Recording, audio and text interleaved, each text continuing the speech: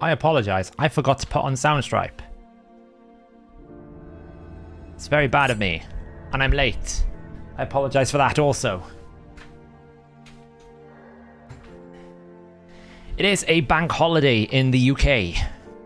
So, I've been out with the family today. Just assisting with some house clearances and having a nice sort of chill long weekend. But I'm here. I've made it. I was hoping I'd be back by about 8:30, but I didn't get back till about 20 minutes ago. So, hence why I'm late. But I'm here now. Rest assured. The cat's not happy with me because I've been out all day. So, she's probably sulking in another room. Professional streamer. Accepting all of these. Cool. What do we need to do? Win 3 classic arena battles using 1 force champion. You got it. Look at that. I fell into goal 5. How embarrassing is that? Gotta sort that out. Is it also holiday in the US? I never know these things. Are you still... yeah, wow. I guess they didn't fix everything. They've definitely fixed the multiplier. I can tell you that for certain. The multiplier has been fixed. I've checked the code. I checked it before I went out. 100% works. Memorial Day. Right, yeah. Yeah, his passive has been bug fixed. So essentially now, instead of it basing off your targets, instead of it being off your current speed, it is now just based off 100. So it works as it was meant to always work, which is if you're at 50% lost HP, you get 100 speed. Now, what's interesting, which we'll have a look at, is what happens if we go below 50% HP, like the, say, like Life Harvest. Or of that nature, you know, something basically where you can exceed the 50%, because the formula still doesn't have a value cap. So technically the passive can exceed 50%. It's just obviously his own kit won't do that. But if other sources of max HP destruction will, I wonder what will happen. We'll have a look at that once we just do these missions. I think I've already done... Yes, I don't want to buy soul stones. Look at that. I haven't done any of the daily missions yet. I have not been online. It's been pretty bad. We probably win that one. Yeah, like Sand Devil, for example. Life Harvest can go to 60% at any awakening level. So there are plenty of sources where you can exceed 50%. It's just obviously Artak himself cannot exceed 50%. So it'll be interesting to see. We'll have a look at the math once I get through these dailies here. We'll have a look. You're missing the fact that the I needed to use a Force champion for the Forge mission required me to win 3 arena battles with the Forge champion. So to be honest, it doesn't really matter who goes here. It could be anyone. I just threw her in because I could. Any luck? We're going to be playing a lot of the free-to-play tonight, probably, because we are going to be looking at Artak in Clan Boss to some extent. And I also want to I want to see if I want to do the training event. We'll talk about lots of different events that's coming up, because it's going to be quite a busy event week. I know it's midweek. I know it's mid-fusion, which kind of sometimes means you don't really do much, but actually there's quite a lot going on. Let's just go back to our normal team, which is this team. So is it possible to get into the calculator now? Probably, with very clear TLDRs, right? With very, very clear, these are the limitations of the calculator. There's no way that we're going to have like a solution for every scenario. It's just not going to happen, because there's some things you cannot do. But we'll be able to have some assumptions in terms of how it works, and it should work. Does this mean all the Artak teams already in the HH2 are allowed to be reset, or are already? We haven't spoken about it yet. I'll probably raise it in tomorrow's meeting when we have a catch up and see what the general consensus is. It's difficult to know, because maybe we should delete them. Maybe we should, maybe we shouldn't. It's a lot of work. I don't know how much of a change the Artak passive actually makes. You know, it's kind of like, well, what happens if they change, I don't know, Bellinor? Should we delete all of the clan boss runs that had Bellinor in there before his before his skill change? It's difficult, right? I mean, really need to clear all these out. It's difficult, but we'll have a chat about it tomorrow, and then if we are going to do it, you'll know about it tomorrow. So, Acrobat, for me, specifically, he becomes the best decrease attack option I have for my free-to-play. Now, I wouldn't necessarily use him in a lot of scenarios, but he is one of those champions that can basically run at lower speeds, but actually be running at faster speeds like Razelvarg, right? So you can get a lot of benefits from his passive if you can set it up correctly. So, I mean, we did delete all of the Nogdar ones, right? Because Nogdar was totally broken. If the team cannot work because of the bug fix, then it's probably 100% should be removed, right? That Nogdar teams don't work. If you see them, it's probably a random bug that we haven't deleted because we should have got rid of all of them. But if something just is slightly less efficient or not so quick, then maybe it's a bit more of a grey area, right?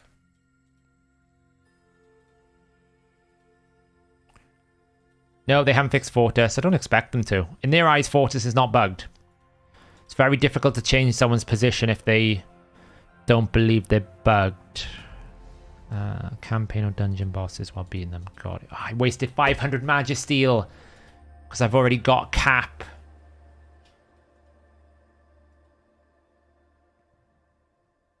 Ugh. 500 Magisteel down the toilet. Let's burn some Magisteel. That's painful. I mean, we did talk about at one point having like sort of version control on them or something. Maybe we have a filter where you can, you know, obviously we have filters that have only been run the last 7 days. That can change it. So there's ways that you can filter out content like that. So we are going to have to bribe the cat, I think. She's forgiven me now. Have you forgiven me for ignoring you? Yeah? Oh, yes. Yes, we have.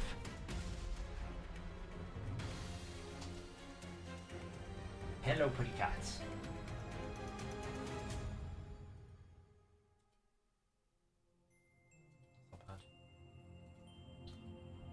We'll use up some Magisteel because apparently I keep forgetting to not waste 500 Magisteel. I mean, it's not that it's that important. It's just that's 500 Magisteel I could have converted into potential pieces. So it is kind of a waste. And also because it's a paid version of the pass, it's even worse because essentially I've just given away something I technically paid for. So it's not the end of the world. It's not like I sold a Void Shard or lost a Void Shard or anything of that nature, but it's still not great that I basically just traded in, you know, all of that Magisteel. I mean, I don't know what's left in the... You know, there's another... I mean, that is like the big chunk. Like, that's pretty much all of the Magisteel. It's 300 there. I basically just traded in all that, which is kind of bad. There's little bits here or there. I'll probably need it for the weekly challenge as well. So...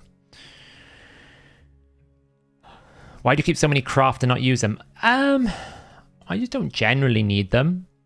I always like to keep stockpiles because maybe if I do need something, I can craft it whenever I need.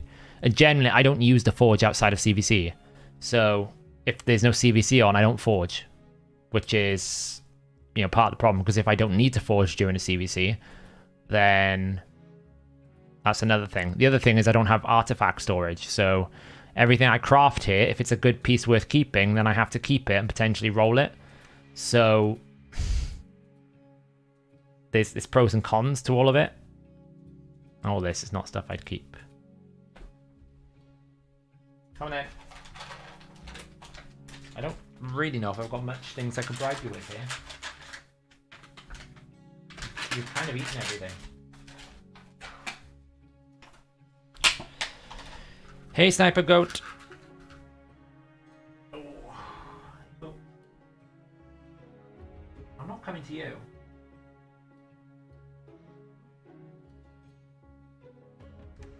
Okay.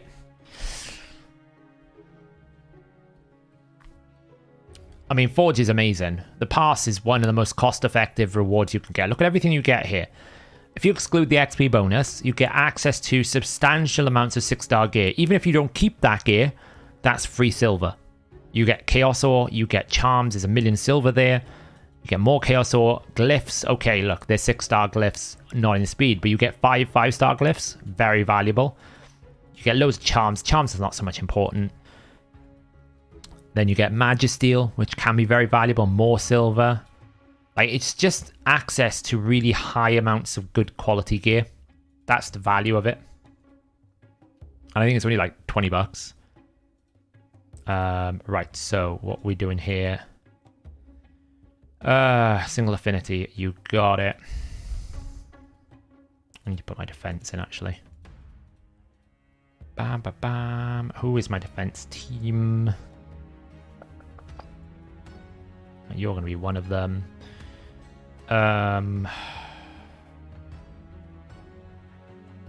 Just get the champions that I know I'm probably going to use, and we'll figure out how we're going to use them. I wish we could auto-select our defenses here from our pre-save teams, because I can never remember the champions that I use in my defense. It's really quite frustrating, because I always have to try and remember how I set up my defense when I take it off. I think Cupidus Venus is one of them. I want to say... Oh, look, one of them is going to be Venus. Cupidus.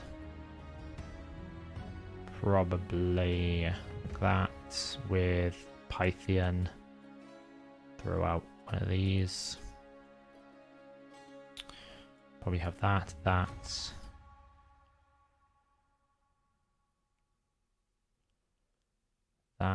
Although... And if I do that, I don't need that. That would be better. Get rid of you.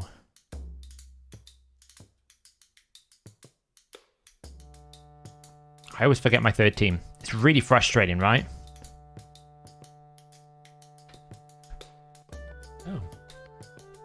The cat did not need bribing. It's a first. When you prefer Righteous, would you prefer Righteous over Bommel? I think it's different. Sometimes you want fast resistance, Liam. Sometimes you don't. So I actually don't mind Righteous as a set. I think Righteous is a decent set. If you need a fast resistance build, it's great for it. I mean, we could just throw this in to scare people.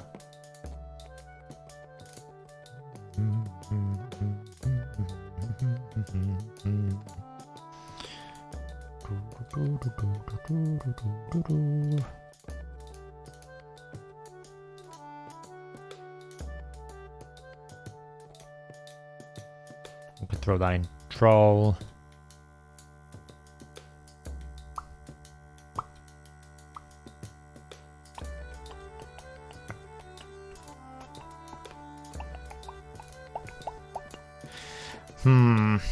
Decisions.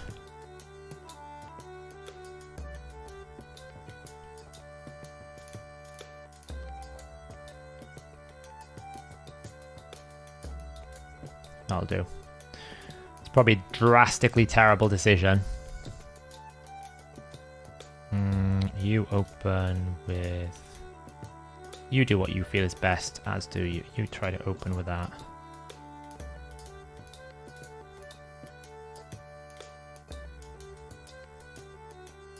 Please always use that first.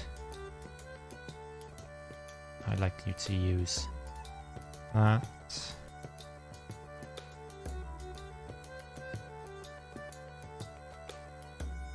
Always use that. We don't look at the Mortu Macabre build, okay? You don't look at it. That'll do. It'll scare people off. It'll scare people off. Nobody will want to fight that in Gold 2. What was the Forge pass here? That's campaign. Advanced quests. We need 2. Single affinity. You got it. Single affinity can be...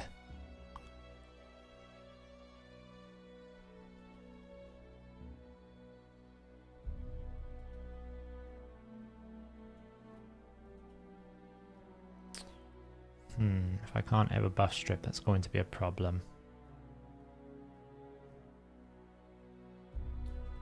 Can I bring a void buff stripper?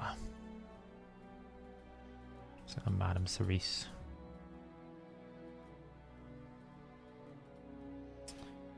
Increase accuracy void. I think tires an increase accuracy void. I'm sure tires an increase accuracy void.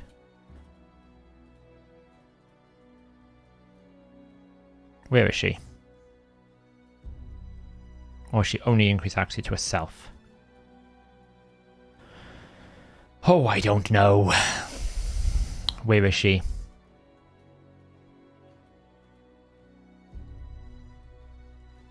Oh, she's a decrease accuracy. Yeah, it's not going to do it. I mean, it's probably enough. But let's just make sure it's enough. The Mithrala. Cool. We're probably going to get triple lost here, because it's going to bait me into it. Have you noticed that sometimes when enemy have Ultimate Death Knight and Stone Skin, your champs only use A1 auto? Yeah, I have noticed that, because they try not to waste the abilities. Ooh, nearly. I could have used Gembo. Good choice. Good thinking. I can also just kill him. Like, seriously, if you're going to put one-man defenses up, this is just so troll to do. Like, stop it. You're not impressing anyone. You're just embarrassing yourself because that was so easy to kill. Wasn't even a challenge.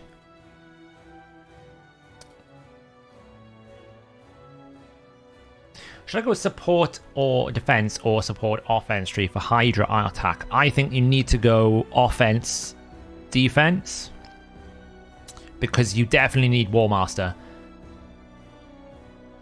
Like, you 100% need War Master in Hydra, so I would definitely go offense. Defense is nice because you get the counterattacks. Ideally, you want to try and get some counterattacks going and some stability. As much as you won't die, it's always nice to have a bit more, you know, with you as well. Yes, okay, it's very impressive.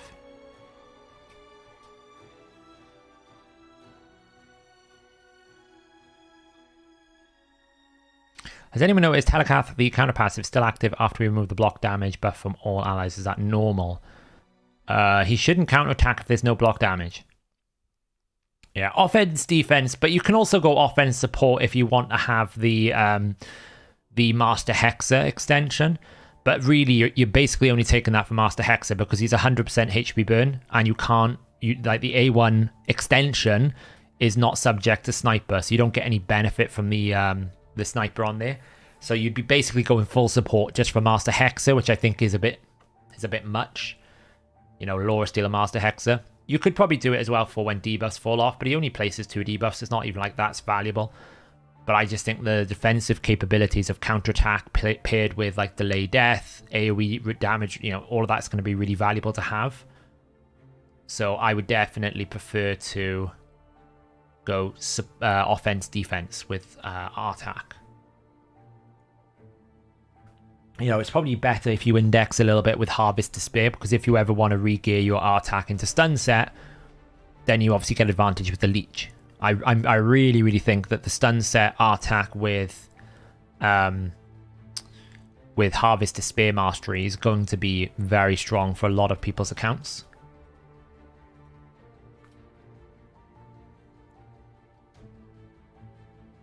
So he activates burn, so will they fall off so he gets the boost? Yeah, I mean, if you take Arcane Celerity, you'll get the boost for sure.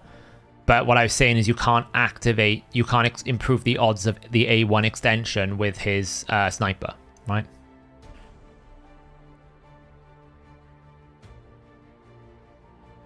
Hey Tim, glad to see you here. Yeah, we're a bit late tonight, but not too late. No, A1 only applies to debuffs. So if the ability doesn't apply a debuff, it'll never apply. Instant effects like block active skills, increase debuff duration, decrease debuff duration, all of those types of things. They're instant effects. They don't qualify as a debuff. Things that physically place a debuff like decreased defense, weaken, heal reduction, poison, things such as leech, things such as block active skills, block passive skills, they will apply, but your put skills on cooldown, that doesn't apply. Your get an extra turn, that doesn't apply. They're all instant effects, and instant effects are not qualified under Sniper. That's why when Polymorph was saying, oh, Polymorph definitely works with Fearsome Presence, I was like, no, Polymorph, the way that it was coded, was not an actual placing of a debuff. It was a different effect that rolled the effect, and then if that rolled successful, then it placed a debuff. So essentially, they had to add it into the list of compatible effects that apply with Fearsome Presence, and it would be the same with Sniper. They'd physically have to add the ID that has a chance to extend the debuff for it to work.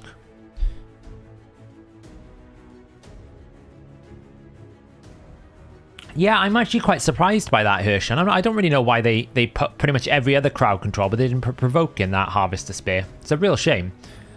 It's not the end of the world, because, you know, it is what it is, but it's just for like champions like Uka, where sometimes you prefer to have a provoke. It just forces you away from it, which is a bit sad, but, you know, it is what it is, I guess. Do things like Brimstone count as a debuff and work with that? Yes, because Brimstone is a debuff, right? Smite is a debuff, so it's fine. If it's coded as a debuff, like chance to place a debuff, then it will improve those chances. If it's coded as a different effect, so all of like the instant effects are not coded as a type 4000, they're coded as type like 9000 or 8000 or 7000. They're an instant effect, right? So therefore they don't apply. So for example, if you have a skill that deals damage, that will have a 6000 effect ID, because a damaging ability is 6000. But if you want to multiply that damage, so like you have something that says increases the damage by 20% for every X, or like Solus's passive where it's like increases the damage by 10% for every debuff, that's coded as 7004, not a damaging effect. So the internal coding, the internal way that it categorizes things is very important. So when it says it improves the odds of a debuff, it physically means decreased defense that I just placed there. It doesn't mean stealing a buff. Sniper cannot improve the odds of you stealing a buff or a debuff. It doesn't have improvements for you transferring a debuff. Even though transfer still places a debuff, it's a different code, because you're not actually placing a debuff, you're transferring. So it's a very important distinction, which I think obviously it does explain it somewhat in the game, in the sense that it says applying debuffs, but that's kind of a generalistic term that isn't explained in the game code. Obviously in the game, but obviously it is in the game code. So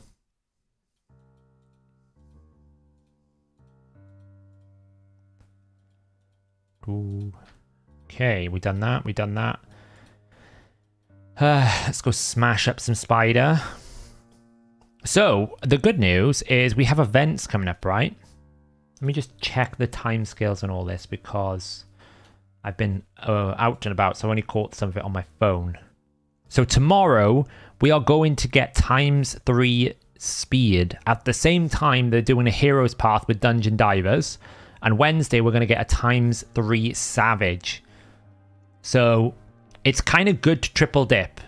Upgrading artifacts tomorrow at the same time as farming speed dungeon kind of makes sense. Obviously, I'll do a path breakdown video tomorrow when it comes out. By now, I always do every single time they do. We have a look at the numbers, have a look at what rewards they are. It looks like there's an Eternal Soulstone in there, so that should be kind of worth it, I guess. It depends on how much points you need, but it will be an artifact enhancement. So whenever we see these hero paths, it won't be about farming dungeons. It's going to be about how much silver you have in your back pocket that you can upgrade artifacts, because that's essentially the primary way you're going to get coins. Yeah, they upgraded it. It was meant to be 2 times. It's now 3 times. If you watch his video, they announced it. He should really update it, but it's not his fault. They said it wrong to begin with. Well, the thing is, you kind of want both, Darky, because it's very hard to get good Savage gear, even on ×3. And it's very hard to get lethal gear, because it's only in 1 rotation. So I have a couple of good lethal sets, but I'm still using Savage because I can't really... I haven't got enough time to farm all of the lethal. It's still good. It's only 10% crit. It's not the end of the world. It's still very, very powerful. We need to beat faction wars, losing a champion. Got it.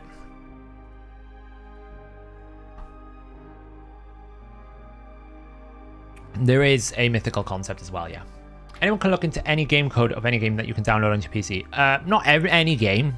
Some games cannot be. Unity games can be reverse engineered much easier, but a lot of private games, like if they're using a private sourced engine, it could be a lot harder to do. Technically, every game is reverse engineerable, but some of them are a lot harder than others. And as to why or whether you should, it depends on what your purpose and goal is. So some games don't even require you to. Like, for example, a lot of Blizzard's games, such as World of Warcraft, there's a public API. You don't need to reverse engineer the game. You can just use their endpoints. Some games don't want to provide that. That could just be because engineering requirements for it is too high and they don't want to commit to supporting an API that would require revisions, what might require documentation. They don't want to have open points into any server access. There could be many different reasons. But I know Blizzard, for example, they provide an API to all of their servers. So you don't even need to reverse engineer their game code. They'll often at times provide it to certain creators as well. So you don't need access to, you don't have to do it. They'll provide it for you.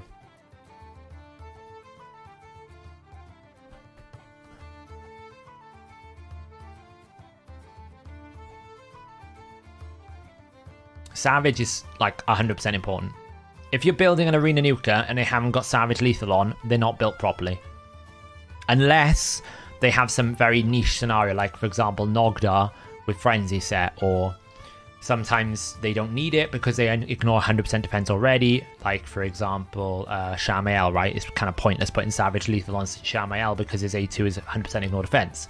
You're better off putting something like Zeal, or just raw damage, like crit damage sets or something of that nature. But generally speaking, the average nuker, if they're not in Savage or Lethal, they're not built properly for Arena. You're missing out on so much damage.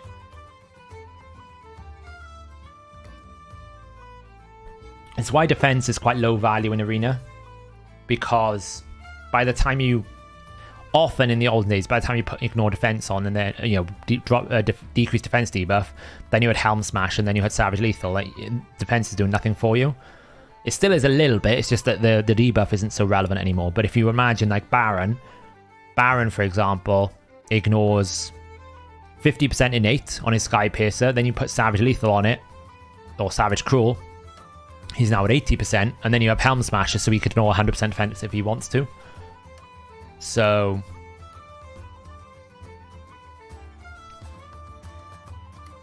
would I put it on Blood Gorge? Does Blood Gorge ignore 100% defense?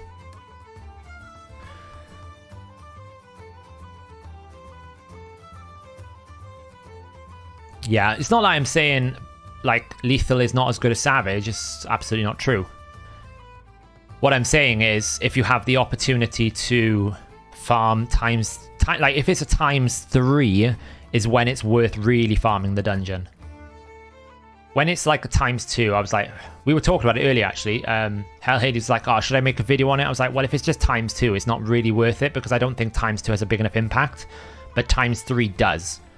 ×3 is a major difference in my opinion. Whenever I've done a ×3 event, it feels so much more like I'm getting the actual ×3 versus ×2, where it just feels like you're getting a few more pieces. Like statistically, we know it works out okay, you know, it's online, but just in terms of like what you feel you get out of a few runs, it feels like much better on a ×3. It feels like the ×3 is really good.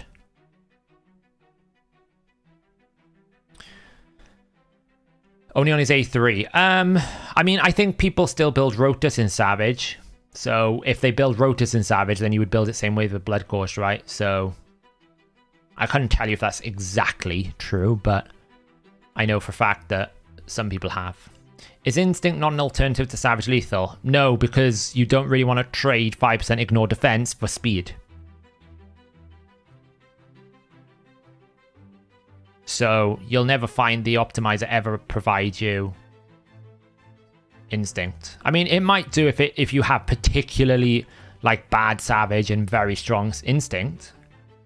But generally speaking, in terms of like raw damage output, why would you sacrifice 5% ignore defense for something you don't need? So Is Savage important in Gala? She already ignores a considerable portion. Unless they ignore 100% defense, you want Savage lethal. Like, unless it's 100% consistently. Like, that's why I said Shamael's probably one of the few ones, because it's regular, it's easy to reproduce, and it's consistent, his A2. And his A1 doesn't do enough damage that you care about. Whereas if other abilities do some damage, like Gala, you probably want Savage lethal. I'll only be able to farm Dragon 13. Is it worth it spending all the energy there? I mean, if you're only at that position, speed gear is so valuable. So if you can do it, I think it's still worth it. You might find stage 10 is maybe a little bit better. Just have a look at the different odds. If you can push to stage 16, it really makes a big difference. I think that was all fine. Yes. They're throwing packs at us like left, right, and center right now, aren't they? Okay, we just need to do these little 2 keys. Then we're going to have to do a Hydra key. And then we just need to finish up the dailies. Then we're going to go on the free-to-play. Live Arena's broken badly. It's the same as it was before, I think. It's just easier to climb. What about Nuka for dungeons that are capping the damage on the boss anyway? You'll probably find that if you ever put in the optimizer anything with 4,000 defense, even with decreased defense, it'll recommend Savage Lethal as the best damage build. Because unless they're like 400 at defense, like you'll find it'll never recommend it in Clan Boss because the defense is already so low, it doesn't matter. But if you're fighting like waves, like, you know, even Seer, for example, even if I put decreased defense on, it's still recommending Savage because it's the highest damage potential. What's a good blessing for Candy for live for Arena? I would say Lightning Cage. Lightning Cage or Life Harvest. But Life Harvest doesn't have any offensive stats where Lightning Cage does. Life Harvest is somewhat better on your secondary support style champions. But Lightning Cage will just help keep all those buffs on him when he goes into stealth mode.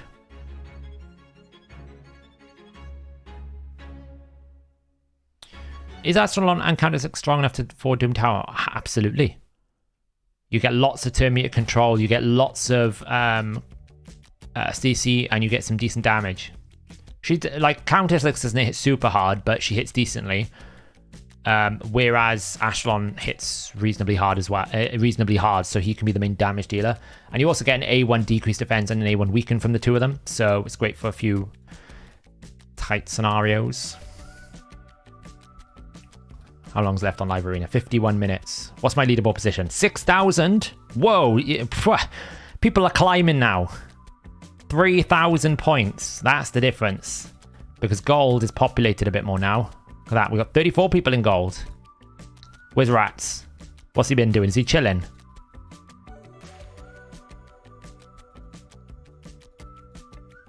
Oh, he's chilling at 2815. He'll start climbing soon. He'll overtake them. Don't you worry. He won't stay here for long. Do some Live Arena. Did you check first Airbad stream? I was out all day, unfortunately. I wasn't able to watch it, but I will see if I can catch it on VOD.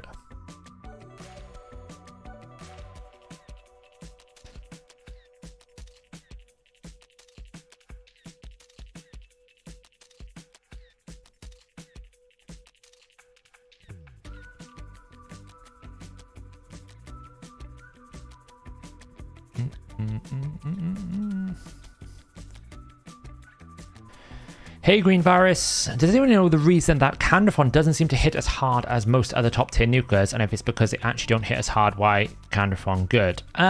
He needs his passive to hit really hard to begin with. So you 100% need his passive in the game, like the Veil. If he's not under Veil, he won't hit hard. Secondly, his A1 is where the damage really lives. So you kind of want to maximize the A1 potential. And he's never going to hit AoE as hard as other people, but his unique setup where he basically gains 40% decreased defense is a big deal. Yes, okay, look, isn't it amazing? You've got all these things. I can just lock you all out. Wow, okay, you sheeped me. Who cares? That kind of hurt me. But it's fine. We got protection. How's Artak solo now doing after the fix? I haven't actually played with Artak at all because I've only just got home. So I've literally been on the PC for about 40 minutes, tops. Is it worth buying masteries and booking Artak? I think so. Who should we take out? Goffred? It's not going to work because he's going to block buffs. Oh, nearly. Nearly. I'll have the increased defense though. Alright. Thanks for that. It's kind of lame because he did just take out my ally protection. But I think I'm okay because I should be able to get back around to this. Can't really do anything. If he kills my... I don't know. I feel like I'm in a rough situation here. Oh, that's good. Maybe I can get some damage out. Damn passive. Now I'm in trouble. Okay. Increased defense kind of helped me. Got a stun out there. We're not great. I'll be honest. It's not great. We're probably going to lose Constantine. If he's smart. Okay, just... Okay, fine. I'm not winning this because I'm too slow. Oh well. It happens sometimes. Yeah, I disable camera shake now. Rorik's pretty good. He's actually great for clan boss. The Artak's fix is live. Hey Sab, is there a max crit damage stat for Acrizia on Hydra? Well, she can only do 10% of the boss's max HP if she just hits twice, so you can use the optimizer's functionality to get your maximum crit damage based on the damage components. You can check that checkbox and say, only give me stats up to the 10%. Generally, though, she can be used in other places, so you just kind of hit hard.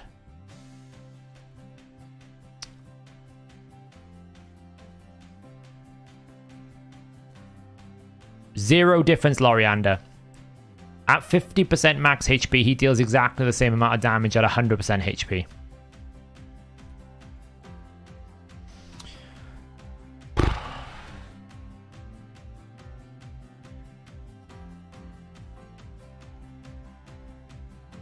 Interesting. He took out my Vlad. Interesting. Should I pick Artak or Leo first? It depends what you need in your account, Taha. If you need a burner and you need a reliable Hydra champion, then Artak's going to do more. If you need an arena nuker, then Leo's going to do more. Oh, I got to go first. Didums. I should help. Stop you from placing... Oh, of course you managed to get 2 stuns out and I didn't get a single one out. Because that's the way the world... That's the way the cookie crumbles, right?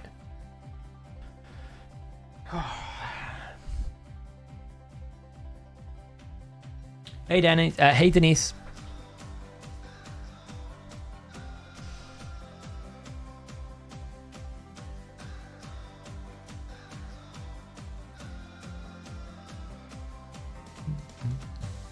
Is the shield bug fixed as well? I don't think it's a bug. I think it's coded to do that in as intended. Like, I'm not sure it's actually meant. It, you know, I don't think it's a problem.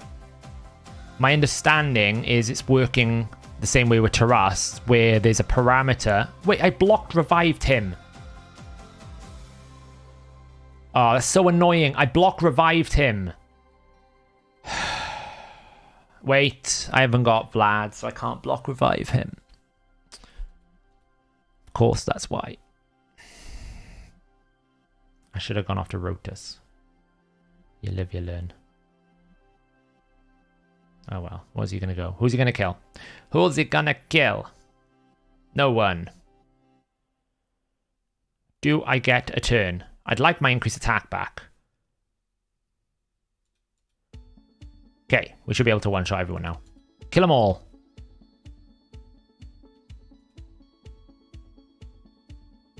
There we go. It's over. Ooh. Yeah, I can block revive. I forgot I don't have Vlad in the team. How come you said damage max at 50% HP stays the same when the skill says it increases? Because you lose maximum HP. So because you lose maximum HP, you lose your raw innate damage value, right? Because his damage is based off max HP. So the passive essentially is neutralizing the issue of when I lose max HP, I lose primary stat for my multipliers. It'd be like saying every time I lose 5% of my HP, I lose 5% of my attack value. and all my damage is based off attack. It's the same thing that happens when you get decreased attack debuff, if you think about it. When I get decreased attack debuff, I lose 50% of my attack value, which halves the amount of damage I can output. So, in essence, when you're destroying your maximum HP, you are destroying... Oh, Lord, that's a tough team to face. I actually don't care I don't care about that. I think that's okay. We'll find out. We'll find out. So, yeah. So, basically what happens is the passive it kind of neutralizes the effect of losing max HP. So, when I say at 50%, it's the same as 0% loss, because essentially the 50% bonus crit damage and the 50% damage is the equivalent to how much you lose from 50% HP. So, what is the best counter to Ultimate Death Knight? AoE damage. That sucks. I got block buffs there. Basically, AoE damage. Anything like block active skills, block passive skills like a Romantua Ronda.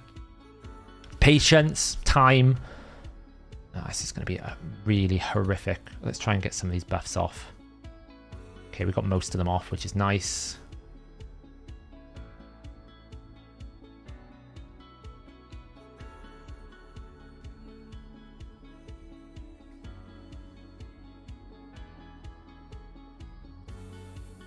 Who are you going to go punch? Well, you've used all your AoEs now. Do I get a turn? No, I don't get a turn, apparently. I would like to destroy one of these, like, horrific... Right, get rid of my debuffs. Throw it away. There we go. You can revive her. I don't really care, because I just need to get rid of debuffs. Oh, now he's stunned. Can I get a stun? I'm not allowed to stun anyone, apparently. God, this game is free. Isn't this game frustrating sometimes? I've hit him as many times as he hit me, and he's just stunned me, and I just don't get a chance. And now I'm sheeped. He didn't get sheeped. Look at all this nonsense. I should have banned the Kimmy. I can't stop the Kimmy from getting cycling.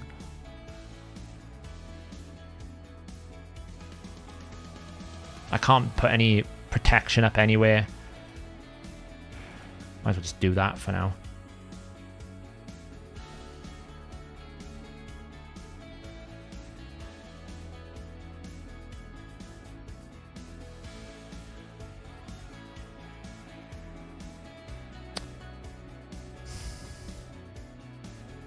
Didn't get the shield from... He's going to have his A2. More block buffs. Should have got rid of the Kimmy. Was never going to power cycle back into a system where I could do anything.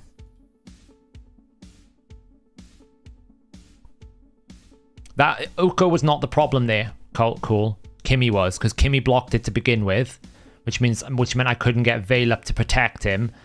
And then Uko came in with his, so I had decreased it. I got rid of it, and then she came back and just put him back into block buffs. I should have got rid of the Kimmy. Lady Kimmy, for me, whenever I see her, she's actually kind of a nuisance and a problem. She's almost ban-worthy to some extent. I was just thinking if I got rid of the Baron, I probably can tank it. But the problem is I just can never take a turn.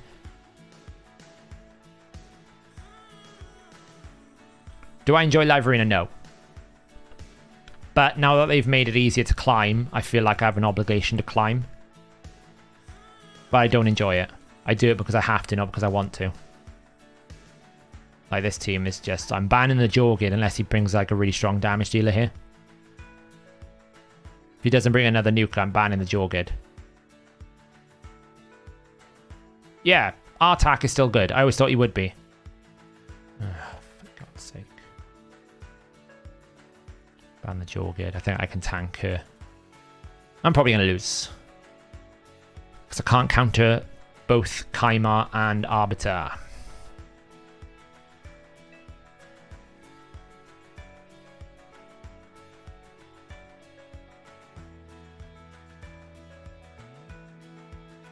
Sleep. Increase attack. Oh, you made a mistake. You're not speed tuned. Why are you not speed tuned? You should be speed tuned.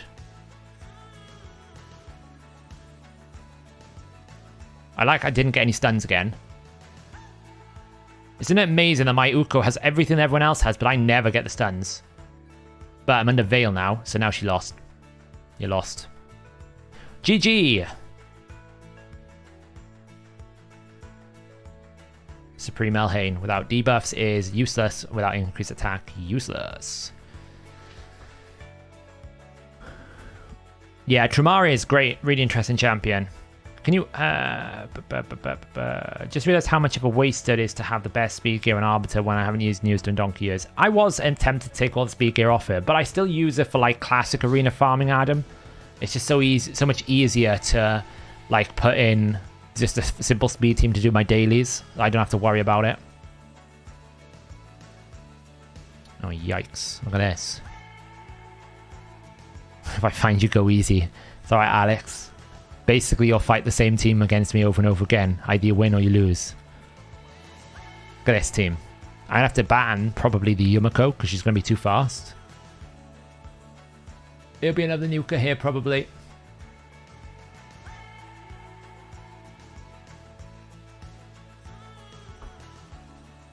If I don't ban the Yumiko, I don't get a turn. Which kind of makes it a problem, right? Or do I just ban the Siphi away? I don't really think Rhonda can do much. I'm gonna ban the Yumiko. If I don't ban the Yumiko, I don't stand a chance. I won't stand a chance anyway, because the 5-star polymorph sheep is just... I think this is just impossible.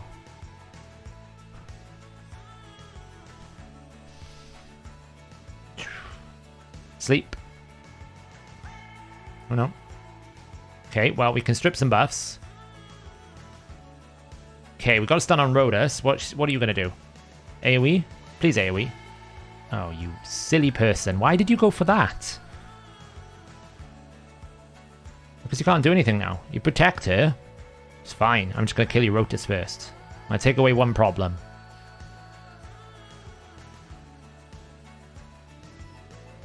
I do have a stun on Rhodas. It's called a block revive. That's a stun on Rhodas. Now we just bring in this, which means we get an extra turn here. Ooh, nearly killed it in one go. It's good damage. It's not going to matter. She'll be dead in a minute. Oh, she's stunned. Drop some turn meter.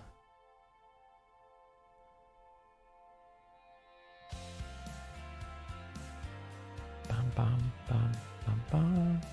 She can A2, doesn't really matter. You're going to try and protect her again here.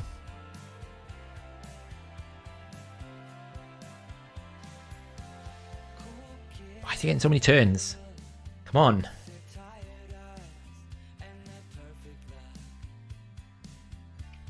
Oh, it's delaying the inevitable, this is. Does he really think I can't just one-shot his... when she comes up? Like... it's just delaying the inevitable here. Yeah, thank you. Move on. I just do my 10 daily these days because climbing's easier. So... did Fox beat you? Yeah, Artak was always going to get fixed. I think they already knew about... I think they already knew about Artak, if I'm being honest, before I reported it. I think they had reports already.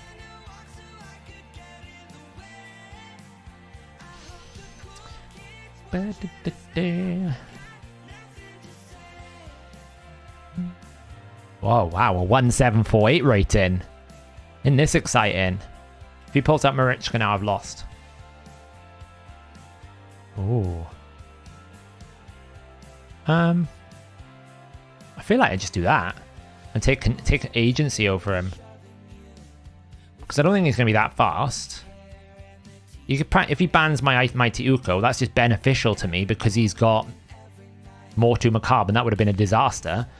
So I feel like I just win this now because I don't think he has enough agency. Unless he's got like a super fast Duchess, I can't see him going before my team. So I just kill them one by one, right? Yeah. So we just drop the turn meter. He's probably going to get an extra turn because he's like squishy as heck. He'll A3 my Vlad.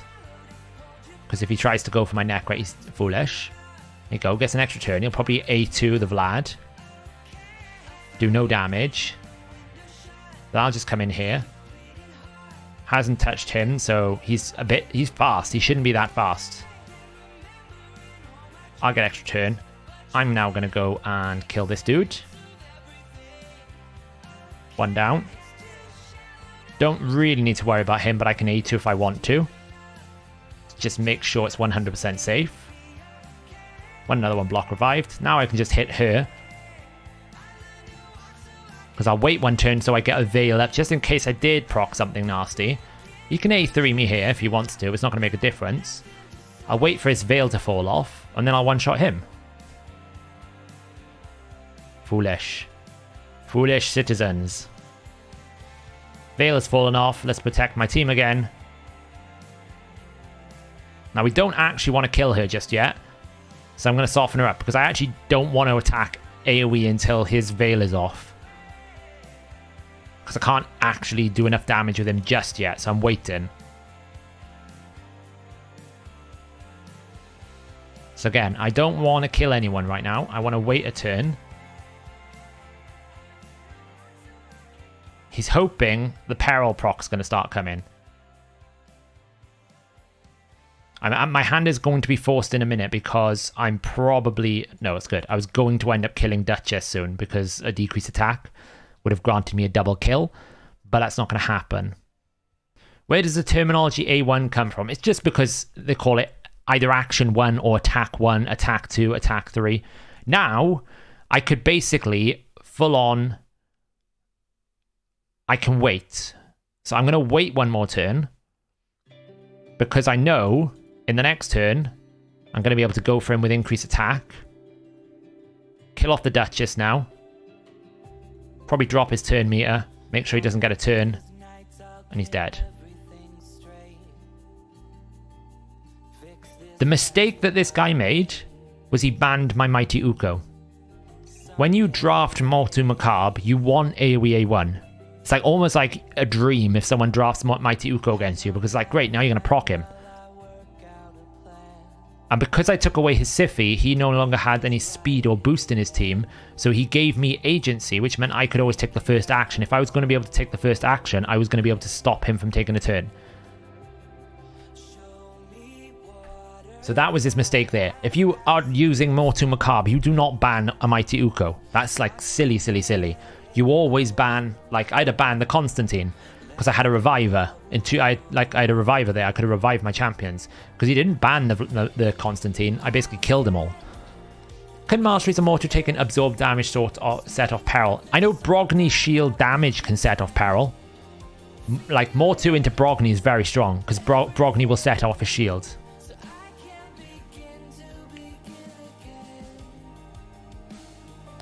Yeah, I think... I'm pretty sure Mac-chan used key bindings. I've never used them. I click everything. Yeah, Brimstone. So Peril can proc off any damage, right? So if you're dealing damage like a shield reflect or a Brimstone proc or something of that nature, then that'll help. I'll be honest, I think I'm going to lose this one. Because... I have to ban the Arbiter because the aura alone is too strong. But I think Warlord's going to lock me out and I'm just going to lose and then I'm going to get one shot. We'll find out. Maybe I'm fast enough I can lock him out. We'll find out.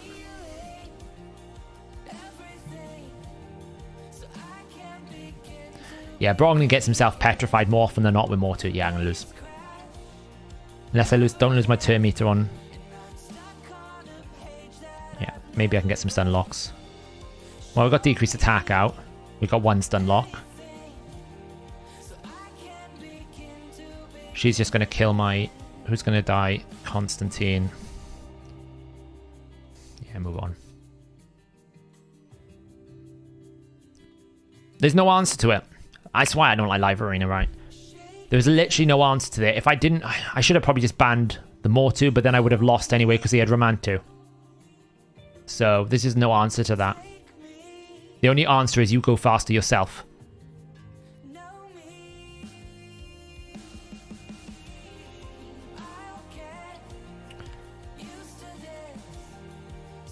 Yeah, I probably should have banned the damage dealer. Yeah, maybe. I didn't really think about that.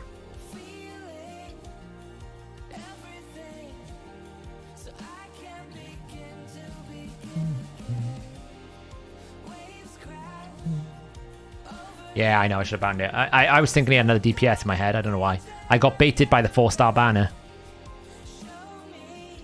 Glazea is not reliable enough. She's just simply not reliable enough. Oh, look at this.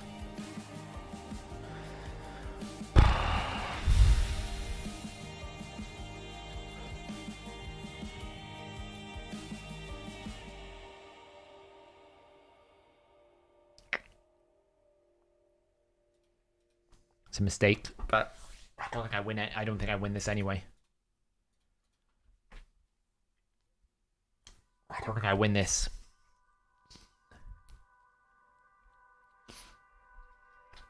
It's whoever I ban is not going to make a difference, right? Because essentially the Candrafon's got 20% extra bonus damage.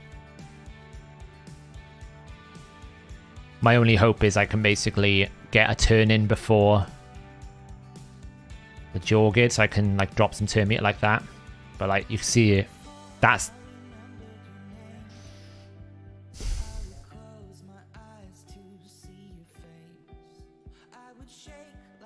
I don't think I can kill him.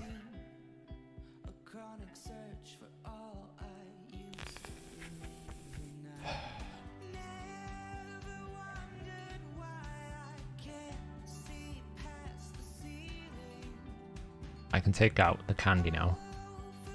Oh, he's got swift parry. Who still runs a swift parry counter? Bye bye, Duchess.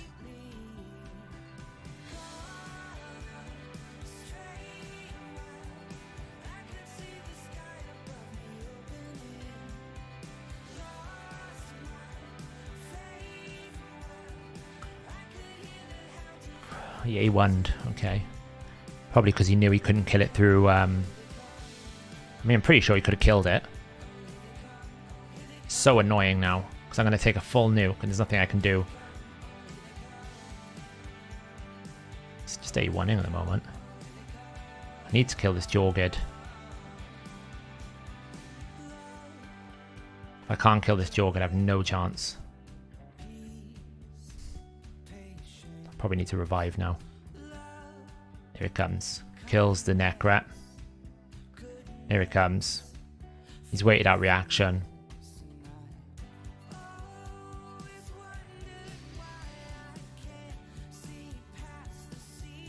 I have a swift parry candy. I was thinking about dropping a swift parry, to be honest.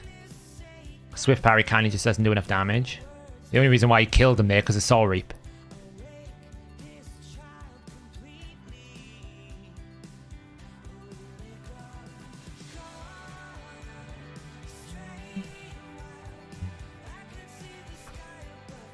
Basically the same 5 teams over and over again.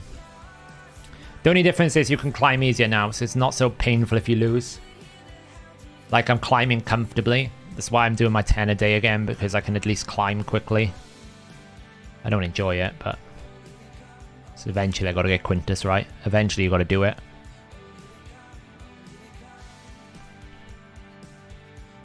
Wow, this is a...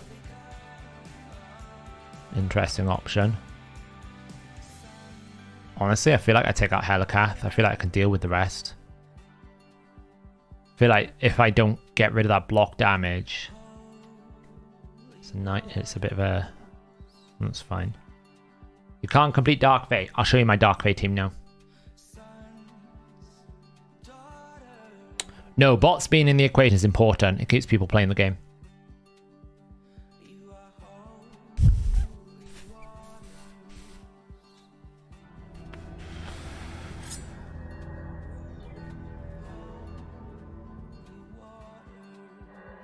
Oh, beautiful.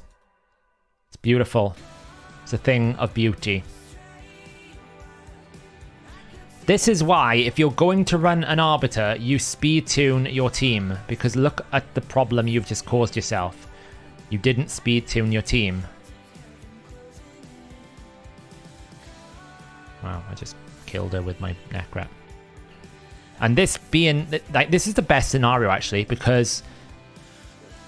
I've actually protected my neck rep from dying because I'm pretty sure Stone Skin is going to reduce the damage coming in from the bombs.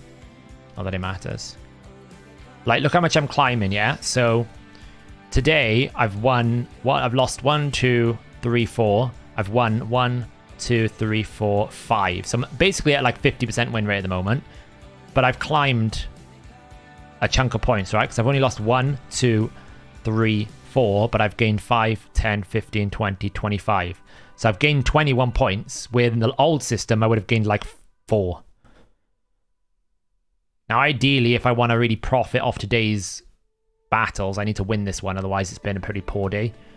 The last day I had, yesterday I think I had about 40%, like a 70% win rate. So... missed the first part of the stream. We haven't actually played him yet, Jason. I think he's still going to be great, though. I haven't played him yet. Petrification doesn't double the bomb damage, does it? I thought it reduced incoming damage. I thought only Stone Skin. I didn't think Petrification doubled the bomb damage. I thought only Stone Skin did. Could be wrong. I've known to be from time to time. I'll check that out, actually.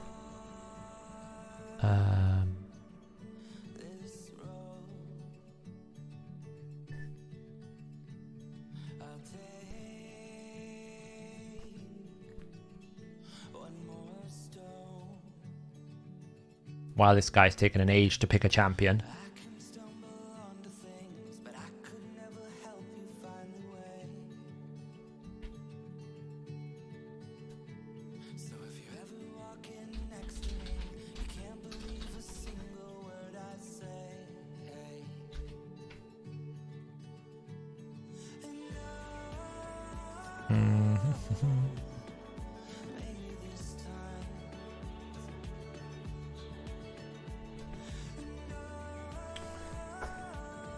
Yeah, I mean, if you're running this type of team, you need to make sure 100% that you're speed tuned. Because if I can cut in, it's bad. Now, obviously, you can't always trust it because he's going to want to run Lissandra, Arbiter into something, right? So I could just take away his Vlad because, to be honest, I can't imagine his bombs are going to do much work to me without increased accuracy. I can resist half of them. Like, I can just do that. And do that. Will probably stop his bombs. It's not always a bot.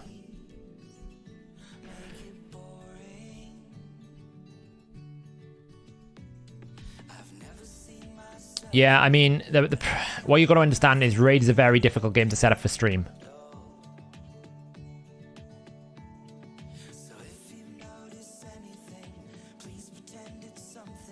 Resist most of these. Like, watch, the bombs are not going to come out. Oh, we did. It's got a lot of accuracy on that. Should be fine, though.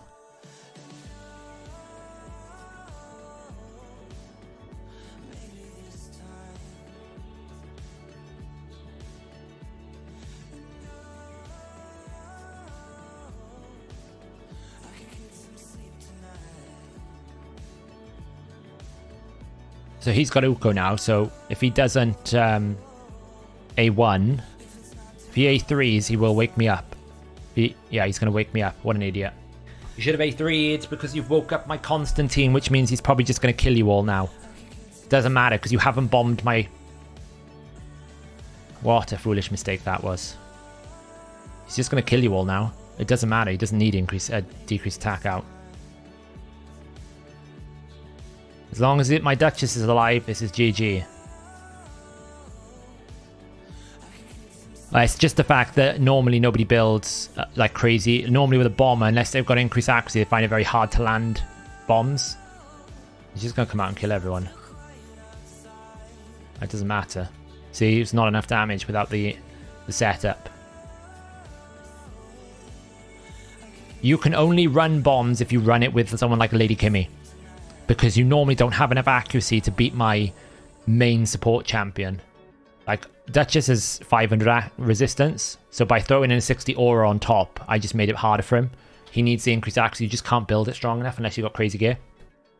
So, I mean, we climbed like 30 odd points. So it's much easier to climb now, right? So that's why I'm playing the 5 a day. Not because I'm literally investing much, it's because I know I can probably climb up to like 2200 much comfortably now, you know, much better now. So, because before it was never about whether I was winning or losing. It was much more about the fact that you would fight in the game and you would never get anywhere because you'd basically end it without like... You wouldn't climb anywhere, right? If that was the old system, I would have been on like 4 points climbed or 8 points climbed, something of that nature. What else have I got to do? We've got to do a Hydra key now, haven't we? And we've got to do 5 silver keys, and we need to do a clan boss. I think I did Ultra Nightmare earlier. Yeah, I need to do Nightmare, don't I? Just slam in a Nightmare team here.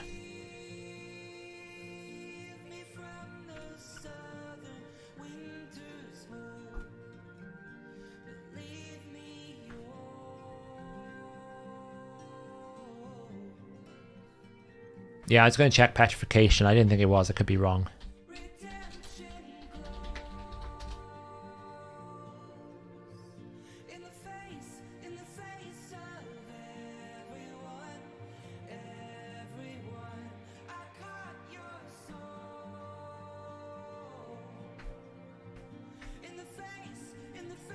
Let's just set this up.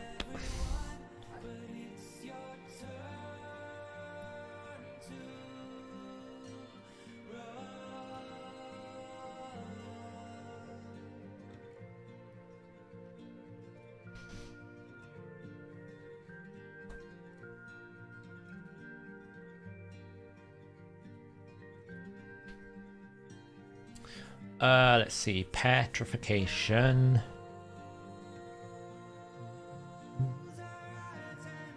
No, it's Hydra head.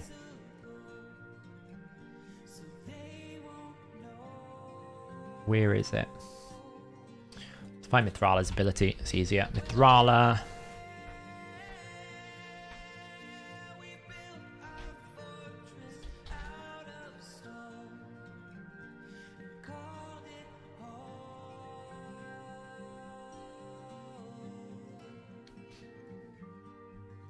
$630.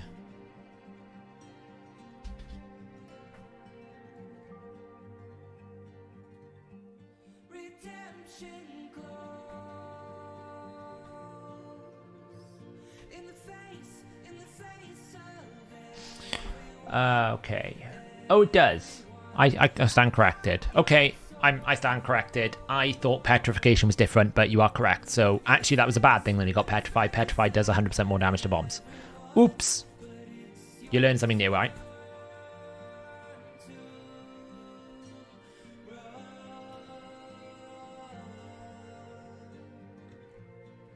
Yeah, what I'm saying, Dimitra, is 9 times out of 10, whenever I have faced a bomb champion, unless they've got increased accuracy, they never really work out. Because all I had to do really was draft Mithrala and force the ban.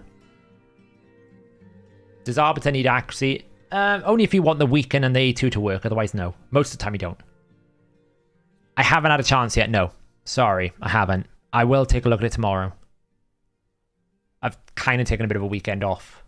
So... I don't have a full auto. It's basically full auto from turn 1. It's the new clan boss team, right? I only have to set it up just to do 2 turn delay on Demitha's A2. If I could make it so that we could configure the entirety of turn 1, it would be full auto. It's just I have to delay the Demitha by 2 turns on the A2. So she needs to go A3, A1, A2, and then auto, not A3, A2, A1. And I can't open with A2 either. So You just have to kind of like delay it in that sense. Would you explain the Hex debuff to me? I don't understand it. Sure. So Hex debuff originally was just a debuff that some champions interacted with, right? All it used to do was if a Hex was on a target, then if a champion could work with Hex or had an effect with Hex, then it could initiate it. So for example, Ruel's A3, when there's a target under Hex, or his passive, when there's a target under Hex, he increases the damage they receive by 10%. He also will hit twice on his A2 when a target is under Hex. They made a buff to the Hex debuff about 6 or 12 months ago, where essentially now damage dealt to a Hex target extends across all Hex targets. I believe, let me just double check. I should double check exactly.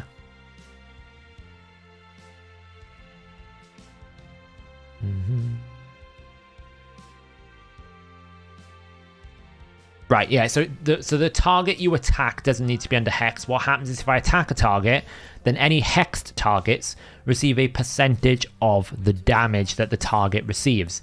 So if I hit the clan boss here now, for example, let's imagine we're in Hydra. Say like I hit one Hydra head for 10,000 damage. Well, if that's a single target hit that I deal, then 10% of that 10,000, so 1,000 damage, gets sent to all other Hydra heads that are under Hex debuff. If you're attacking with an AoE, it is 2%. So it's actually quite a lot of damage. You won't see it in like large, big numbers, but you'll see it just ticking away constantly, Tom.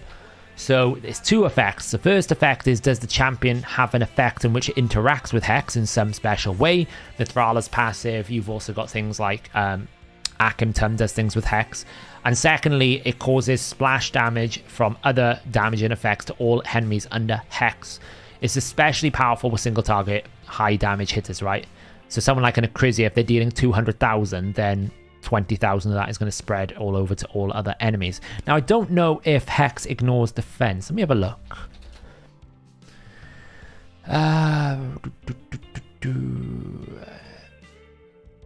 Let's have a look, see if Hex ignores defense or how the multiplier and all that kind of works. I haven't looked into it in like an awful amount of detail. It's going to either be 151. I think it's 440.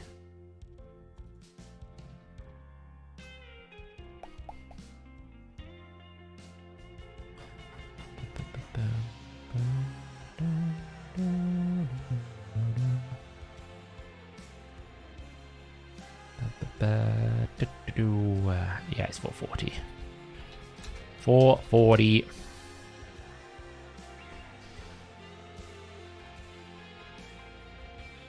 It ignores 100% defense. It can't crit and it's fixed. So if I deal 200,000 damage to a single target, then 20,000 of that gets transferred to all other hexed enemies and it ignores 100% defense. So single target on hexes is very strong. It can add up to quite a bit. How does hex work with burns? Let me see if it... So the relation has to be the relation target is allies, owner, status debuff and owner is dying. There is no relation, or the relation target is AoE. It only affects direct damage. So burns, debuffs, bombs, poisons, none of those can hex. It will only work with actual damaging attacks. It's the final damage, Dimitra. So whatever final damage number you hit is either 10% of that or it is 2%.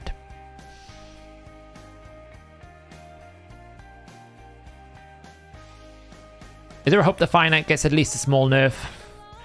I would imagine they'll add more champions before they nerf it, Leonidas. That would be where I would expect them to go. So, except for Akimtum, I think. Except for what? What about Akimtum? Akimtum's passive translates any poison damage into splash direct damage. So the splash direct damage can be hexed, but the actual poison damage cannot.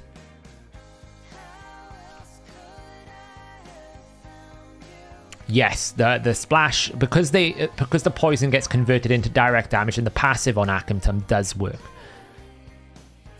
So yeah, so you have to 100%. You have to 100% use direct damage. Yeah, this is on Nightmare though, so just be mindful of that. This is on Nightmare. This can do like 180 mil. Yeah, it's got an all affinities. The only thing you've noticed, Dimitra, is I've had to interchange my DPS. So this slot here where I've got Sniper won't work on Spirit. You have to run a Spirit champion. But you can run something like a Berserker. It doesn't have to be Rorik. I run Rorik because he hits harder, but you can run Berserker in there. Just because the turn meter boost will... This A1 here, if it weak hits, won't give turn meter boost and it'll break the speed turn.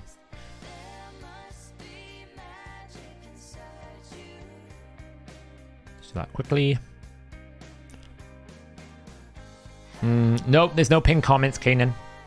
So this Sniper here is the only affinity issue. So if you're on Spirit, you need to change... is it Spirit? No. If you're on Force, you need to swap to a Spirit Nuker. And if you're on Magic, you need a non-Spirit Nuker, right? So you have to have a Magic Nuker or a... Sniper's a great replacement. So you can see I've got like... Oops. I have replacements. So Team 1 is normally like Rorik. Down here, he can do it. If it's a magic-based, Rorik can't, so it has to be Sniper. But if I need the rare, I can swap in Berserker. He can do the job for me as well. Easy peasy. I've got 2 new teams that are working that I need to do a video on in this week, which is kind of cool. Right, so just for you, Liam, how to beat this team. This is what I run. Now, I have actually no idea if this still is in Speed Tune, because I've broken so many of these builds, I can't even tell you. But the idea is we're going to be using our Fulgur here to basically kill all of our allies, and then we've just got turn meter control, turn meter control, turn meter control, and the damage, right? And actually, Fulgur's great because she's turn meter control as well. So we're using the fact that she's got 100% depletion. You've got 100% depletion. You've got stealing turn meter, decreased speed. You've got decreased speed. So what you want to run, Liam, is something that guarantees your nuker goes first. Lysandra Deacon is great because you can use this ability to open up when you get to the boss. So it means you always make sure that Fulgur's going to get a turn. So you want to make sure that you beat the speed race. Then Fulgur comes in, and then she does this ability to one-shot the entire wave. And then you just want to keep the boss's turn meter down as fast as possible. These aren't crazy speeds either. I need to double check it still works on 90 hard because, as I said, I broke my team. 315, it probably doesn't need to be this far. It is just this fast because I use her in Arena. Ruella is totally broken. She needs to be faster. Fulgur's at 196, 193, and 210. Ruella probably needs to be like... I think she needed to be... like 211 or less. So let's just go rebuild our Ruella because she is probably... The problem with Dark Fae is I will ignore it, basically. I'll ignore it. And the reason why I'll ignore it is because it's only on 1 every 3 weeks, every 3 rotations. So what ends up happening is like, I can use that champion, right? Because I'm not going to use it for another 3 weeks. The same with Bommel teams, right? I'm pretty sure my one-shot Bommel 90 is going to need to be redone because I've taken gear off the champions because I'm not going to need it for 3 months because we've got to wait 3 rotations. So she probably just needs like a set of like attack boots with speed. This is really annoying when in rotation 3 only because I will break builds just to... Right, they're good enough. And then attack percentage, speed, crit rate. Who are we taking it from?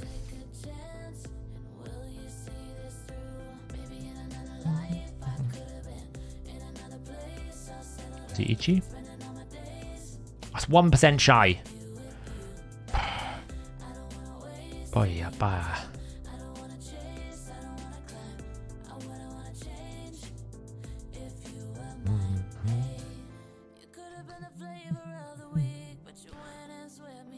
Ooh, it's 1% shy as well. Not very fast though. Way too slow. Probably need to swap you away from attack percentage and swap you to speed boots with a crit rate. Doesn't really matter what I have her in. How much crit rate do I need? 99%. Don't need that much.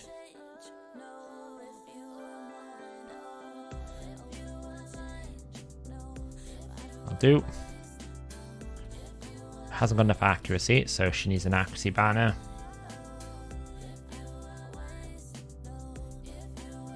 I think she's better than Hellhades. Personally. And the reason why I say that is because she gives her own buffs. She's self-buffed, so you don't need to... It's made 199. Like, she's just been destroyed, basically. She has no... She's all the craziest gear in the world.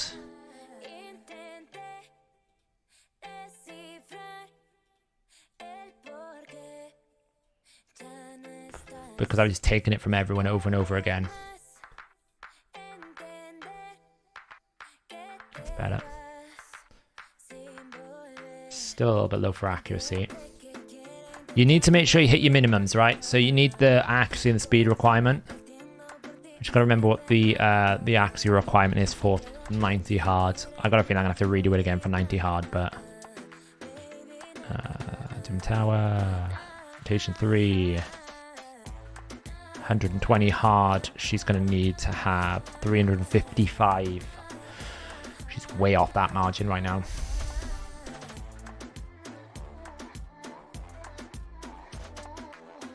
I've got enough crit right now. I can probably swap you out for high accuracy. This is why you should never break your champions, because you always end up back in the same boat where you're like, great, now I gotta rebuild the damn champions. But sometimes I tend to keep a high accuracy piece for every now and then. You never know when you need something like this, right? Throw it in there. Gets us up to like 293. We're getting closer. And we're like, okay, can we find some glyph space? Probably a little bit there. I'm still a little bit far away from glyphing. Like, maybe I can find some better boots with accuracy. It's a waste of silver what I'm doing here. I should just throw it into the optimizer, but like, they're pretty good. Even though they should probably be on Uko, if they're not already. What's Uko wearing? He must be wearing some pretty good boots. Oh, they're more tanky, that's why. Right, so we should be good now. All we need to do is just glyph her up to 355. Obviously, for stage 10 or stage 40, you don't need 355 accuracy.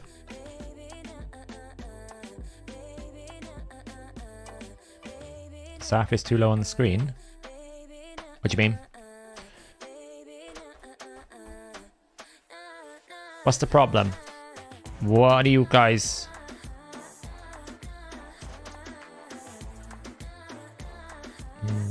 I could do pop art chat, but it's... I just see the title and description. What is the issue you guys are having with the stream?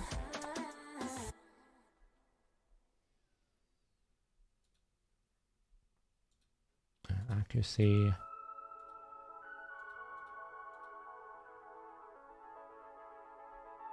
Talk about the layout.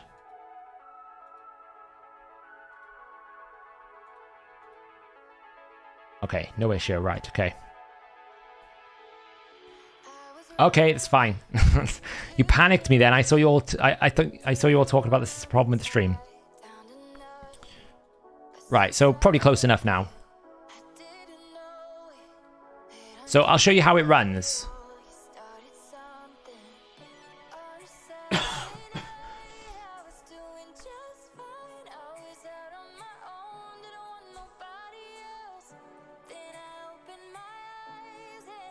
So really all we need to do is Fulger has got the Whirlwind of Death mastery. So she needs to kill 3 people on the way. Now the reason why I think Fulger is better for this than Herndig, she self-buffs. You don't need to bring increased attack, but I think you do with Herndig. That's kind of annoying. You see how she self-buffs all the time there? Kind of took a huge hit there from the... Always self-buffing. So when we come to the wave, what should happen? Lissandra's going to go first. She has A3 available. So we A3, drops everyone's turn meter. Then she self-buffs with increased attack because her passive, if she has 2 or fewer buffs at the start of the turn, then she'll place an increased attack buff and increased crit damage. You just get so much more damage there. Once we do that, so we're going to open with this ability because she'll attack all enemies. She will fill her turn meter by 15% for every enemy she attacks, which means she's going to get 15, 30, 45, 60, 75,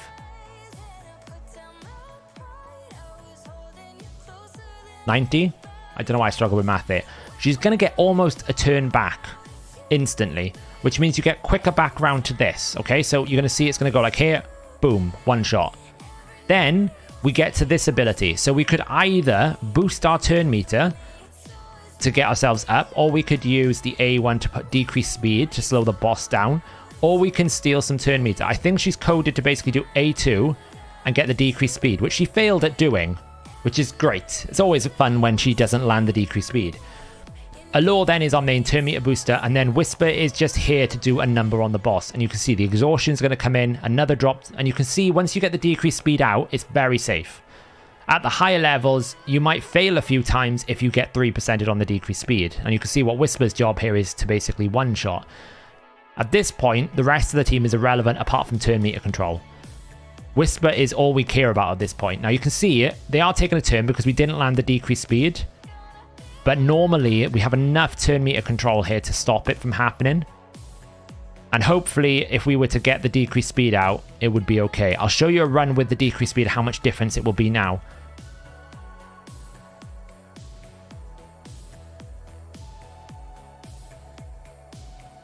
And Whisper is there just to nuke it, right? Whisper is just really strong to just nuke the boss.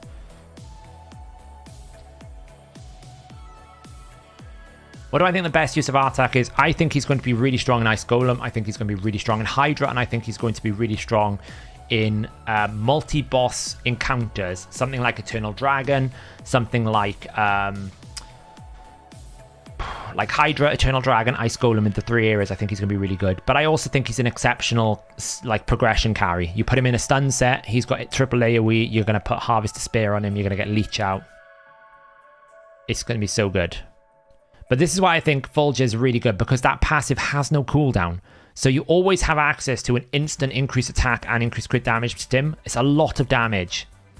So here, we'll see it again. You'll see it. Same again. Boost into nuke. We actually didn't get it straight perfect that time. But watch the difference in turn meter now that we've got decreased speed on the boss. Watch how much we can keep this turn meter down. It should be much safer.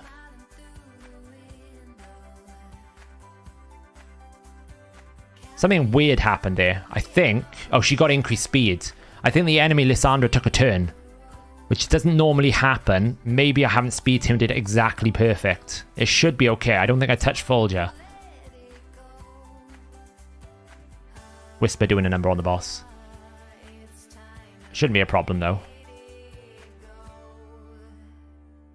I'm not entirely sure why the enemy Lissandra got a turn, but did. Did someone... Oh, maybe she just 3% did. Like, this team is not 100% because you can't outdo the, 1% and 3%. But it's so quick that it doesn't matter if you fail once or twice because you can just rerun it. You don't lose anything by failing these. You just want to be able to have, a 80% plus run. Will this comp work with Arbiter instead of Lissandra? Yeah, I should do. I prefer Lissandra because you get the speed buff as well, so it helps you get against the boss. I feel like the increased speed is a valuable tool to have. That's why I like Lissandra, because you get it. The better substitution would be Morrigan. Morrigan would be a better substitution than Arbiter. Right, let's see if this works properly this time. Boost, one shot, decrease speeds, and now watch how much we can control the boss. This is like the perfect setup. The boss is never going to get up to 50% turn meter.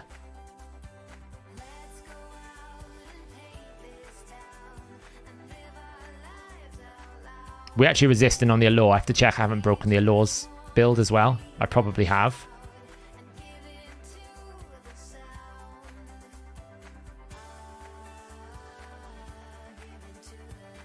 You see, the decreased speed is just as valuable as the decreased turn meter. It really helps. Necmo would work. Yeah, Necmo's great. Yeah, Necmo's fine. You basically want someone who can either boost your turn meter. The role here is boost your speed. You want to boost into your nuker so that you can basically kill the enemy team, the enemy clones, before you then start turn meter controlling. Lissandra is just perfect for this because you also have that 100% turn meter drop. But Morrigan is a suitable replacement. You could go someone like a Deacon. You can go someone like a Nekmothar. Basically anyone who's going to give you that chance to make sure you go first. And I just like to then layer in loads. I think Ruella is the best option here as well for decreased speed because you get the A1 turn meter steal as well. So you get like a bit of boost, a bit of damage alongside it. Whisper is probably better as an Acrisia if you have her. You could also go for someone like a Shamael if you want. Basically anyone who's going to kill the boss quickly. I just think Whisper is like one of the best boss killers in the game. Like she's a baby Acrisia. If you don't have Acrisia, she's one of the best options. Because you get so many turns. And this is why I like Fulgur. I don't need my leader to be increased attack. We didn't actually get anything there on that. Managed to 3% a lot. Is your Carl better than Ruella? No. I don't think so. Because you lose out on decreased defense, and you lose out on weaken, and you lose out of increased speed, and you lose out of turn meter steal. Although he has got a bit of turn meter steal, I don't think he's better than her.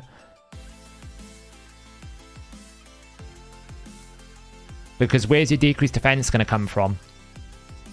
You'd have to then maybe consider using someone other than Whisper.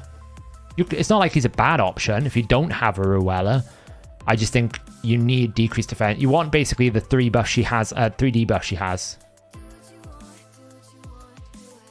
So you think Herndig, Deacon, Allure, Cold Heart, Royal got too much work if you don't have Stellar Gear? No, that should be fine. Because you've got Cold Heart as the Fulgur reset. You've got Royal Guard as a good amount of turn meter control as well. Herndig can replace Fulgur in that role of killing the enemies. And Allure and Deacon can turn meter control. That should work as well. Is it the S tier option? No. I think there are better options. But will it work? Absolutely. So let me rephrase. For the role in this team, not better. Can your Carl do it very well? Absolutely. It's not that he's worse than Ruella. It's just in the context of the team that I'm running here, he doesn't do everything that Ruella is doing because he doesn't have the decreased defense. He doesn't have the weaken.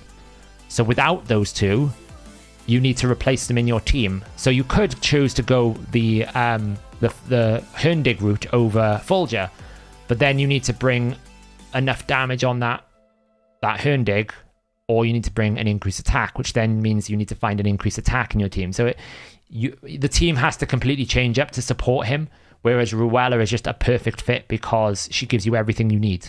You get decreased defense, weaken, decreased speed, you get increased turn meter, increased crit rate, you get A1 15% turn meter steal, which is effectively a 30% A1. So for my team, it makes no sense to swap in your Carl. She's just better. Yeah, Ruella is S tier for these kind of situations. She's S tier for Fire Knight. She's S tier for Dark Fae. Because she's just providing a lot of stability. Like, if I was being efficient, I could literally run a lot of my other champions here at 70% crit rate. If I don't already.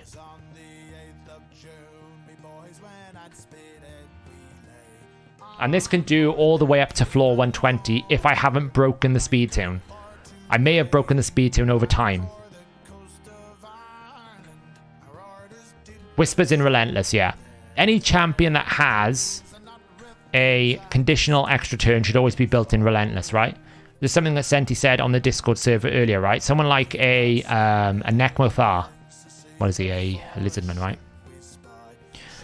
Anyone who has grants an extra turn should always be in Relentless. Why? Because you basically double up the opportunities of getting a Relentless proc. Relentless works differently to skills. So a skill given an extra turn doesn't then invalidate the Relentless. It essentially means you've got 2 turns to proc a Relentless and it queues it up. So Nekmothar, someone like a Mistrider Daithi, when he does this ability, a Cormac, when he does this ability, a Ruella, not so much a Ruella, a Whisper, where is she? Here. She has a 10% chance of getting an extra turn. Whenever she lands a critical hit, she gets a grant an extra turn here. You should run them in Relentless. Rotus is another one. Not so much. So be careful. Don't I'm talking PvE. Don't translate that into PvP. You shouldn't run Relentless in PvP. Okay, it's totally different. I'm talking PvE. Because they will just do more for you, right? Because you get more rolls of that extra turn mechanic. Gnishak could, yeah. If you're running something in PvP, you need to prioritize your damage in sets. Wow, look at this. The clan's got them all down. I need to give a shout out to the clan there.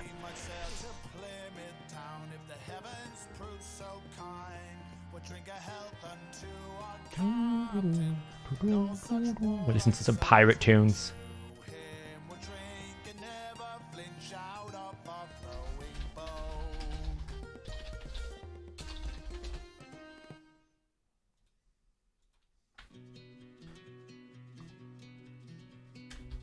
Six. Don't mind me just shouting out my clan.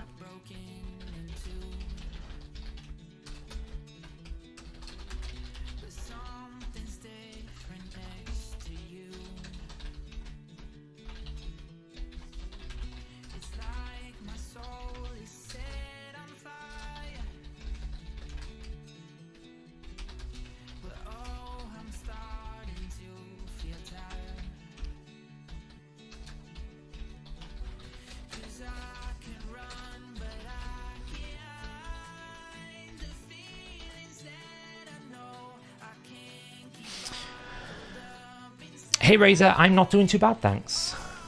Honestly, no, the clan is just really, really good, right? So, obviously there's some Krakens in here. Kavala's a pretty big Kraken, but I mean, look. Supreme Galek monster, right? But some of these are like old champions. Like, I wouldn't say this is anything like particularly Kraken-y. Like, Nekmo is a guaranteed champion. Geomancer's an epic. Husker's an epic. Husker's an epic. The only Kraken pick here is Siphi, right? Are some people unable to take out Nightmare and that's why you're using a key on normal? Yeah, some people are. Like, the clan is not the highest tier. So some people are still working their way up through Nightmare. Some of us hit Nightmare really well. Like you can see, we've got about 17 people hitting Nightmare for various different levels. Some people are still working on it, trying to improve. We're not like Nightmare Brutal Hard, ultra high end. That's for the top clan. So a lot of us, like me myself, I've only just done like a good hard brutal Nightmare combo. Like I'm in here somewhere. Like there's my hard team with Artak. So we can't use Artak this week, but we'll be able to play test him later. We need to do it on the free to play though. I've got to do a brutal run now, because I haven't done brutal yet, and I've got to do a Hydra, and I've got to do Nightmare 1, which we'll come back to after. So, but yeah, I don't think necessarily many of them are like Giga Krakens. Like if you look here, okay, he's got Necrizia, but the rest of them were all either guaranteed or fusion or like retrievable from other places. You know, it's pretty like Vargal, if you're a long-term player, was a fusion. Kimmy was a guaranteed champion. He's used his Artak there, 20 mil.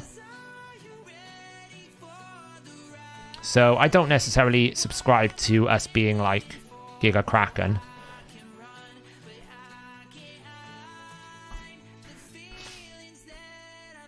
Can you check Hollow Rare Undead's A2? Hollow Rare. Hollow. What does Hollow do?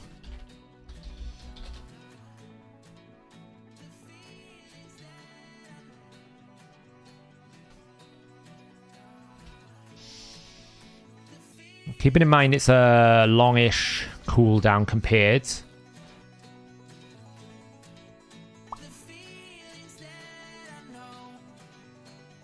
Yeah, it's a steal.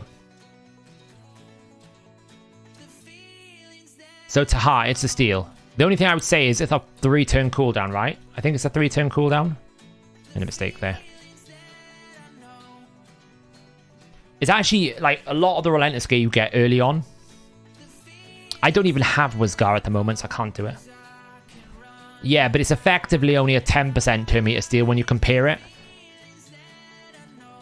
Because effectively you have to divide it with its duration. So it's important to take that into consideration. So if it's a 2-turn cooldown 20% steal, that essentially means it's a... Oh, I did that twice. I probably do not need to run Skull Lord Vargal here.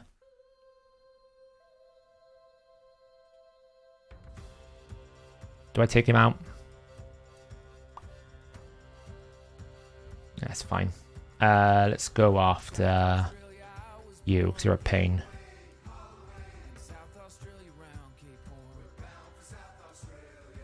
I could run a burner.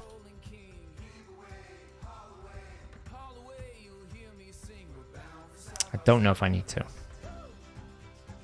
Yeah, a lot of the Relentless gear that I have... I'm an idiot. Right, okay. Yeah, Duchess can take on Nightmare. Like, we could probably take out you. And probably if she's still built. She's still built.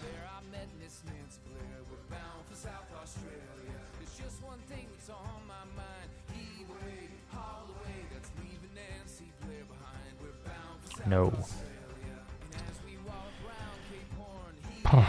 That's the problem. Trying to build champions and keeping them built is hard work. Right, what does she need? Speed, crit rate.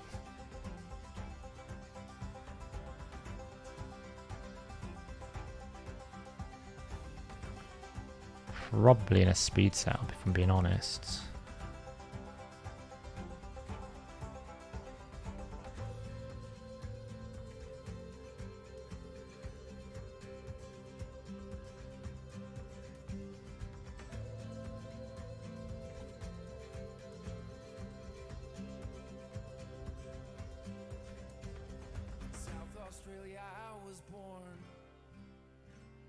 It's probably going to be too slow, but we'll try it.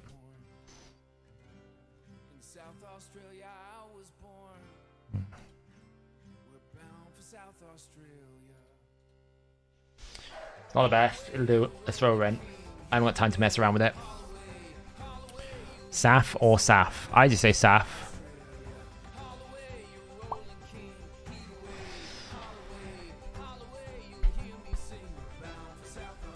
Yeah, it's much easier to climb Patrick. I've gained like 100 points in like 3 days.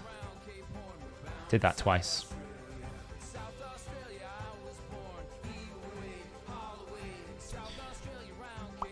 What is the next most substitution? There isn't really one. I've been thinking about it the other few days, and to be honest, he just does so much. Anyone with turn meter boost with an extra turn is great. Anyone with AoE decreased speed is great.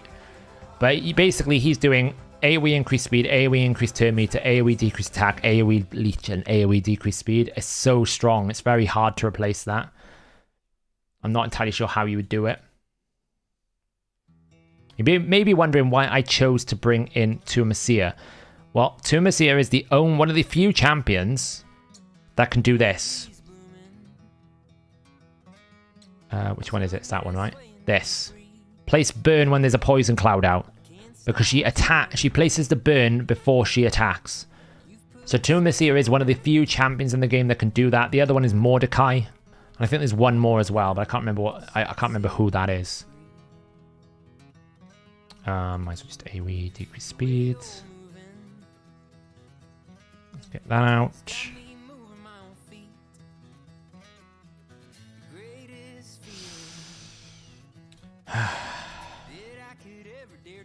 Thank you for stealing the one head. It's fine, we'll just nuke this down. Shouldn't be a problem. Whisper's doing a number on the Torment head. Whisper's doing a number on the Torment head. She's gonna... She's doing a number on the Torment head. She's gonna kill it in one shot. Oh, the fear finally stopped her. She almost one-shot the head. She almost like just fully just one-shot annihilated it in one turn. This will though.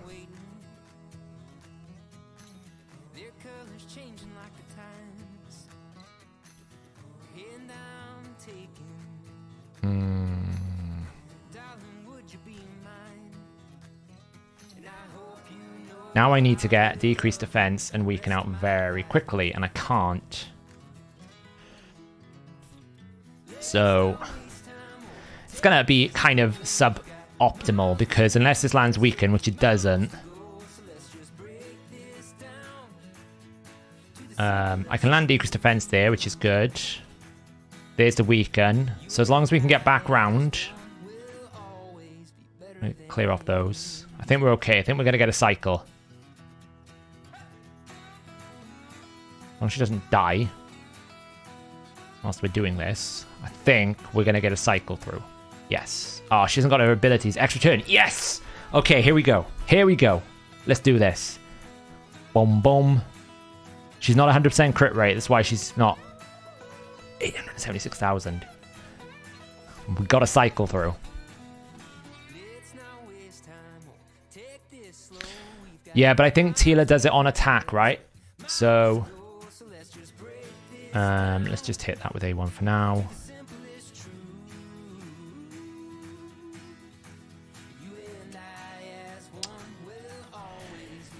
Of course it's the provoke head. When I took the provoke head out. Of course it is, because that's the way the world works.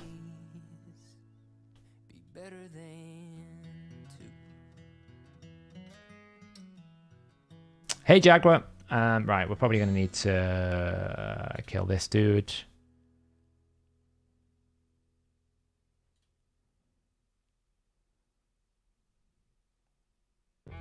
I do need to speed up Michinaki. I think he's a bit too slow.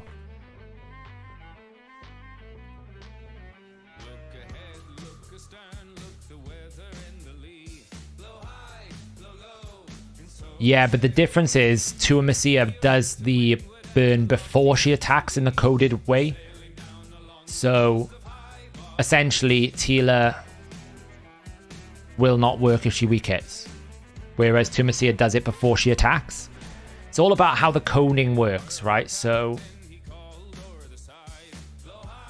don't mind if I do. Chunk you for a bit of damage. Let's just get decreased speed out. Can't really stop that cleanse unless I get some...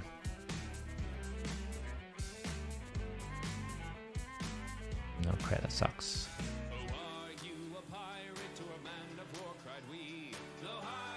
Oh, we did.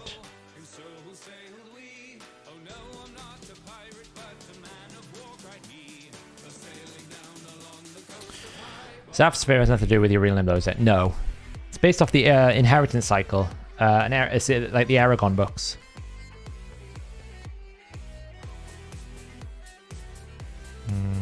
Let's get you. Damn, we didn't get weaken. Weaken? Nope. Get deepest defense out now, though. Defense, deepest attack. That kind of sucks. We're basically in a bit of a speed race to try and kill this decay head, because there is no way... Oh, that's frustrating. That I can stop the cleanse. So we're in a bit of a spot of bother right now. I kind of need to... Like, this is really, really bad.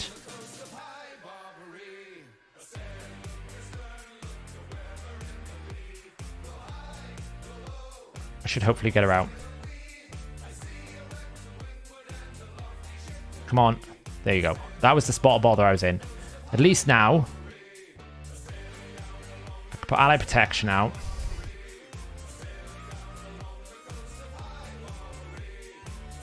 I need to kill this Wrath Head like yesterday.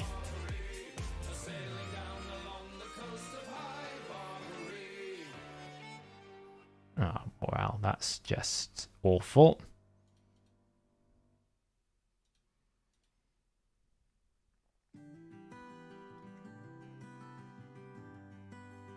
No weaken out on that.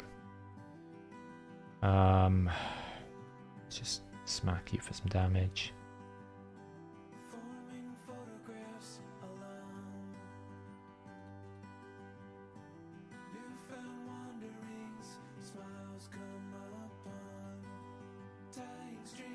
It's good damage. I'm really scared about that Wrath Head. Because we're kind of squishy. There goes another one. I shouldn't have done that. It's just increased its stack.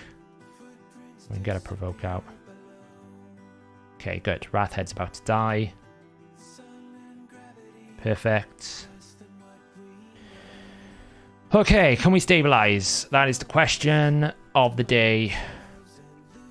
Can we stabilize this crazy situation, which was I don't have enough provoke, and I've taken so much damage because that head on the left is doing a lot. I can strip buffs away. Get some of that going. Yes, okay, 2 down. I mean, in an ideal world, Michinaki dies here, right? He's not going to, but in an ideal world, that's what would happen. Okay, so now I can revive everyone. Get a provoke out. Do some damage over here. Torment's back. That's kind of sucky. Not gonna lie.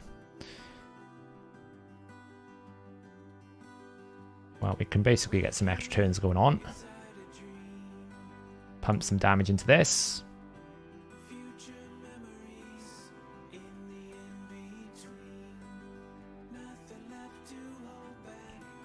Kill him? Nope. Nice if we can kill the head before it poison clouds, I'll be honest. There we go. Oh, sorry, I'm not focusing on chat just a sec because this is was a bit stressful here. I don't even know if I'm out of it yet. I need to kill this decay head like yesterday. That's kind of ideal. This is not ideal because everyone's going to counterattack now and I don't have Veil. Ah. Sad times. Oh, we got lucky though. We could probably hit this for something.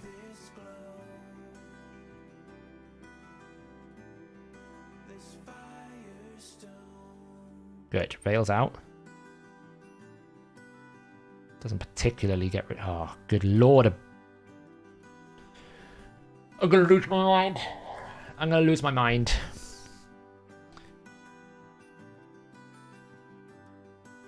Can we just kill this head? Thank you. That was never a good idea.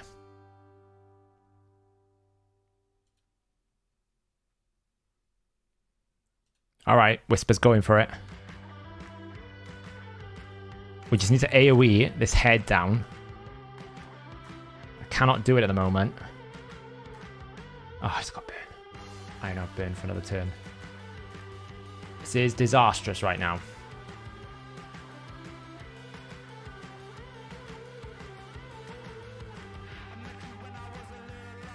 Okay, that's good. 1 turn. I can't attack him because I don't have Hex out, so I could just fear myself and then cost me the win.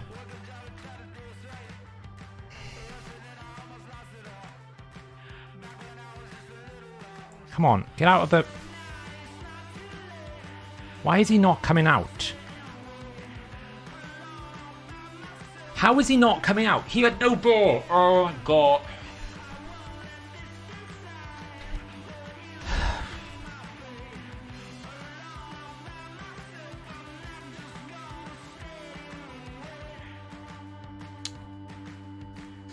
It's fine.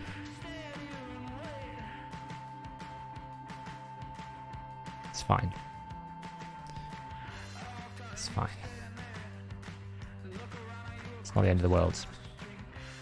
Luckily, I only need to hit brutal numbers. Right, can we...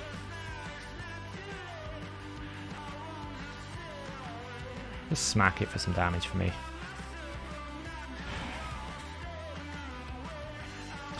What's the brutal chest? Nobody has weaken.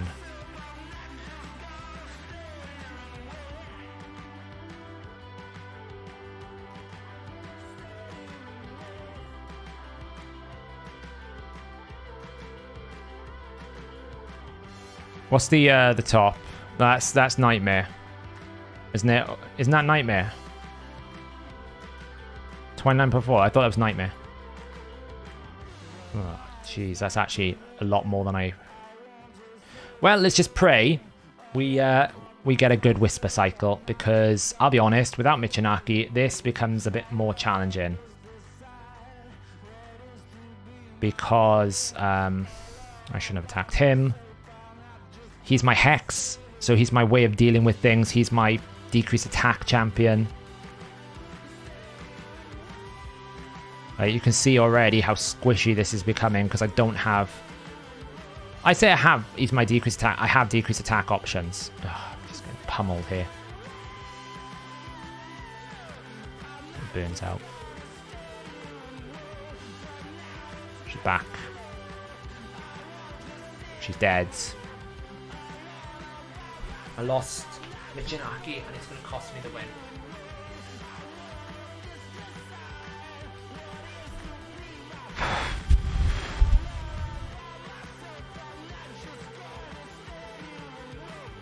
It's not over yet, but it's not great. Yeah, Akentum's a great option. I just got really bad RNG this fight.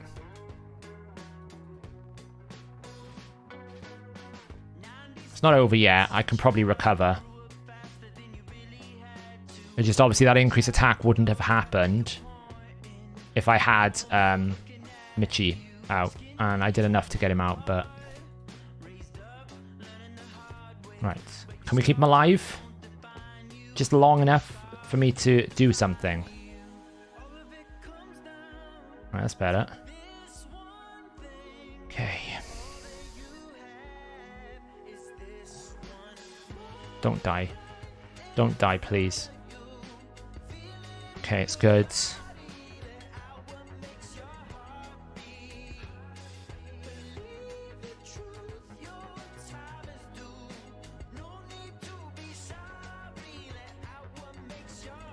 Annihilate. Okay, good.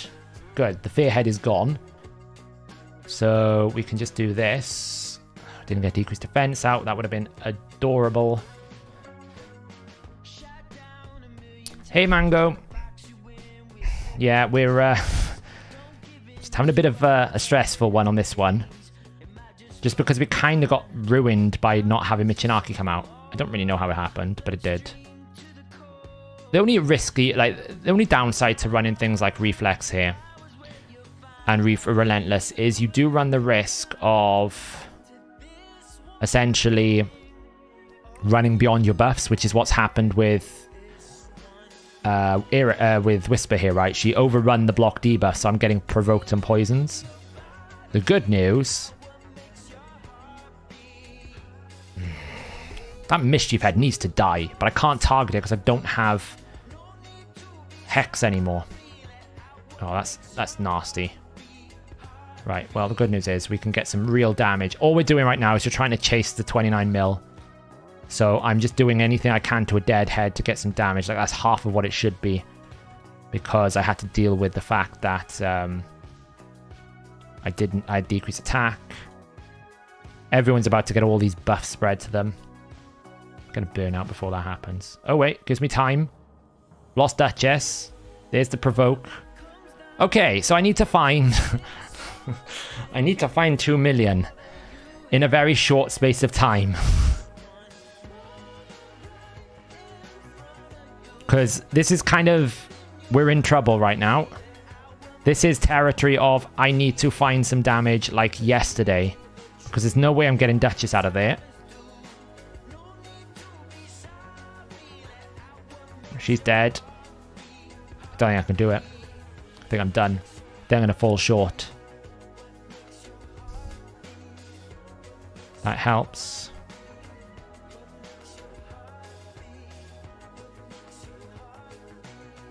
It's helping. Keep going, Whisper. Keep going, Whisper. Keep going, Whisper. Keep going, Whisper. Whisper heard me. Whisper heard me loud and clear that I needed to do enough damage. And she's like, I've got you, bro. It's fine. Stuck. Oh. Now, I just need, like, 500,000 more damage. Whisper is like, I got you, bro. It's all good. I know exactly what you need to succeed here. Now keep doing it. Thank you, Whisper. You could have landed Weaken, but it's okay. Please land Weaken. Your job is to land Weaken. Oh, just hit it for some damage. It doesn't really matter. Oh, that was stressful. That was stressful. I was like, Whisper, keep going. Oh. You would think that, Ridey, but actually... So the reason why I was hitting the Wrath Head is because I couldn't increase the counter anymore. He'd already had the passive. But if I kill it when it's got the passive, the Vengeance buff up, I do a chunk of damage to all heads. So I was like, well, if I kill it and then I can get some uptime on Whisper, then it's great. It's probably the best head. It's the only one with debuffs. It was the only one to hit.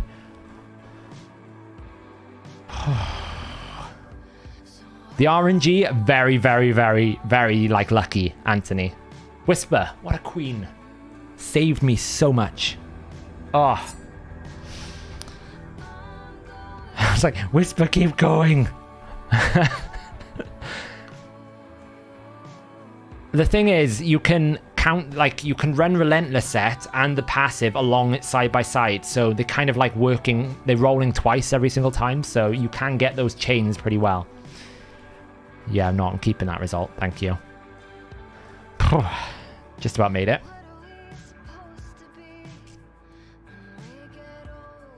Advanced quest complete. Right, so we need to just throw in quick 5 keys here. Now you'll notice I've got secret rooms open, right? Yeah, I'll show it in a minute, Liam. I've got secret rooms open. I'll never claim those secret rooms until I get to 120 hard or the floor that I intend to farm, because essentially they're free keys. And then what I'll do is I'll do 1 key a day, because if you get 1 extra key from the secret room, you get like an even number of multi-battles. So at the moment, I'll always have like 1 key left over. If you use 1 of those keys to do a silver room, you get 2 keys back. So you can do like 8 runs on a super raid. So I'll basically keep those secret rooms open till I get to 120 hard. Then every single day I'll do 1 secret room until the end of the rotation. Then I'll just finish off those secret rooms. It may sound like really dumb optimization, but it just means that I don't have to run 1 extra Doom Tower run a day. Or in essence, I can get double rewards, I guess, is the right way of saying it. It's just the way that I prefer to do it. Yeah, it's the 8 runs a day. Yeah, Whisper, like Mike, Whisper is one of, if not, like, you will not find a better epic boss killer. Put it like that. You'll not find a better one. There are better boss killers like Ninja, Acrisia. There are better champions that can deal a lot of damage in Hydra, but you will not find a better boss killer than Whisper. She's just so strong. It's actually okay, Dennis. It's not that much work. All I'm saying is just keep your secret rooms until you're at the stage when you're going to farm, then just do 1 a day. That's the TLDR of it, because all it means is you don't have to... Like, I can press the button that says do 8 multi-ones. I don't have to come back and then press the button again. It's saving me a bit of efficiency and a bit of time. Rather than just, like, bash out all the secret rooms in one go and then just have that constant extra 1 key you have to use every day, especially on a rotation like Lethal. I think she's better than Geo for boss killing. 100%. You just need, like, a better setup. She works nicely with Geo, actually, because Geo gives her the weaken. She just needs she needs weaken setup. When she attacks a target with the A2 with weaken, she gets 100% ignore defense. Yeah, Whisper's in this team here, Mark, and she's a monster. There are some things she's not good at. as with every champion, right? Like, of course, if you've got an Acrizia, the Acrizia takes the Whisper spot. I'm not trying to suggest that she's like better than Void Legendaries. But for the average Joe, who doesn't have access maybe to all these super duper champions, like, and you've got it sitting in the vault, you'll be surprised by how much work she can output. Yeah, I use her in Sand Devil 7 as well. Like, obviously, Sand Devil 7, you can use Little Miss Annie as a better, faster one, because Little Miss Annie can one-shot it. But if you don't have Little Miss Annie, there's not that many champions that can hit harder than her. Yeah, I'll show the Whisper stats now. What about Geo and Royal Guard? They're both good. They're not as good as Whisper. Because Geo needs to be, Geo needs someone to attack, right? In order for it to work, Geo needs to be attacked. Well, if Geo's not getting attacked for various different reasons, then it doesn't proc as much. Whereas Whisper is all about, like, if I can cycle these extra turns, she's just unstoppable.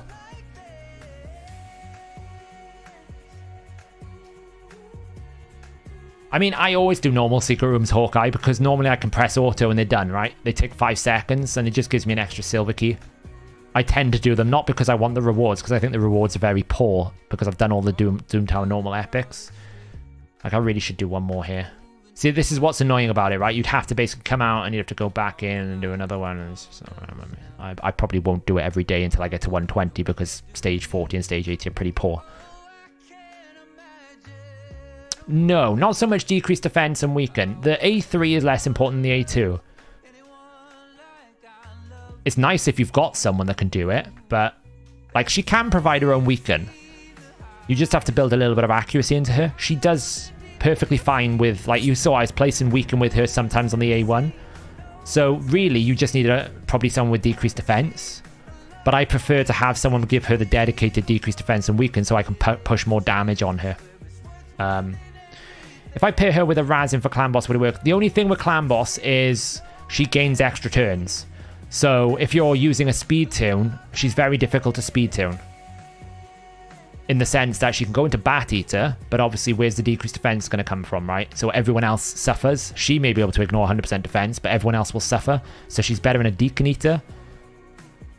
So for Clan Boss, she's actually quite tricky to actually get into a tune because you need support for extra turn mechanics, and most Clan Boss speed tunes can't support extra turn. So yeah.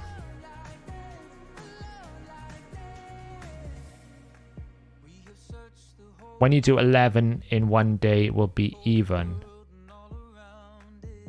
I don't know what you mean by that. I use Super 8, so I get 15 keys. That means I have to run, and I have to click the button to go one extra time. It's really annoying. Yeah, double unkillable. So if you're not running a speed buff related team, then you can run her, right? But what I meant is like your traditional, like the Mytha style teams, your some boosted to like increased speed things, like any Rabbit team, any Razzlevarg team is not going to work. Because you just can't trust when she's going to do it, especially because she's conditional. There are champions that can fit into teams even with an extra turn. Like the budget unkillable, you could fit someone like a Lord Shazar because you knew when you were going to do it, right? Turvold the same. You know when you're going to do the extra turn. The problem with someone like Whisper is you don't know when she's going to get extra turns because even her passive is conditional. You don't know when it's going to happen. So this mine, she's in 3-star. I've put her with Phantom Touch naturally because she's attack-based. She's in Relentless. And I've got her at 193 speed, 7k attack, 262% crit damage. She's at 70% crit rate because she's going to give herself increased crit rate. And she applies it before attacking. So you don't need crit rate on it. You can use the buff. And then masteries wise, I've just got her in standard War Master defense. Because she is quite squishy, right? She's a low base defense. So you need to try and keep her alive. Just to put it into context, I was able to pretty much keep her alive most of the time in Brutal there. At 35,000 HP, 1.8k defense. She's super glass cannon. She is designed to annihilate bosses. You know, in terms of like Sand Devil, she will just literally rip Sand Devil 7 apart.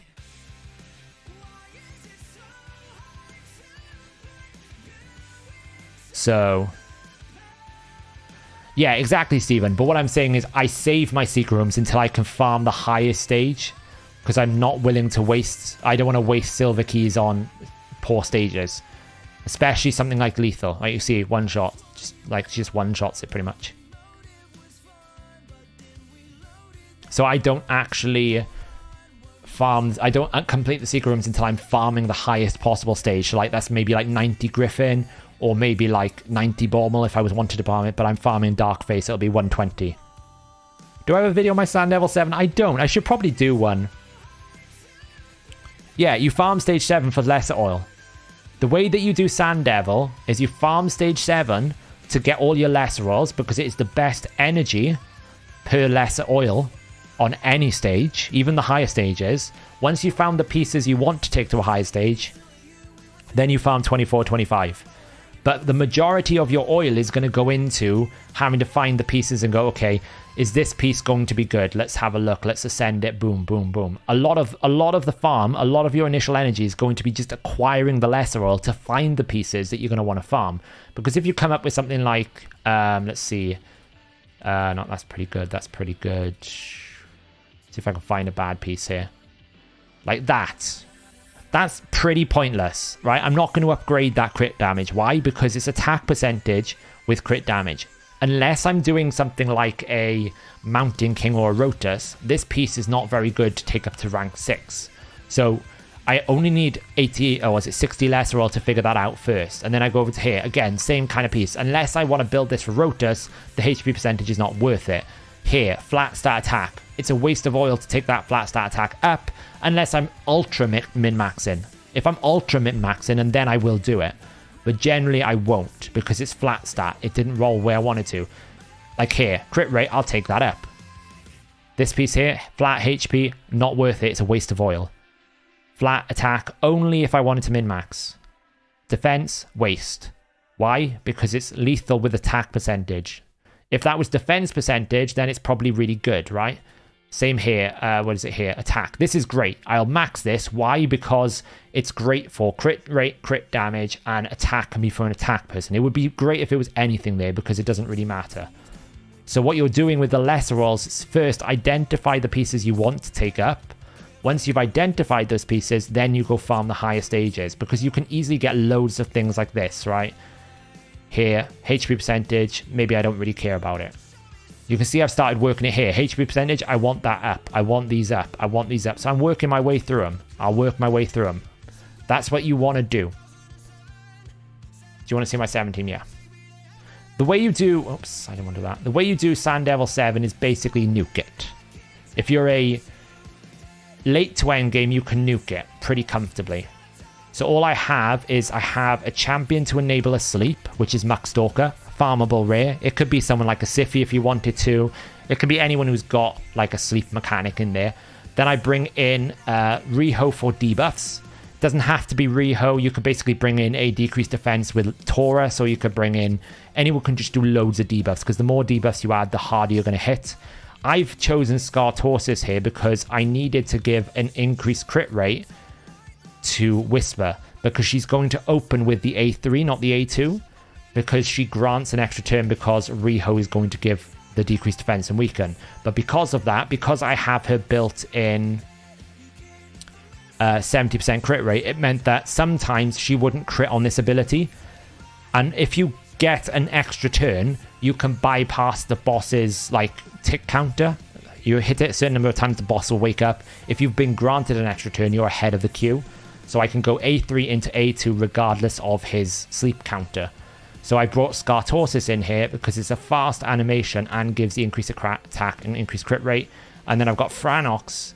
The reason why I've got Franox here, I could probably rebuild this to hit harder. This does a lot of damage.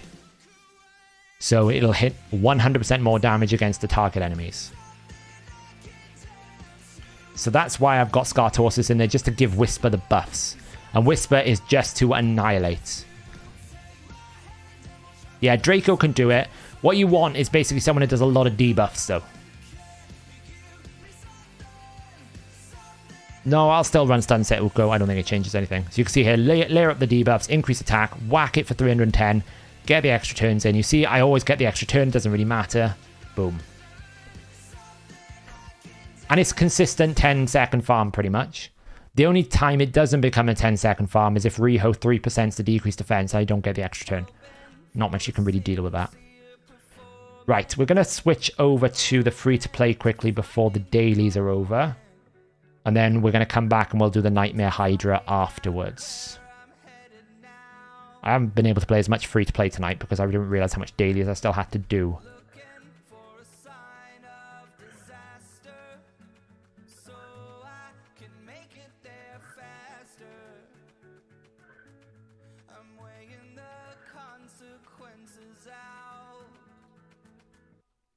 Ooh, 500 energy. I need to do a lot of work on the free-to-play. I just haven't... I've been trying to think more optimally on the free-to-play, and I feel like I've just been like holding constantly because I don't know what to do. As crazy as that sounds. I'm back down. Oh, I managed to hold silver too. That's pretty good. Bronze 2.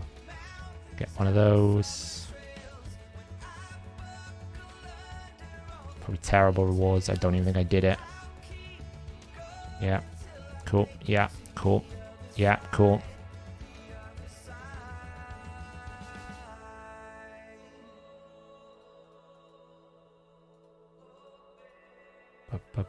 Can't accept anything from here because I don't have any coins. So I was thinking of doing the champion training, but yeah, I kind of forgot.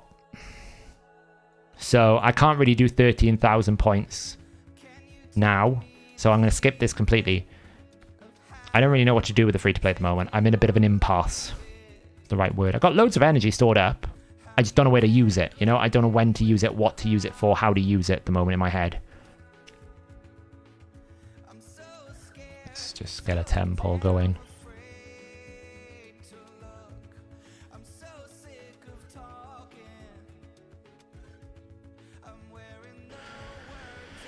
Yeah, I was thinking about that, but at the same time, I feel like I should just keep going with it, Moon Baboon. I was thinking, is it time now that I've got Artak not to bother with it, because Artak is a premier burner? But at the same time, I feel like there may be some places in which Artak isn't as good as, in which Drex may be better than Artak, if I need someone who's just ultra slow and tanky. There could be a use for him in the future, you know? Speedrun our dailies here. Yeah, that's fine, Acrobat. That's fine. Yeah, that's the thing. Like, so this is the thing now. What I was... Basically, what I was thinking was, okay, they're going to be doing 2 events this week. We're going to have Deck of Fates, and we're going to have this anniversary path. So this was the same thing I was thinking on the main account. If I'm doing training now, are one of those events going to be training and divers? Because we know in the past, the anniversary paths have been dungeon divers with artifact enhancement, dungeon divers with training, dungeon divers with summon. This time they've gone the path with dungeon divers and artifact enhancement. So obviously, the main way you're going to do that hero's path is artifact enhancement. But at the same time, I was thinking, well, one of them is going to have to be training because neither of them are going to be summon events because the summon would be a day early. And I can't imagine they're going to change the schedule to bring forward something. And we just had a summon rush, so they wouldn't replace the chase. Especially when I think the next thing is a ×2 sacred, right? And I know they always like doing chase with ×2 sacred because it's very inefficient. Because obviously you've got to get legendaries, and the ×2 sacred doesn't give you an awful lot of legendaries to some extent, and you don't have as many sacred shards. So champion chase for ×2 sacred is not as good as, say, champion chase for ×2 ancients. So I was sitting here, I was thinking, well, if I do the training now, especially on my main, I've got the monthly quest to do the 500 campaigns. Do I just wait and see if one of those other paths, which are probably going to give me more rewards than the typical training event, is a training and divers? Because if it's a training and divers, we know training is the more efficient way to do it. So the fact the hero path has come out now in its artifact enhancement is kind of annoying because, like, I don't have any silver on the main, and farming dragon isn't exactly the best silver farm in the world. So, oh, that worked out quite nice. So yeah, so I've been a little bit like, what do I do? Did I discuss Artak? No, we're going to be looking at it here because Artak is kind of locked out on my main. So I'm a bit like... Yeah, exactly, Tommy. So we just had a summon rush. So I can't imagine the Deck of Fates is going to be summon champions and artifacts and dungeon divers because we've just had it. So yeah, so I mean, I can't. So until I get to Ultra Nightmare Clan Boss on my free to play, I've disqualified myself from every fusion because I don't think I have the shards capable of being able to compete for a fusion. So until I can do Ultra Nightmare, so in my head, I was like, right, okay, well, let's put all my effort and energy into Ultra Nightmare. Well, that's fine, but I've still got to get some champions up to a level required to do that. So I need to do masteries, I need to get them to 60, which means I want to do them really in a champion training event. Because if I don't do it in, like, it feels like a waste for me to, like, train a lot of champions outside of a champion training event. So to some extent, I'm like, okay, well, I should have, that's why I was going to do this champion training event on my free to play, but time has not permitted for me to do it. Just haven't been able to play the game. So yeah, so I don't really know what to do. I'm a bit...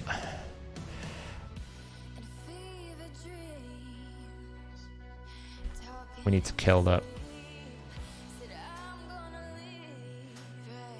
There we go. Now we need to kill Marta.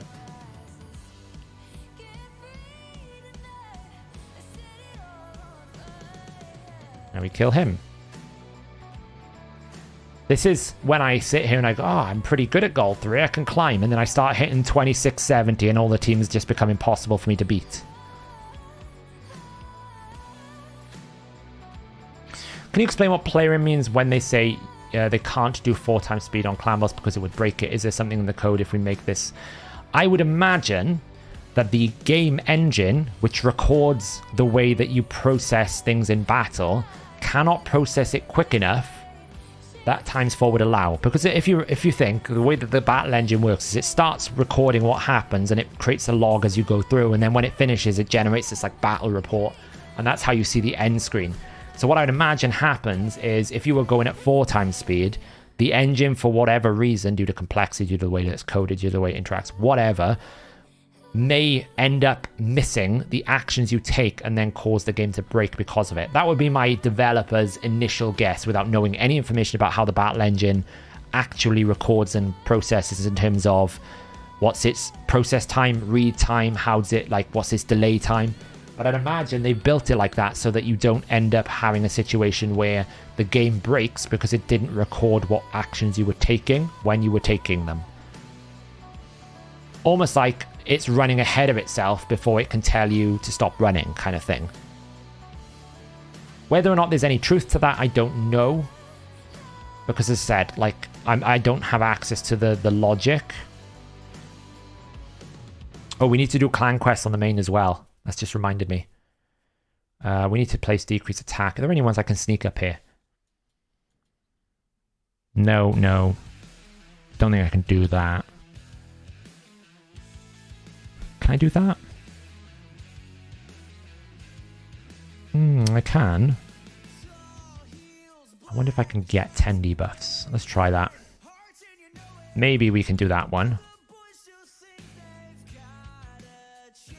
Can't do any of these. I don't think I can do that. Upgrade a legendary. No. I can't do dwarves now.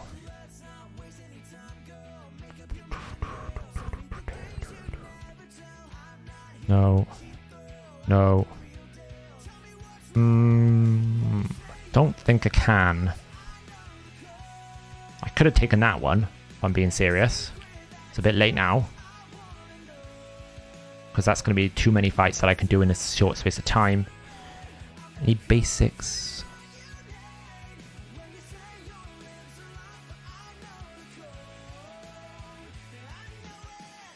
I should be able to do that. So we need to do a few Dragon's Lair, that, and we also need to do Fire Knights. Fine, we'll try that. Yes, okay, stop giving me packs I cannot buy. Upgrade a champion's level in Sparring Pit 2 times. Okay. Should be able to do that just in a matter of time. Upgrade the Force level. Got it. I can't really get any all playtime rewards because I'm too late to the game here. Look, it's too late, so can't really do that. Oh. We forgot about this. I could have done that. Definitely do that. Okay. What other things do I need to do here? Use 50 energy. Okay, tag team with a team of high player power.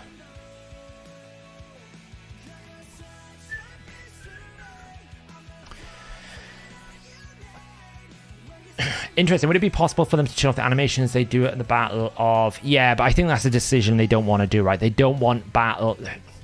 So they don't want the game to be auto-battled in that sense. They never want you to just click go and it's done.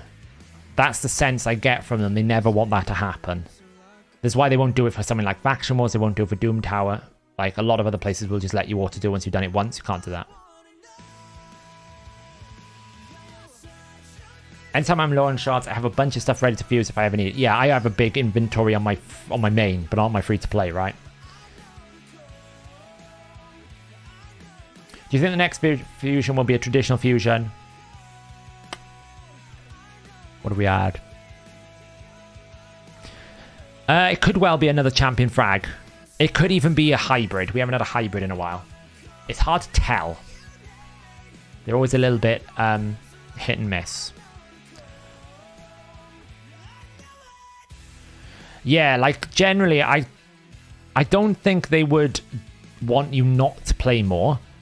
So if they can make it so that you can do more things quicker, I think they would. I think the reason why we don't have a ×2 is I just think the game, like, what you got to understand is, like, the server processes some things versus the client. The client will process the battle, but the way that it sends results to the server and back will be different. I also think they probably have some issues relating to cheat engine. They have functions in the system that basically tracks if you complete something too quickly. So if you're running at ×3 speed, how does it handle, like, maybe they're worried to some extent that if you're running at a ×3 speed, how will they know, how will they be able to distinguish between the real players who are actually playing the game and those who are cheating? Which is actually quite difficult to do because you can have false positives. What the last thing you want to do is ban a real person who's playing the game.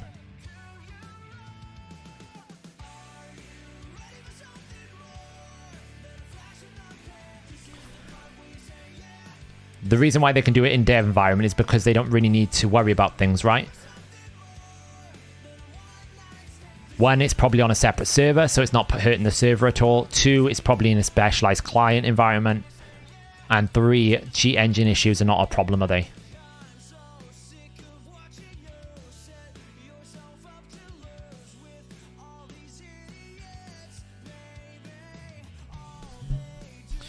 I don't think the next fusion is going to be a Silver Watcher. Put it like that. I think I know what the next fusion is going to be. Could be wrong. I've been wrong in the past. Sorry, I probably missed my question. Can Lady Annabelle solo bomb all 90 hard? I'm told she can. I've never done it personally, but I'm told she is capable of doing it. So I personally don't like the champion because I found her boring, but I'm sure she can do. The Mysterious Dwarf. Yeah, I think the Mysterious Dwarf might be doing it, right? Depends when he comes out, what episode. We know Kale's, or Kyle, as they call him, is going to be the next episode. It just depends when they're going to release that dwarf. I would imagine he's going to feature, right? Because we see him a few times. We're going to have Kyle. We're going to have Elhain. And then we'll probably start entering into more newer champions. Can I kill this guy, or am I just going to... Can I actually destroy him? Or is he just going to always revive on death? Maybe that should do it now. There we go.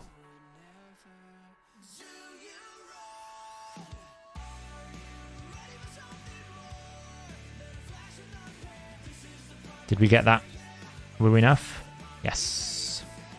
I was trying to find a team that I had a lower player power against that I could auto farm.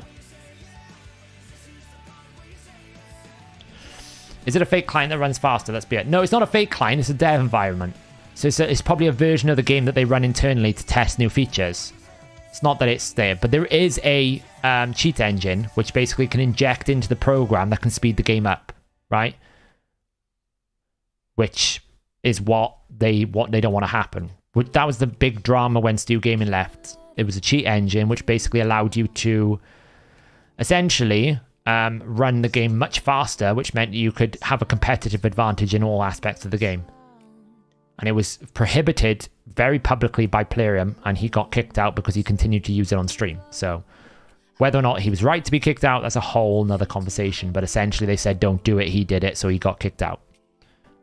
But what they have instituted since is methods for them to watch the game client, and if they feel that there is a certain boundary in which they will auto-ban or auto-clock that something is considered a potential cheat based on how long something took. So there's a very strong possibility that the reason why they don't do a ×3 is because they are worried that if people are running ×3, it becomes much harder to detect the cheat engine versus the legitimate players. You know, because you could even be running at ×3 at certain, like, fast paces. Yeah, Elhine, right? I dread to think what they're going to call Elhine. They'll call Kale Kyle, because apparently, you know, he's something out of Superman.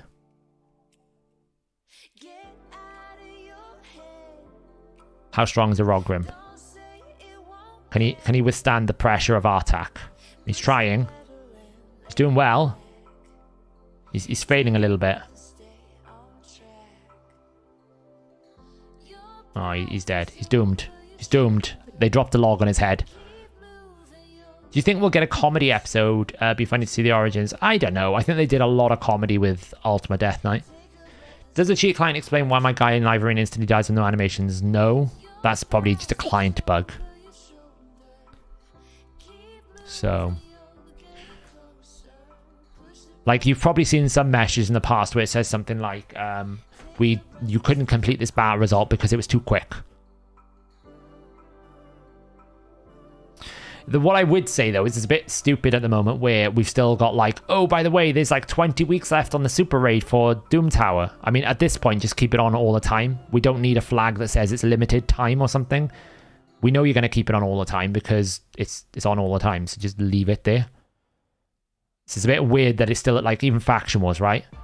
We know for a fact that Faction Wars is going to be permanently on for Super Raids. Just leave it on permanently. I guess they just haven't bothered because it's part of the code.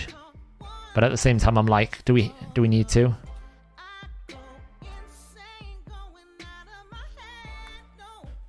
Yeah, Dragon 16, like when I started playing my free-to-play, Boo Hog Pad, what a name, I actually focused first on getting to Dragon 16, because once you hit Dragon 16, you stop getting green shards.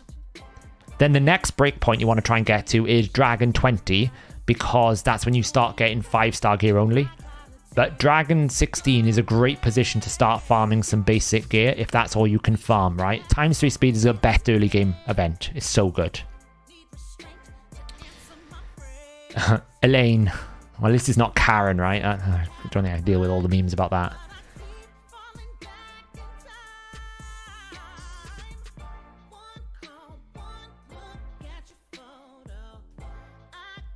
If they left Super Raids on all the time, they'd have to bother making this show up correctly for, I don't know. I don't think you need to worry about that. It's more this ban here, right? When you come into this. I don't need Super Raids. Right? I don't need you to tell me there's 19 weeks of Super Raids and 3 weeks of Super Raids. Because I know once this 3 weeks is going to be up...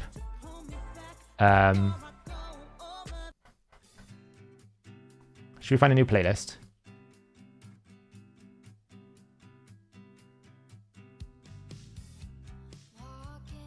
Let's go for...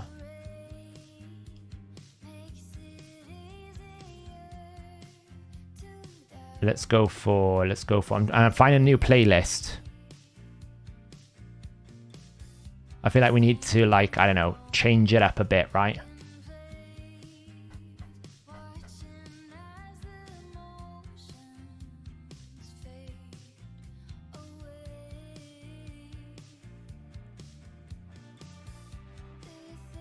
Let's go for...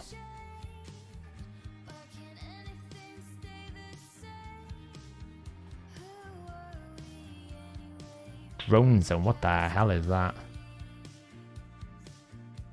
This sounds cool. Let's have a bit of this.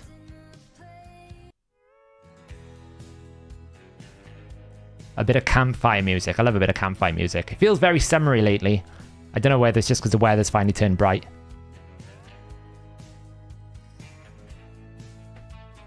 No, there's no risk using BlueStacks or anything like that. RSL help is fine because it's been approved. You know, things like the optimizer, it's fine. It doesn't affect your gameplay at all. So those are fine. Yeah, I mean, they've specifically said, Voku, they will never add autocomplete. I think it's like a fundamental design philosophy with them. They never want to add autocomplete. Did you hear about Jay Giggs' creating rate? Yeah, I mean, I watched the interview he did with Darth. If you don't know what it is, go check it out. It's a pretty good interview. Pretty interesting.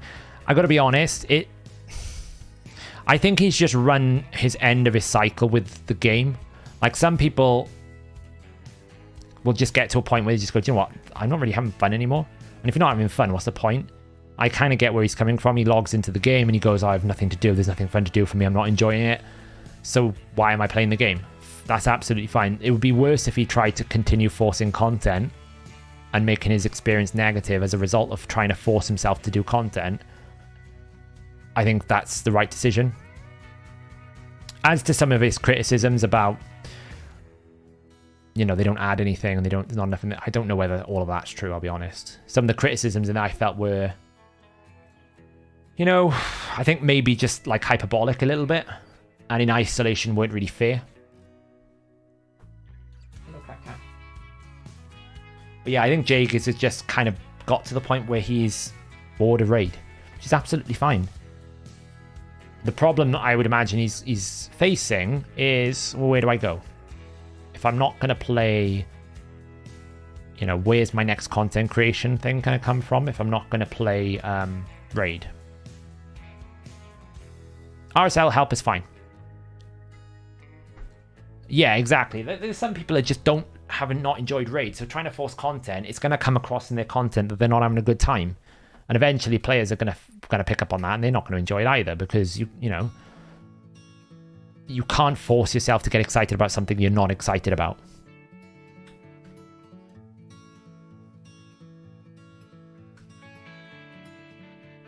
You know, so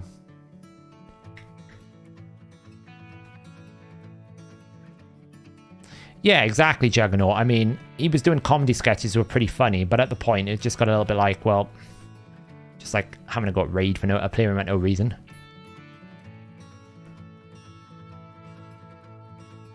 I think he has done, Mark. I think he's got a channel set up. Like, don't get me wrong, I think he's a great content creator, one of the most original content creators. But, you know, there is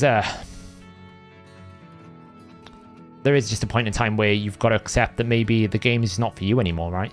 That you need to move on in the world. There's ways to do it as well. I think the way he's done it is fine. He's basically said, you know what, I'm just not having fun. I'm going to go do something I'm going to have fun with. You know, he's not burning the house down on the way out, which is a terrible thing to do.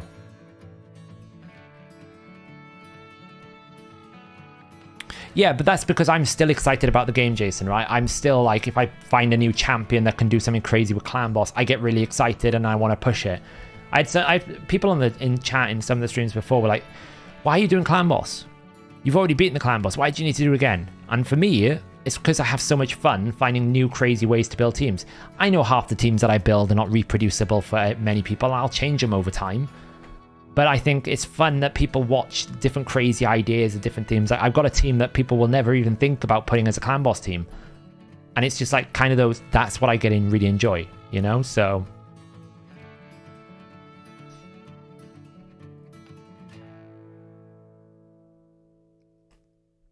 do you feel find enjoyment when you play Raid? Yeah, I really enjoy Raid. Do I get frustrated in Raid? Absolutely. Does Raid piss me off sometimes? Yes, it really does. I get really annoyed sometimes with Raid. Does it mean that I hate the game? No. Do I think they can do things better? Absolutely.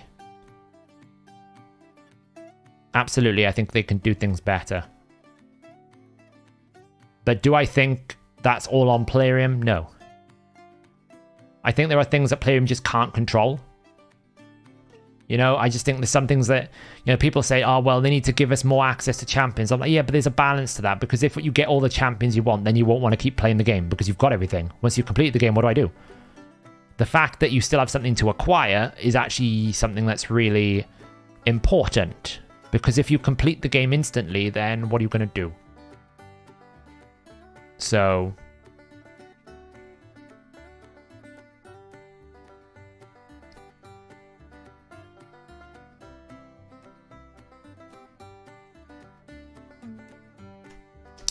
Mindless Tube, I will probably be doing some content on him this week now. I deliberately didn't make any guides on Artak because I knew his passive was broken and I didn't want to have the issue of, well, I did a video and now the video is not really relevant. Not because I didn't think it could do everything, but because I didn't know how efficiently it could.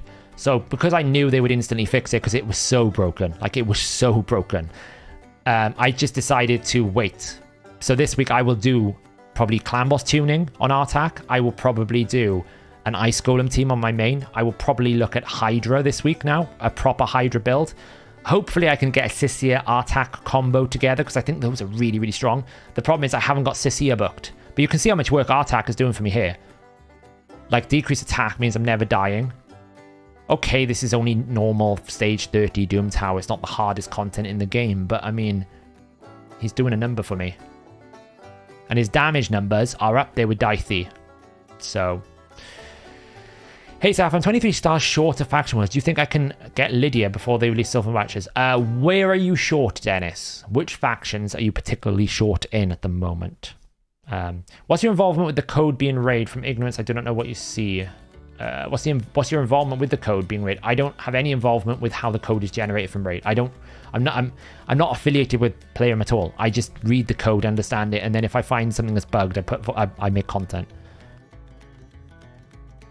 Stu is he will not be named, yeah. I mean, to be fair, like, so honestly, I don't like the man anymore because of the way that he behaved when he tried to come back to the game and tried to basically attack Hellhades for something that was so, like, randomly pointless. I don't even know.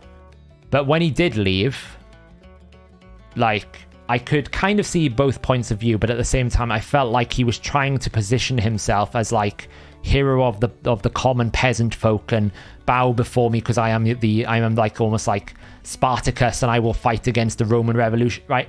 It's kind of like it was an ideological war that he wanted to take, and I was like, you're never going to win that against a company that makes $1 billion or something. You're going to lose that, right? You're not big enough. And it's not like you can invoke any sort of reaction because, you know, back in the day, Darth tried to do a 1-star review bomb, and that didn't really work out much. He just got kicked out of the program, and the raid was still going. Obviously, and he's kind of, you know, big respect to Darth. He's kind of like moved beyond that, and I actually find a lot of Darth's content really, really good these days. I was watching some of his takes on the Diablo 4 drama. If you haven't seen it, the way that they've given a bunch of creators early access to the full game of Diablo 4, and then promptly came out and was like, oh, if you're one of the first 1,000 people that does hardcore, you will get yourself a name on the statue. To which everyone was like, but hang on, all these guys just got to play the full game for like 3 weeks. Why was that fair? And he basically came out and was like, I don't even care. I just like the opportunity to make videos. That's what I do. That's my job.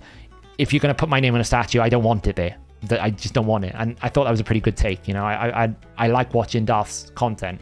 But even back in the day, you know, we're talking 3 years ago, I think it was, Darth basically got really pissed off about something, and he was trying to review bomb Playroom in the Apple App Store, and he kind of got kicked out of the program. There's a bunch of drama, blah, blah, blah, blah, blah. Anyway, old news. But basically, Stu tried to present himself as this hero of the people. I'm going to stand against this raid cheat engine, and I'm going to use it on stream. And he kind of got his backside handed to him by Playroom, and then decided to quit the game.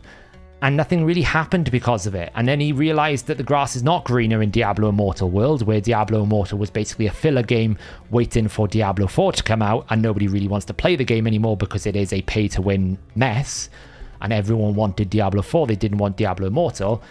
And now he's kind of like, oh, I'm going to come back to Raid. And instead of just coming back and going, I'm back, I've decided I really want to play it, I think he would have been welcomed back quite comfortably, because he was, at the time, one of the best free-to-play content idea generators for beating the hardest content in the game. He would come up with things like solo Templar and how to beat the Doom Towerways in different places.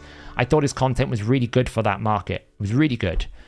But he came back and attacked people, and that's not a positive way to do it. And I don't agree with any of that. Everything he did was stupid and doesn't deserve... Basically, he doesn't deserve a place back in the raid community, in my opinion. Because he burnt all bridges by doing that. Because it didn't even make any sense. Some of the things he was saying. So... what was the channel here? Can you check out Artak Spider Solo? And yeah, we'll have a look at it here because I haven't actually pushed. We'll see how hard we can push on the free-to-play. I'm just trying to do some of the daily stuff on the free-to-play as quickly as I can.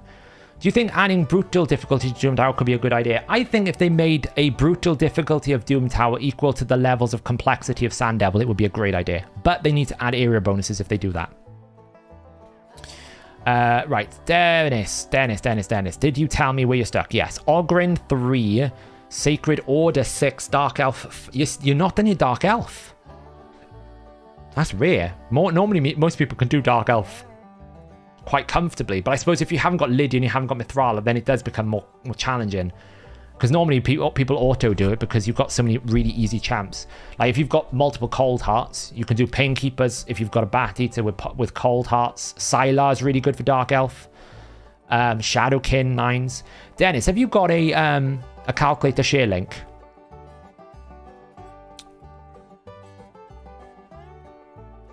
If you can you DM me your calculator share link or put it... I don't know if you'll be able to put it in chat. I think it's blocked. But if you want to either put it into the Discord or just drop me a DM on Discord with your optimizer calculator link, we'll see if we can like find teams for you to get you through the last stages before it comes out. Before you, because yes, you will have to grind out all the Sylvan Watchers. So, yeah, Smurf Blue is correct. So the big drama about it is the fact that the lead person in charge of Diablo 4 came out and was like, but we're resetting all their accounts back to the same point. How is that an advantage? And it's like, well, they've just played the game for 3 weeks or whatever it is. How is it not an advantage to know what they're going to be facing, what the best way to do something is, where are the challenges, where are specific areas where they weren't going to survive, where like they know everything. You know, they know where the weaknesses are and where the strengths are. So of course it's an advantage because it means they've already discovered the challenging bits, so they can just crack on with getting to 100. But they have now come out and said anyone who got pre-release access isn't able to take part. I think most of the creators, to be honest, wouldn't have. But if they weren't called out on it, some of them would have. Because, I mean, a lot of them use cheat bots sometimes on Diablo 3 to get to the top of the leaderboards and different things like that. So, there's always a bunch of, like, cheaters, unfortunately.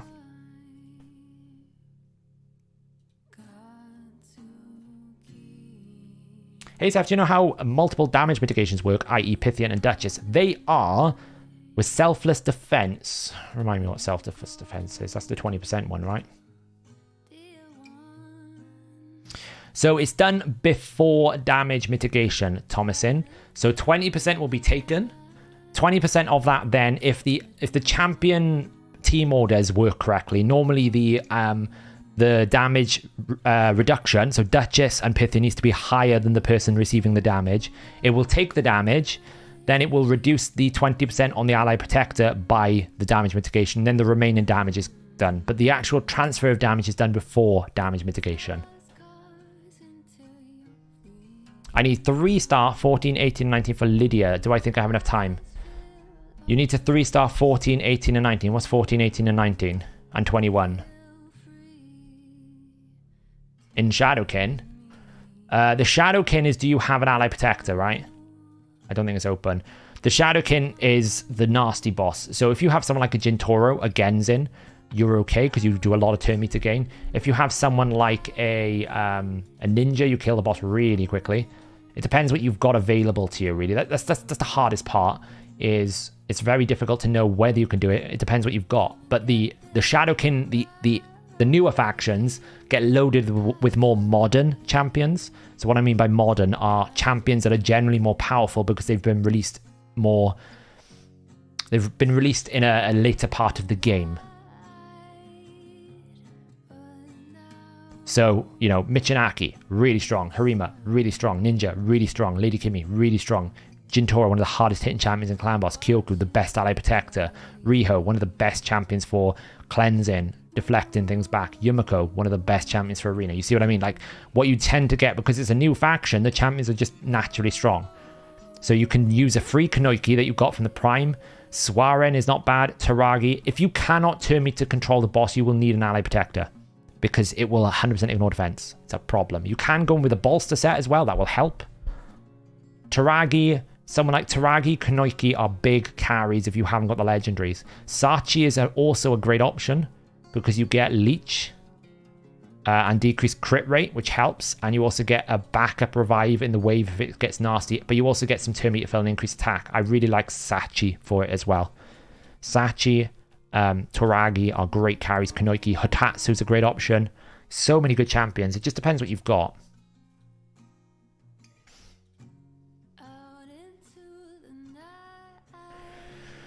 Does it make sense to use 2? Only if you can produce enough damage, right? There's no harm in having 2 because Kyoku is the better one and Toragi will give you a bit of shielding, but you need the damage to beat it. Like, obviously when I did it, I had Ninja and Jintoro. So I just abused the fact that I had Jintoro's A2. I could just abuse the 100% turn meter still. So you can do that as well. Like, Nobel's not a bad option, believe it or not, because you get a lot of turn meter control. You know, 50% turn meter control every 3 turns is great. It's pretty good. It's just not as fancy. Frenchie's not bad as well, yeah. Gembo for damage, if he's in your free-to-play. If he's, yeah, he's been. Moonbaboon asked, which damage dealer for Mythfu, Fatman or Anax? I would suggest Anax, because I feel like he's going to do more damage than Fatman.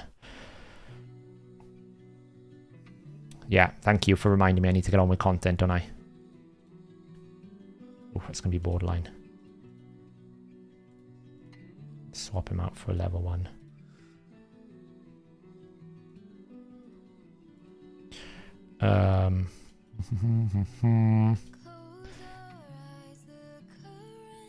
So I am currently doing Dragon 20. It's a bit sketchy though. In an ideal world, I'd love this to be faster.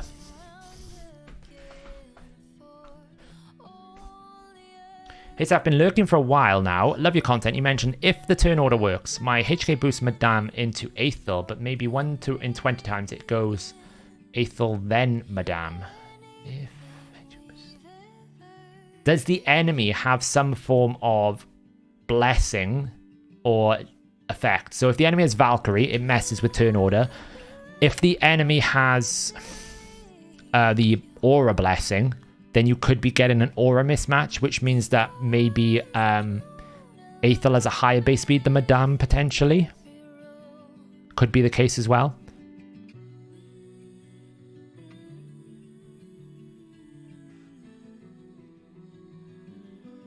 Skrank is amazing. Skrank is so good. Skrank is one of the best epics in the game. How necessary is a reviver? I don't have a decent one. I don't really think revivers are that valuable in most PvE content. Like, you get Jamasa from a referral. I've never really used a revive. Like, I generally try to build a team not to die, because even revive, you're chasing your own tail, especially in something like Hydra, right? If you need to revive in Hydra regularly, it's a problem. Now, it's not necessarily a bad idea to have a revive, but it can cause problems.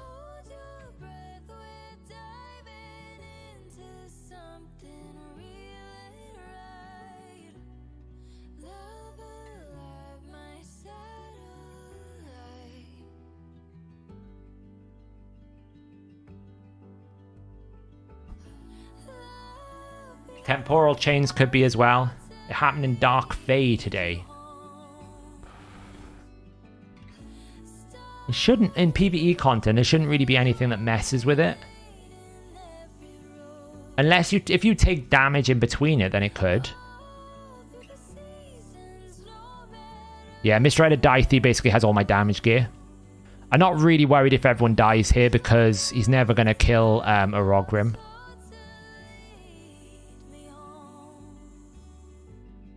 Orogrim's the hard carry here.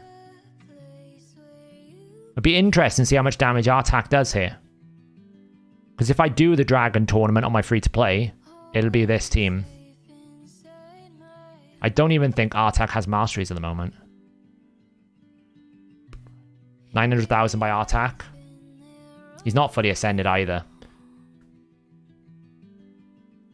Or he's out-damaged Orogrim.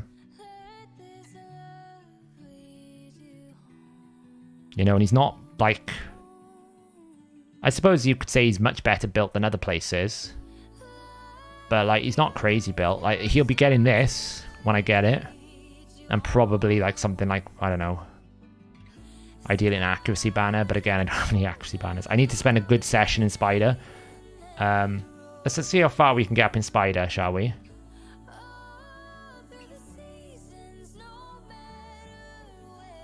Let's see how far we can climb. Just this setup. I don't know if he'll be able to survive because he might be too squishy. We have to do the thing for getting three artifacts here.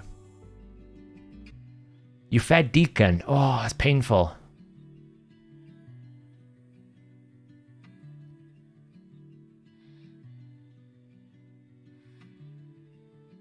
This is where I wish I had stun set, by the way. Wait, did he not do burn properly there?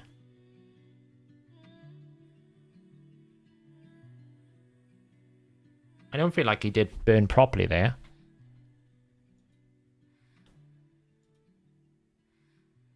I don't think he's going to do that for me because I don't think I have the setup correct. I feel like I'm killing the spiderlings too quickly still.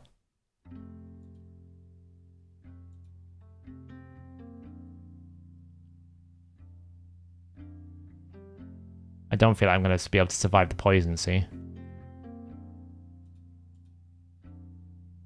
feel like I'm just killing them too quickly.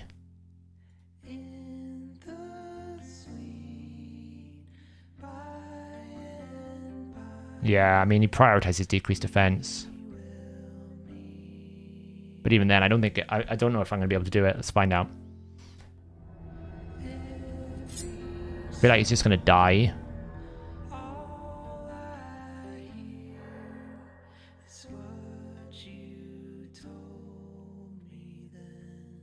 Yeah.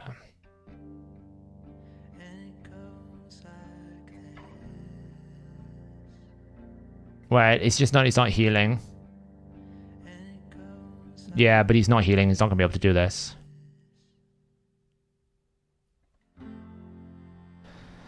have no healing in the team, see? And I'm killing things too quickly. I'm doing too much damage. So I would need some sort of healing with it. Like that.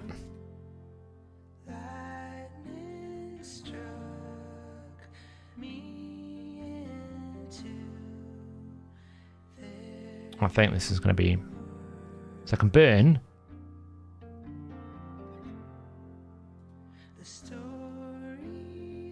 But I have no Termite control here.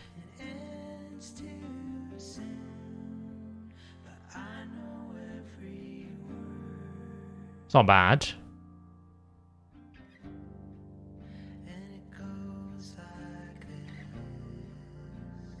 It's nice they didn't fix his visual bars. This is going to be another Ultimate Death Knight, isn't it?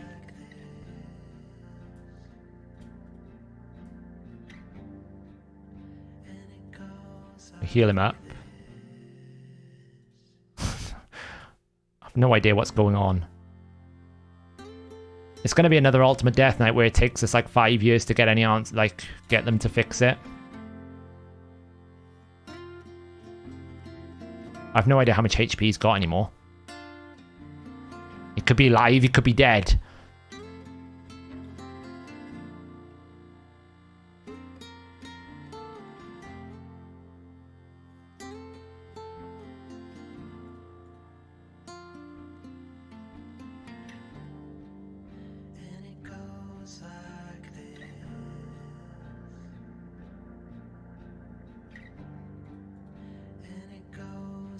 I have no idea. If I heal him, will we get a HP bar? No. I don't know how much HP he's got. Is he alive? Is he dead? The only problem is I just ate all the spiders, so I'm going to have to wait now. No freaking idea. He's going to die from this now, probably.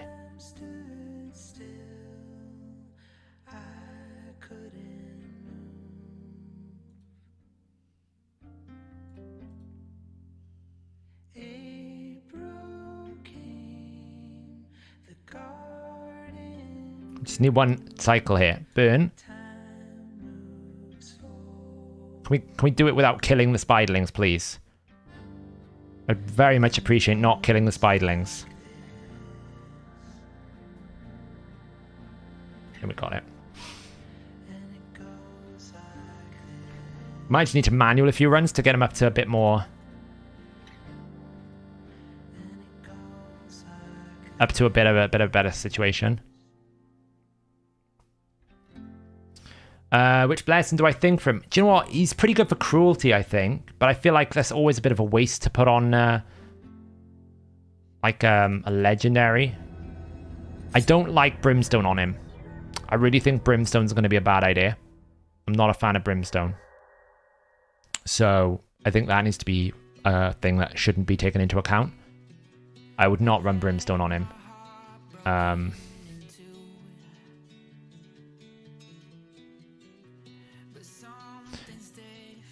I don't know about...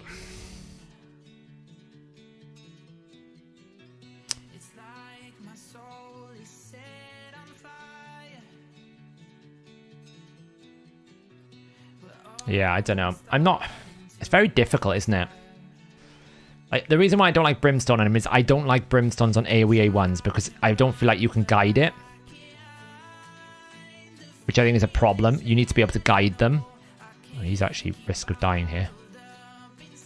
Rogan can A2 heal him, hopefully.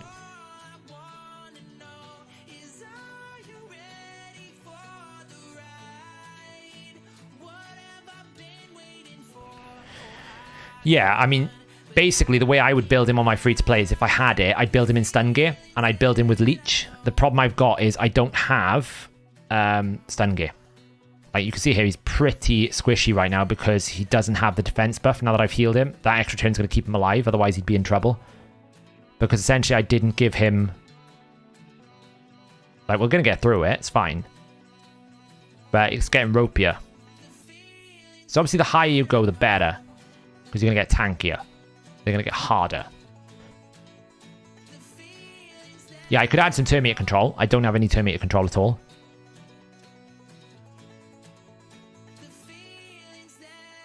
And I should be adding someone before he takes a turn as well, so that I can get the burnout on all of them.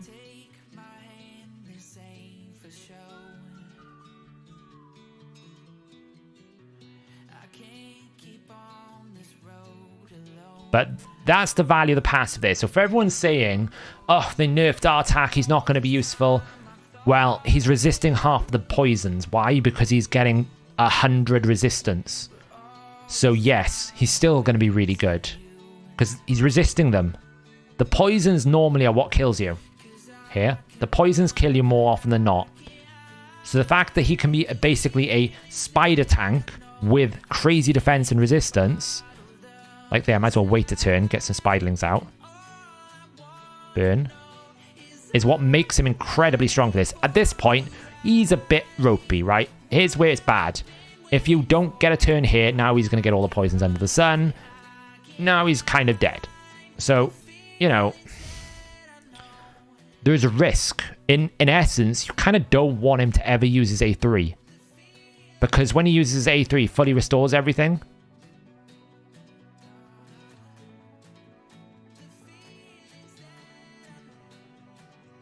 I don't think I can do this because I don't think there's enough termite control. It's getting close.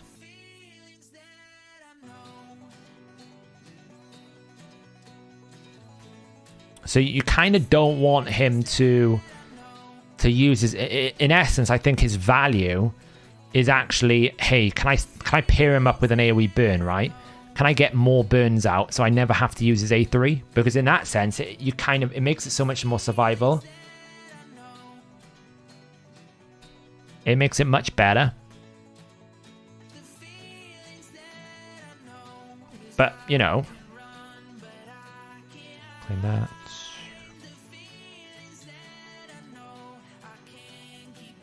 But I need to set that up properly, right? I need to set up... You just had the most obscene pull ever. 10 voids, got Krisk, Necra underneath. What? What? Screenshot, I don't believe you, The Hobbit. Screenshot, oh, I do not believe you. I want to see that in minion moments. That's bonkers. That's bonkers.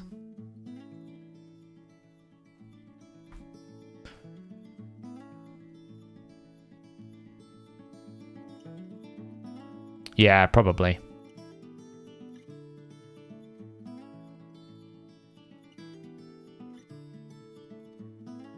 So Soul Reap Skydoodle, I did test it when it came out, will work on the clan boss, but only if it's 1 to 19%. So the moment you kill the clan boss, essentially defeat it, you lose the benefits. But in that 1 to 19%, you can keep proccing Soul Reap over and over again. Until it dies.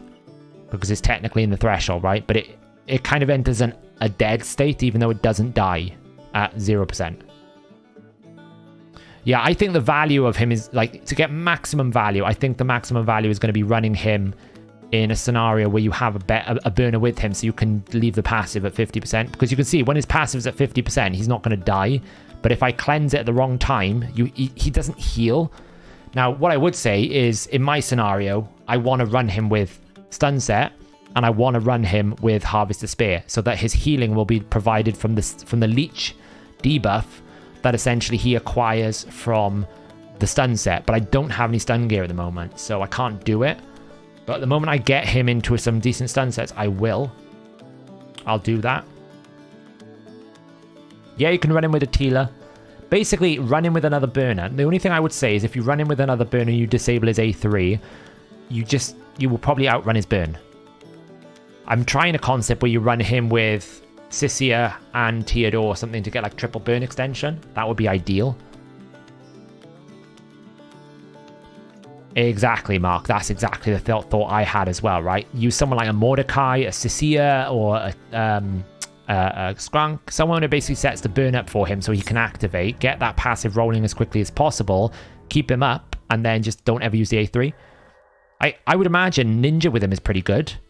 In Hydra, right? Ninja Artak's a bit of an expensive one, but you do get decreased attack and decreased defense built in there, but you can easily ramp up his passive.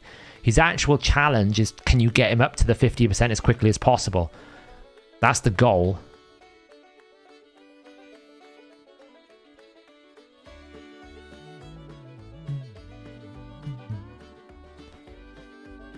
Upgrade Force Battle 10 times.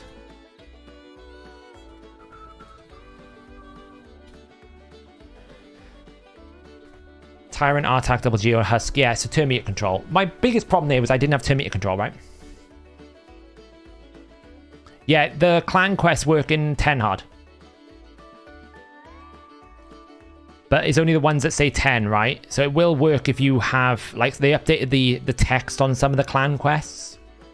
Yeah, he'll be good with Crypt King as well. Yeah, Crypt King's a good one because he gives the burn. He's been relentless in my free-to-play because I tend to have really good relentless gear.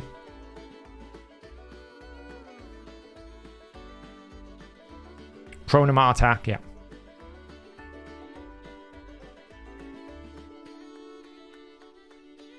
It's based off destroyed HP, Jason.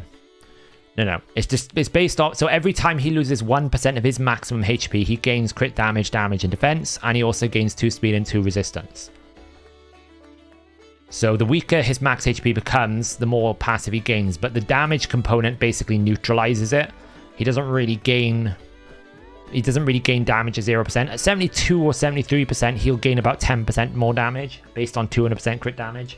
The more crit damage you add, the more efficient his passive becomes as well.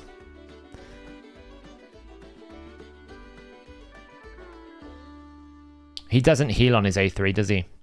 Like, he'll only heal if it doesn't place, I think. Let me check. I'm pretty sure, like, that's his only thing that I see as a problem, is if he cleanses his max HP, he has no mechanism to actually heal his max HP. Because if he places the burn, he cleanses, he doesn't heal. So you're in this, like, really bad situation. What's his passive say? 5% of the max HP each burn. Yeah, that's status effects applied. So if the status effect is not applied, then it is 0.05. So in actuality, the text is wrong as well. I should have really covered that. Because in reality, whether it blocks, resists, doesn't place, or anything, it doesn't matter. If he doesn't place the burn, he he heals, basically. So if the burn is of a greater duration, he'll heal.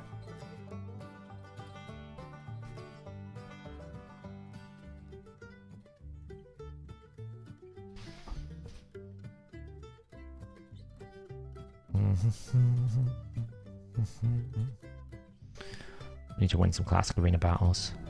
What kind of accuracy would a mid player need to be productive with him?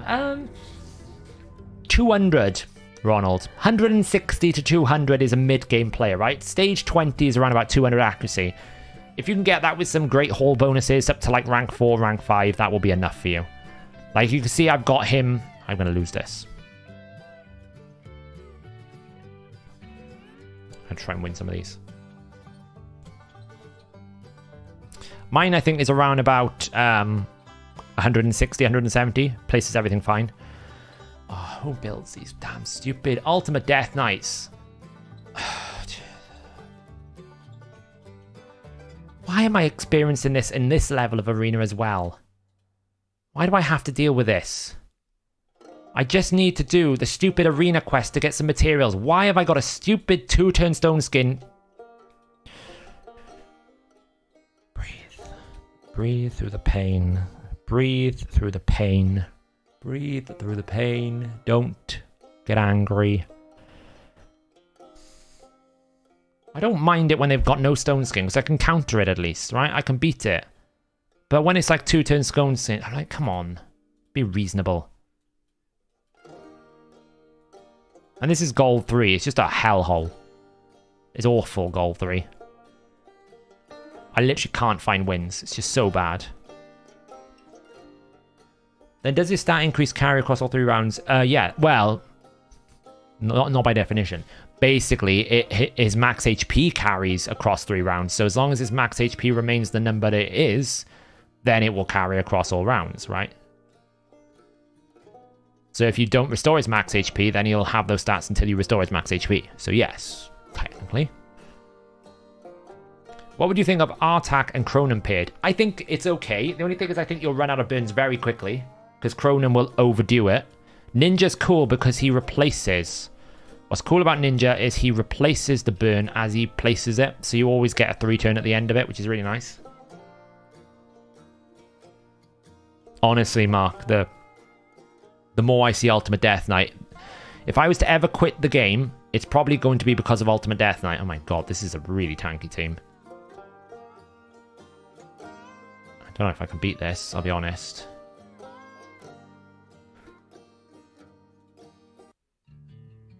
So I got it. I don't know if I can beat this. No, it's not going to happen.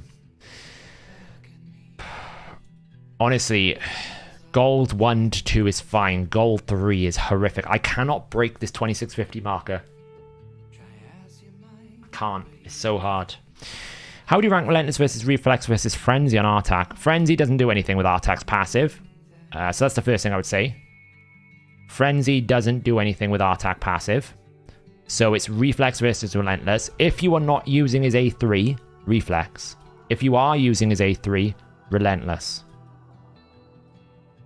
That's how I would go with it.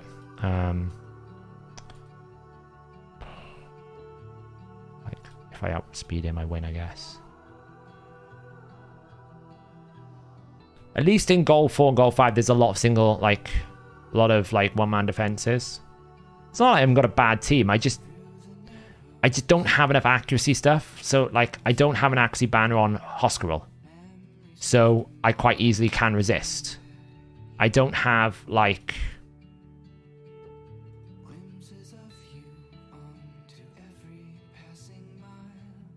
enough probable damage on my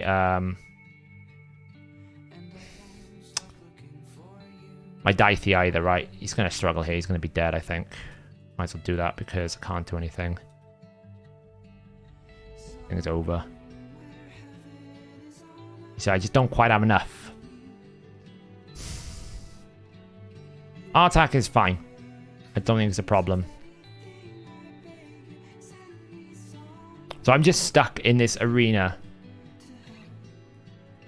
Pull is on Discord. Thanks for becoming a minion, The Hobbit. Oh my god, that's disgusting. That is absolutely disgusting. Necret, Krisk, and an E3 and a 3, but that is disgusting. Thanks for becoming a minion, though. Really appreciate it. Oh my god. Oh my god.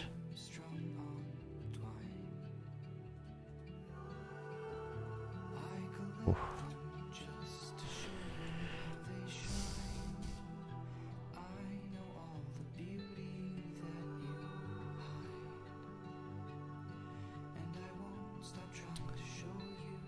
No, Frenzy's never intended to. So the thing with Frenzy and Fury sets is they work on current HP percentage versus your total HP percentage, not your maximum HP percentage. So just because you have got... Look at that. Let's go smash Clan Boss quickly. So just because you have got 50% of your HP destroyed, if you're at 100% of 50%, as in your green bar fully fills the half of your HP bar that you've got, then Fury and Frenzy considers you at full HP. It's only about the current HP differential. So if I'm at 75% destroyed HP and my green bar is full, I have zero. I'm at 100% HP. If it's at sort of a third, then it calculates it down, right? So it's not a bug. It's the way that the set works. So yeah, I know, 9 minutes. I'm trying to just get as much out as I can, as many dailies as I can. Yeah, I don't have ultimate. I don't have Geomancer. So, what was your primary game before RSL? I played a lot of Lord of the Rings Online. Played a lot of League, bit of TFT from time to time. Played a lot of Diablo. Will be playing Diablo 4.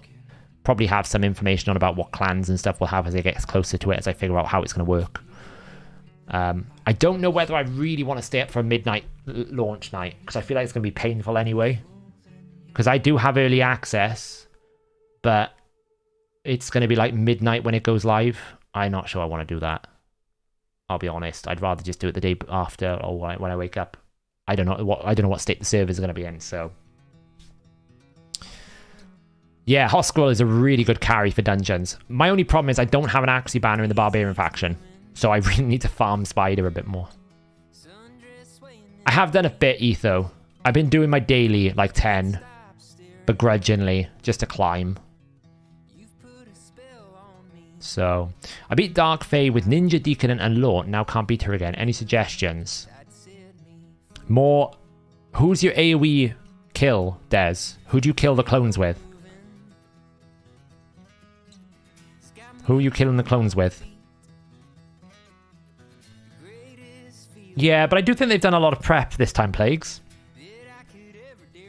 Because obviously it's not like free for everyone, because it's only those who bought the deluxe. Now that will be a lot of people who are very interested in it, but it's not exactly going to be like, can Coffin Smasher place decrease attack, please? Wow, this is going to fail because I didn't have decrease attack.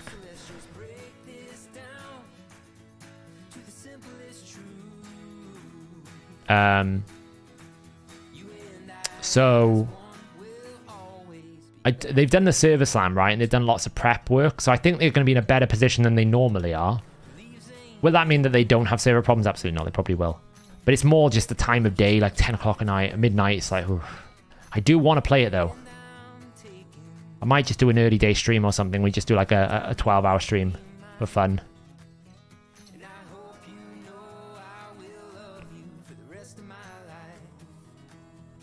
As you can see, I don't really have a clan boss team at the moment. I just do clan boss. But I have a team ready to go. I just need to build up Ender. I need to build up Nazana. I need to do masteries on Artak, Nazana, and Ender. Then we're in a good position. Oh, Earbad's going to win that hands down. I can't gear cleanse. Use Ninja, Des. I would suggest bring in someone who can hit harder then. Like, where are you failing, Des? Are you able to keep the boss's turn meter down, or are you not able to kill your clones? That would give us more information. Like, what causes you to fail?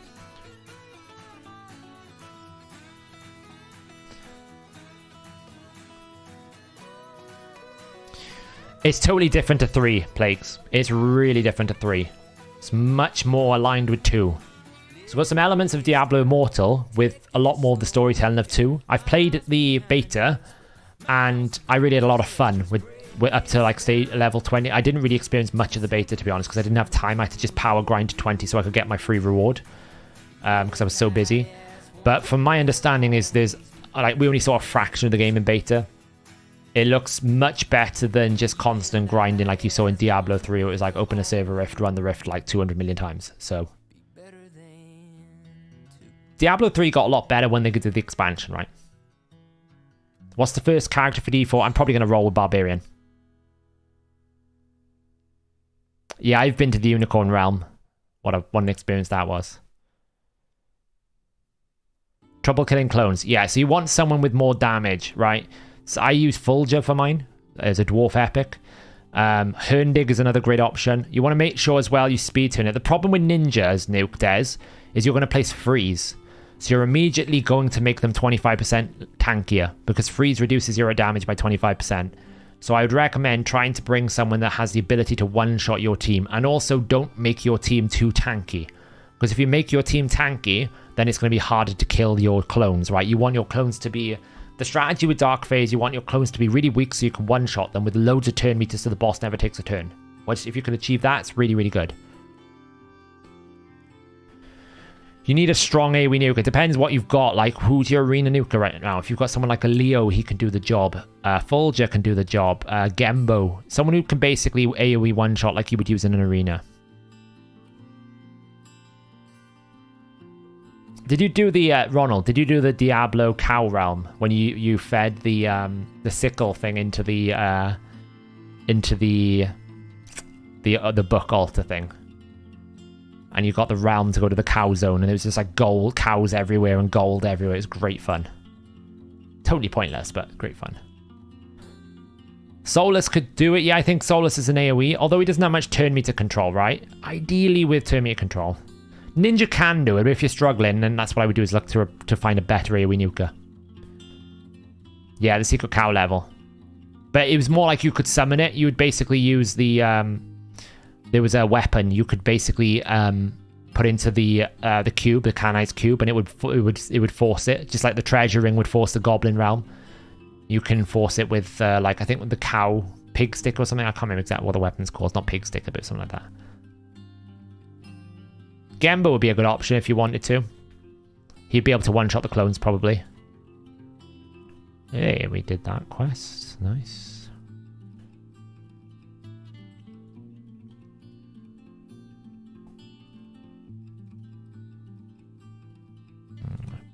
Probably can't do this. Takes too long. Okay, well. Claim that quickly. Claim that quickly. We'll speed running as much of the Forge Pass at levels as we can. Daily login, we get our energy, that's the most important thing. Claim that, awesome. Well, we did as much as we could as a daily.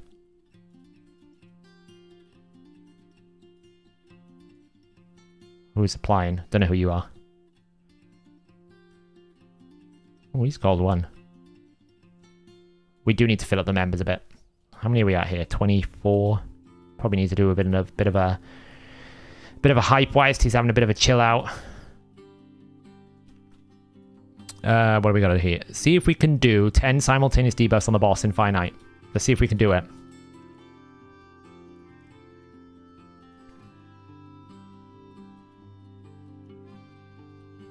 Pick up a few more energy there.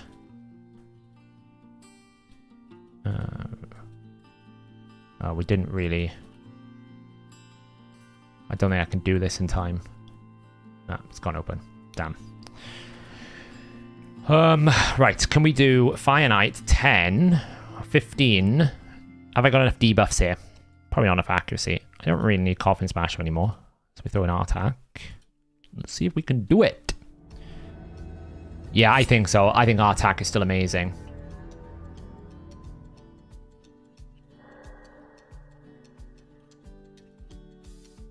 It doesn't matter, we can just do this.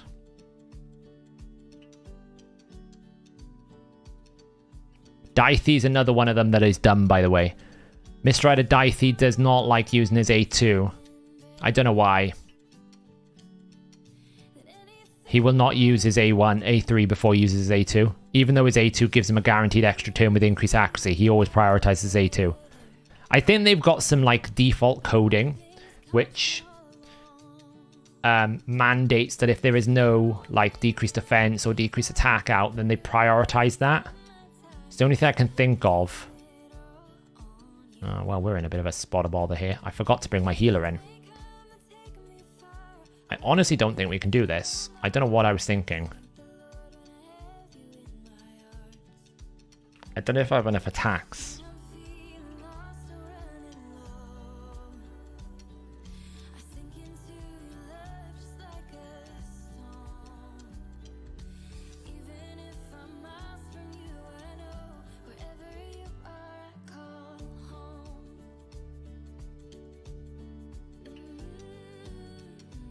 Get decreased attack out. Poison. There's 3. 4. I guess we just do that to stay alive. Right, so we got 3. I need to get 10 debuffs up on this target. How the hell I'm going to do this, I don't know. I'll just hit that. Boost. Do.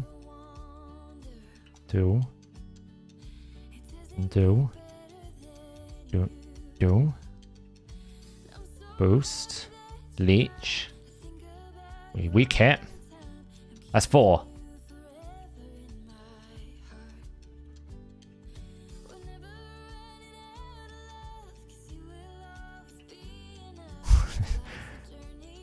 I don't want to kill him.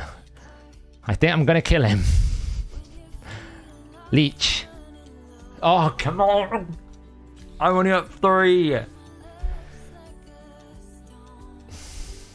Oh, this is going to be awful, isn't it?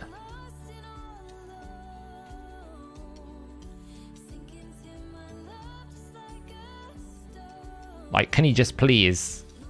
I need to save those poisons. Okay. Daithy, take a turn. Nice. Do not kill him. Oy vey. It's close. Leech. Right, there's 4. 5.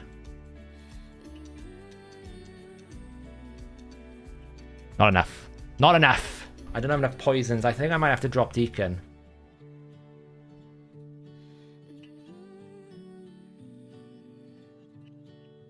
I was thinking of dropping... I suppose I could just bring Coffin Smasher in for the stacks anyway.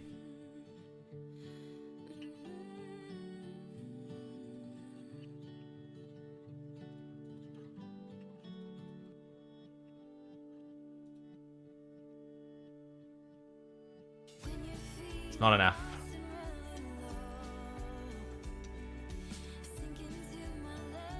That's annoying. I need more debuffs.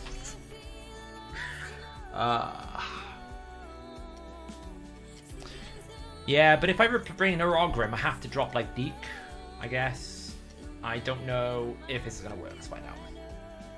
Let's find out. I have my Rhonda in Toxic, so I just put her in. Yeah, I mean, that's a great idea. I could do that.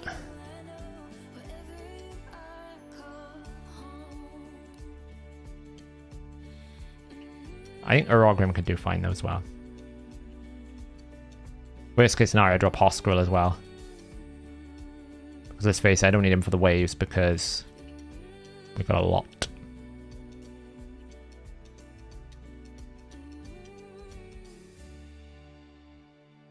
Now, obviously, this is not Artak's best position.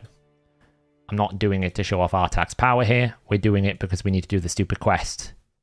Because me and my infinite wisdom was like, sure, I can do stage 15. I can get 10 debuffs on the target. That's not difficult. Until I forgot that I actually have to get the goddamn shield down.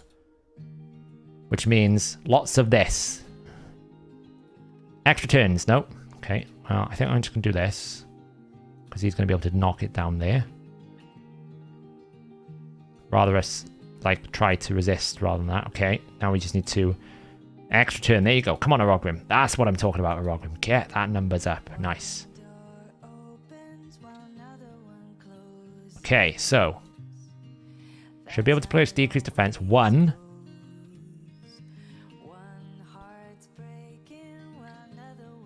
2. 3. 4, 5.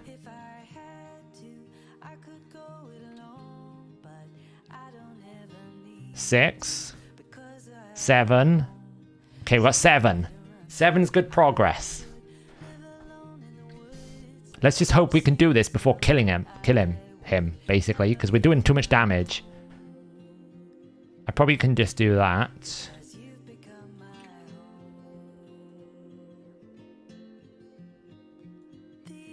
One, 2, 3, 4, 5, 6, 7. 1, 2, 3, 4, 5, 6, 7, 8, 9. We've got 9. Need one more. Do not kill him, Dithey. 10. 1, 2, 3. Let's just make sure. Yes, we've done it. Whew. I mean, it's probably a decent full auto team, this. I can't quite beat stage 16 because of affinity, I guess. Like, we're strong affinity here, so. This is obviously not Artak's best place, but.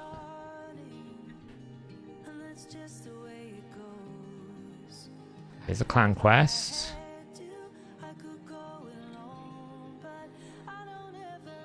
There's another one.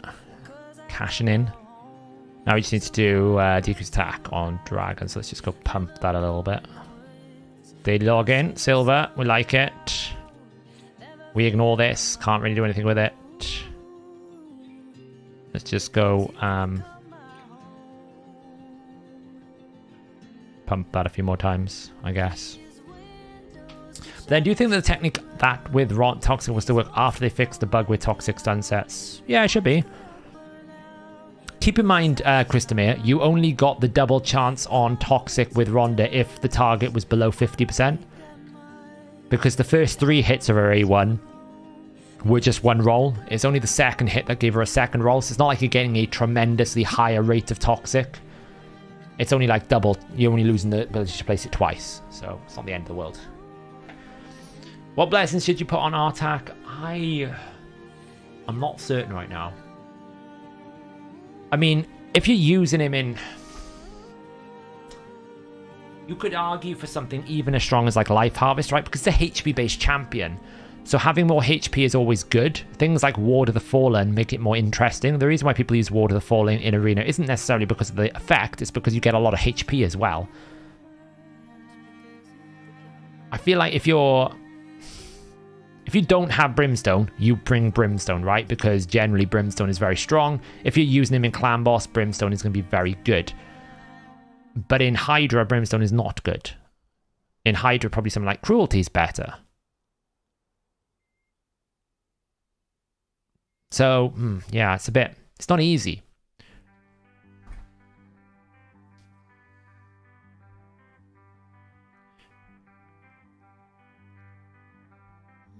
What are the best stats for damage? Firstly, it depends on whether you have good crit damage gloves, Jason. If you have good crit damage gloves, then you will go crit damage with lots of substats for crit rate until you hit 100% crit rate. Then you start indexing more into your primary stat with the ideal setting of getting something like 160 plus speed. If you don't have good crit damage gloves, then you have to flip it. You look for crit rate gloves with lots of crit damage substats. Ideally in Savage Lethal. That's the way you would build it. Ooh, Artak might be dead here. It's alright.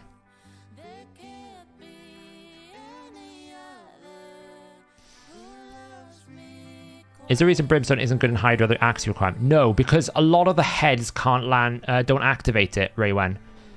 In Hydra, like I'll show you this now because I'll probably do a Hydra one with Artak quickly. Just to do some normal damage. I'm only in here because I got a clan quest. We'll knock a quick Hydra one out. Artak doing work. Ooh. Kind of trash.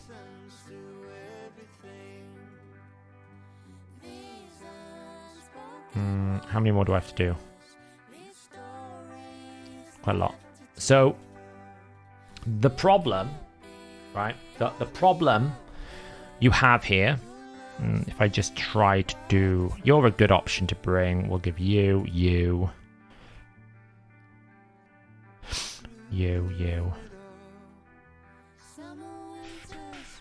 I'll throw you in, I guess.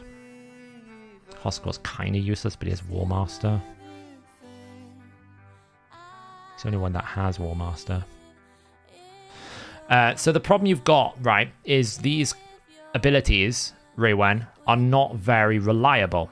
Okay? So the only time you can activate Brimstone is when an enemy uses an active ability. So basic abilities do not work. Okay? So let's just see the situation here, okay? So the Head of Wrath has a 4-turn cooldown. So it means if you place it and he's got 3 turns cooldown, he never activates Brimstone because he can't. The Head of Mischief, if he has no buffs to spread, will never use his Spores of Mischief. So if he has no buffs, he never activates Brimstone. The Torment Head is a 3-turn cooldown. He's probably one of the better options. But again, if he's got a 2-turn cooldown here, he's never activating Brimstone.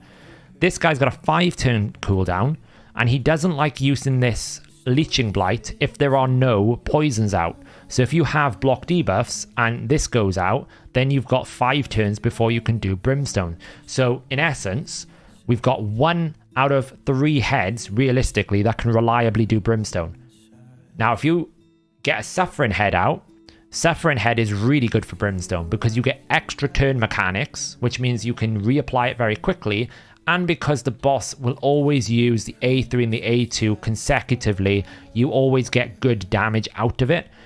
So you want basically a single target Brimstone champion because you want to make sure you're putting Brimstone on the heads that actually can activate it. Otherwise, Brimstone is doing nothing. If I put Brimstone on Artak, I can't really determine where it's going to go. It could end up going on the Mischief Head all the time. It could go up on the Decay Head. Ideally, I'd want it up on the Torment Head all the time. I use Brimstone on my 5-star Cantra. Why? Because I don't have to A2. She's got a single target A1. So what I'm doing on Cantra, you'll watch it when I go, if you're still here when I do the Nightmare run in a second, is I'm waiting for the Head of Suffering, and then I will place it out on the Head of Suffering. I'll wait until I can reapply the Brimstone before I AoE again. So in an ideal optimal world, you do bring Brimstone to Hydra, you just bring it in a single target controlled setting. So in this example, someone like a Rhonda is a better Brimstone candidate. Why? Because I don't have to use her A3 until I place Brimstone. This is going to be a nightmare because we have no solution for the Hydra.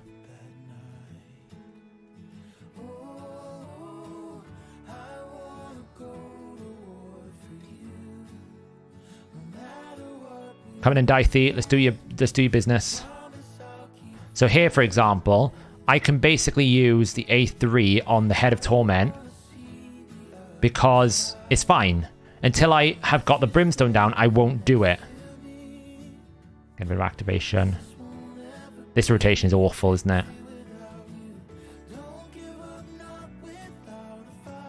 It'd be nice if I can get top, like at least bottom chest.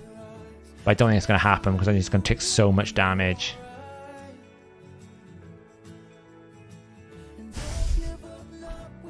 Oh, the free head is brutal. I don't think I can do anything about it. Like, I don't have a Veil champ. I have nothing to stop this. I mean, I can try and bring Quagon in. It's better than him. Quagon might literally just give me some time.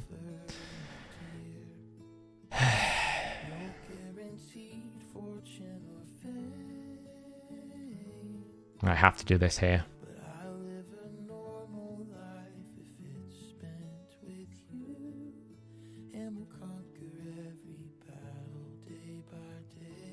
Quagon has no gear.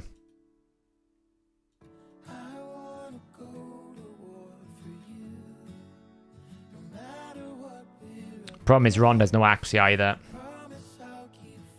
Ron, he's no gear.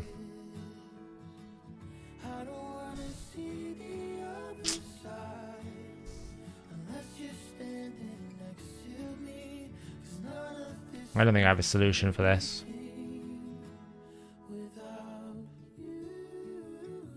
I just have no one with blocked buffs. I have no one with anything. Like I just like Qui-Gon just doesn't have any gear.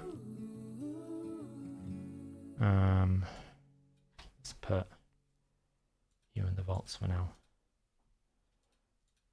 Maybe you're wondering why I'm talking about Qui-Gon, because Qui-Gon gives me Veil. At least.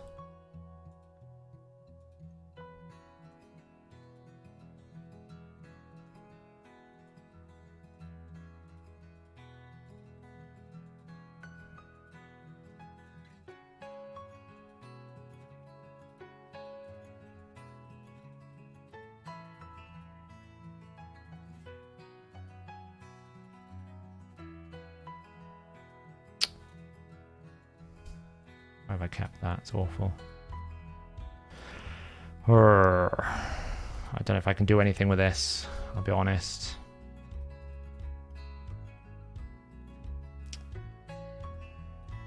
Just dodging the speed. It's better. Just go with that for now. Maybe I can get a speed set of boots. Upgrade to 12. Just give me some boot speed. Oh, nice. Why can I...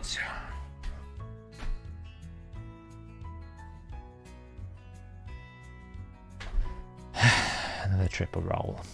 Whatever. Whatever, Trevor. What is this?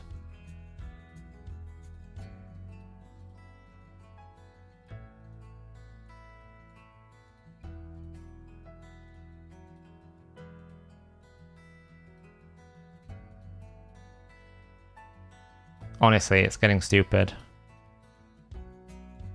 Do we have any decent speed chests? I need to actually roll gear. It's really bad. Here's another triple roll there. I'm sure if I triple rolled that, I'd be triple roll. Shall we see? Oh, for God's sake. Come on.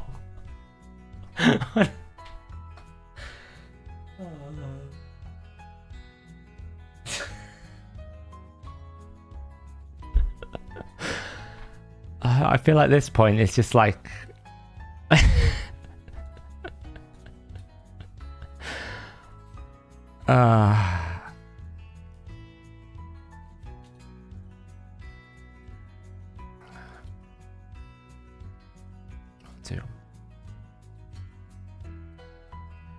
it's getting stupid, isn't it? Like the gear on my free to play is actually quite good. I just need to properly use it. Yeah, it's fine.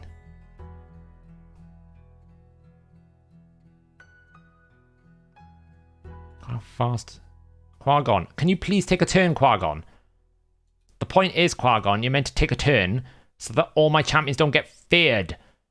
Because you're meant to do this and do that. At least one champion's not going to get feared. She's feared already. Oh, we got a Brimstone. This is the only run we can do now. Pray that we don't get feared on Artak. Yes. This was the only run that I could potentially do because now I'm like totally stuffed.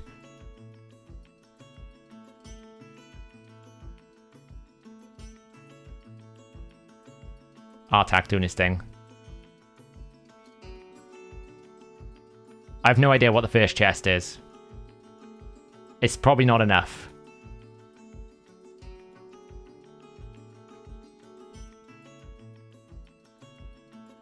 What's the first chest? Oh, it's 1.66. Oh.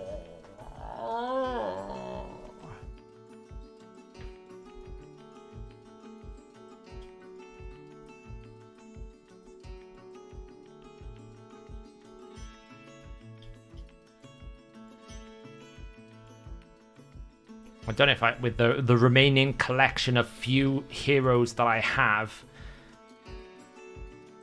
can I put up a fight? Maybe Diabolist with speed, right? Oh, come on. I know, but I need to get to like 1.66. I need to get like 500,000 here, and I don't really... I can't really see it. I should have done speed buff there. Well, maybe we'll do it after. Because, like, I just have no damage.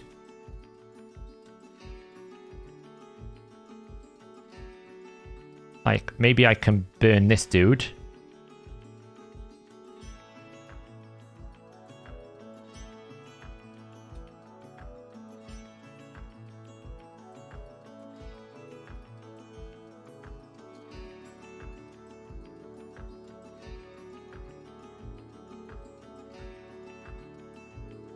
Yeah, we talked about Artak. He's really good so far. I just have no damage here now. Because I have no one to, like...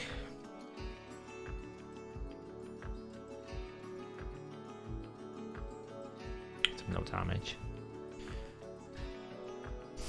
Armor Grey 2. Yeah, but I mean...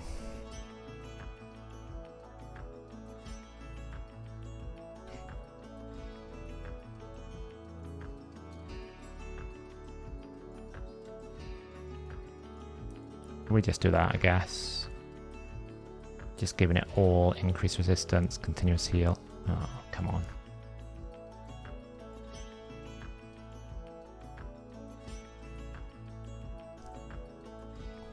Yeah, I mean, my account is just not ready for Hydra, right? Last time I did this, I was able to sneak a one chest, but that was probably because there was no Torment Head. I literally don't have a solution for Torment Head. I do not have a solution for Torment Head here. Like, there's not even one in my account. So really, all I'm here for is, can I get some War Master procs? Can I get some burns out? Can I, like, I don't know, throw an AoE out for a little bit of damage?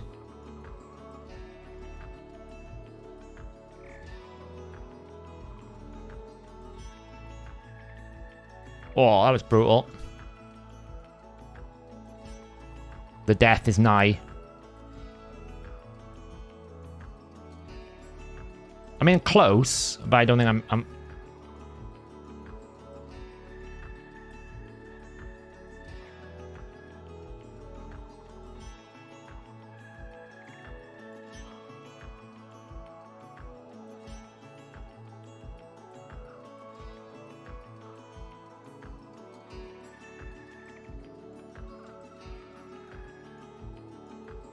.66. Oh, I'm so close. So close. I'm so close.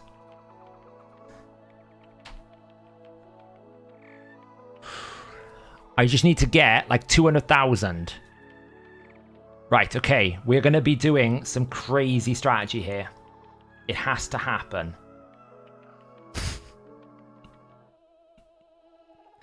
Is this going to work? Increases duration. Okay. Okay. Get ready for it. This is like next level big brain thinking.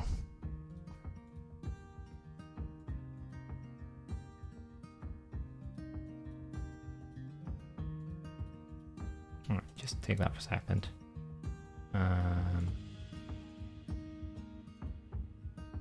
You're pretty trash.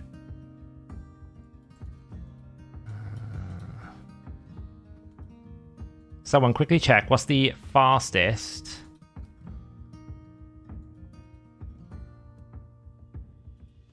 Let's just check actually. What do I need for stats here?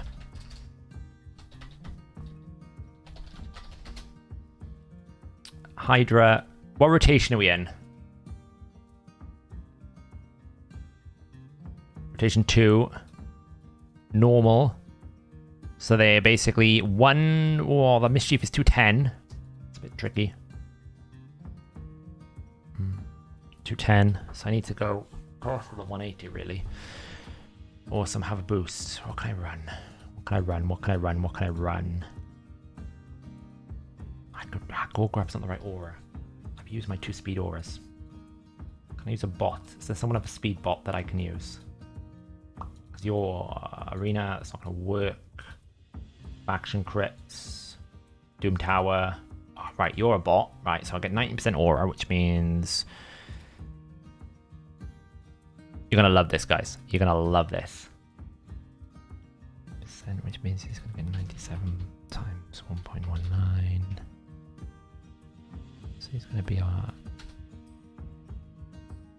like 18 more speeds. So 153 plus 18. It's going to give me 171. He's like another 9 speed, really. I need like about 100 accuracy. Not enough accuracy right now. Okay, good accuracy there. Good accuracy there. Make some better boots. Probably not free. We could just take those for the time being.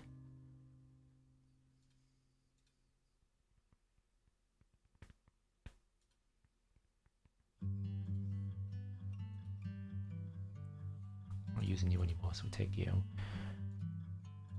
Just give it a basic little baby glyph. Okay, so the idea here is it's not going to work. I don't have enough accuracy. I shouldn't really be upgrading gear outside of tomorrow's event, but I just don't have enough accuracy on here. But maybe if I replace the gloves with something with accuracy. That'll do. Okay, so if we pick on the Head of Torment. Okay, that should be okay. Oh, what am I doing to myself? Why am I doing this? I have no space either, which does not help. Let's put some people in the Master Vault at second. Quagon, you go back. Tanix, I guess. Can go in the Reserve Vault for now. Magnar, come out and play. You have been chosen. Okay. How fast are you? Not fast at all. Oh, I have no speeds. Oh, God. What am I doing to myself?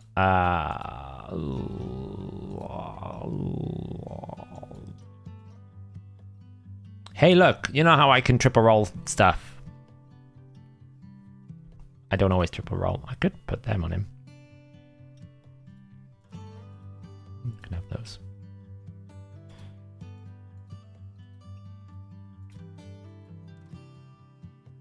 Perfect. That gives me 159. Should be okay. Might be a little bit too fast, I'll be honest. And then you need to be even slower.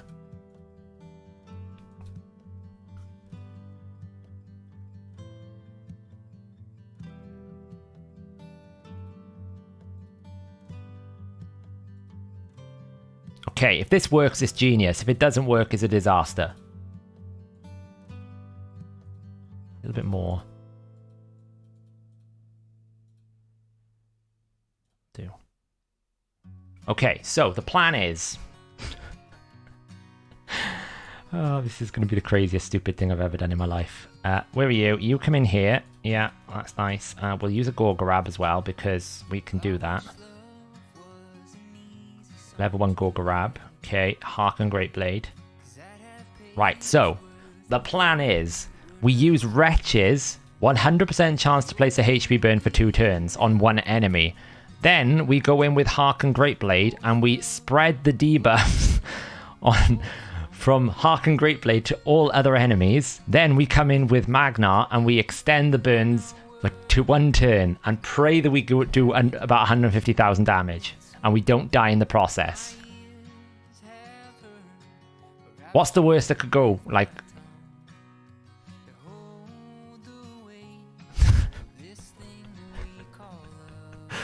Okay. Does it work? It's the fragments is worth it.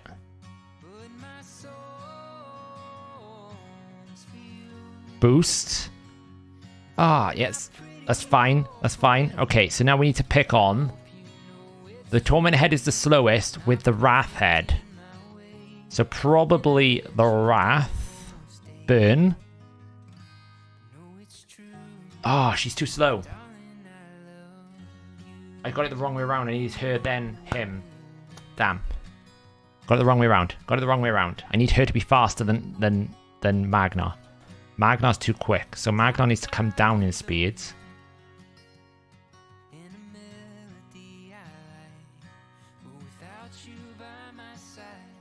How fast is Harken?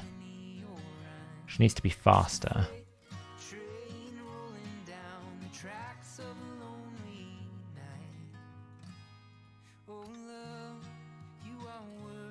We'll take that, they're pretty good.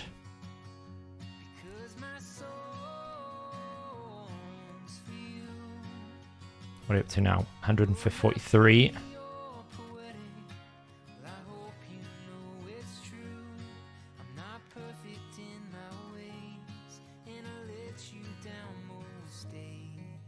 I think 27's too fast now, right? 27's way too fast. 170, way too fast. Because Wretch is only 160, so she needs to be like a little bit faster. She needs to be 159. And he needs to be like 158. So he's too quick, so we need to take some speed off him. So let's just put, I don't know, that on him for now. It's fine. Brings him down to 154. So she needs to be like in the window of 155 to 159. So we could just do this.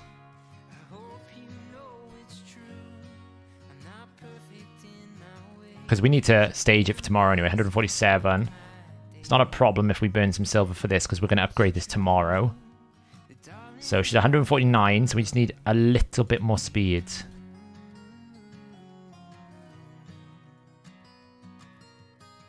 Yeah, speed aura is fine. It's not a problem. Why do I keep coming across triple speed items?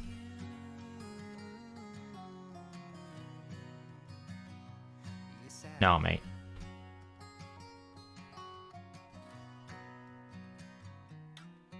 $13's too fast, right?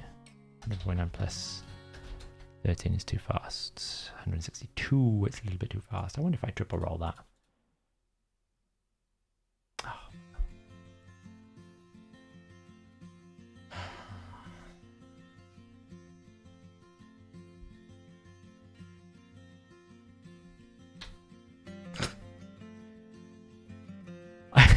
I'm starting to question, have I hacked it? Have I unexpectedly hacked the game? I we're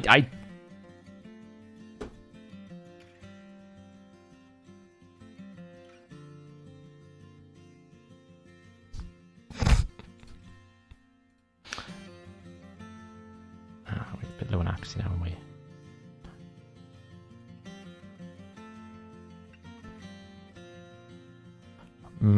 That's pretty good. Let's just give it a bit of a...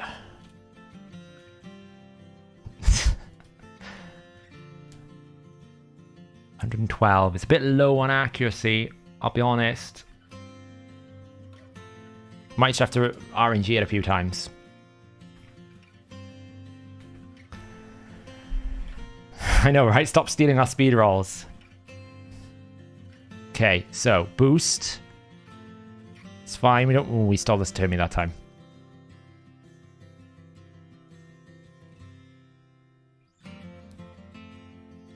Just has to work once, yeah.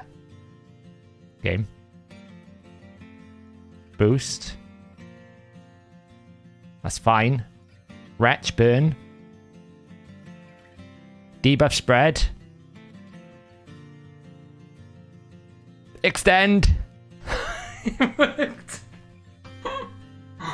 Oh, why am I doing these things? Is it enough? Did we do enough? That's enough, right? I only needed 1.66 and I had 1.5. It's enough, right? I mean, it worked. Like, everyone died, but it worked. Holy moly. 1 point. Ah, brainchild. That's how you do it, see? That's how we do it. Never doubt. I was actually keeping the wretch, believe it or not, because at one point before Artak, I was like, I have no AoE HP burn. I might need to do a wretch into Harken for Spider 20. Because I literally had like nothing. Like, I had nothing. Well, we did Hydra. I'm impressed with that. Big brain. Big brain.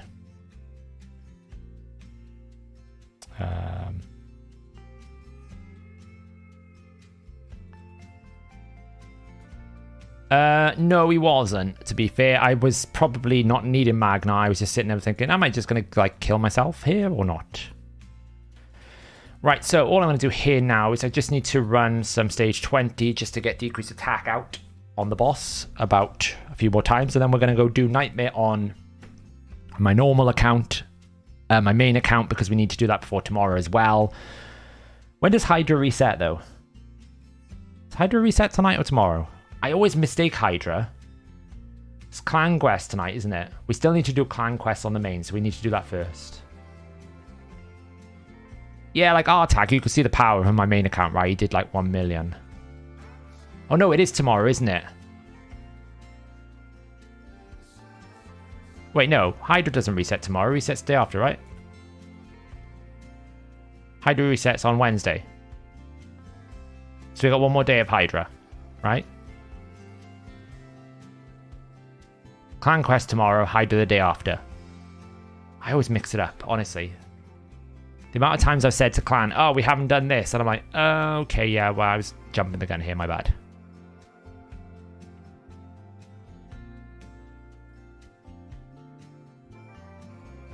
Yeah, we'll see what it is. I need to do Clan Quests on my main. But we just need to... Oh, I just bashed that. We just need to do this one here as well. Count out how much... We need 8 decrease attacks. There's one.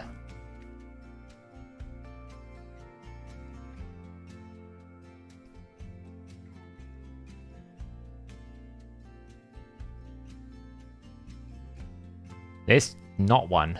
Because we didn't do A2. For some reason. There's 2. There's a second. So we're at 44 out of 50.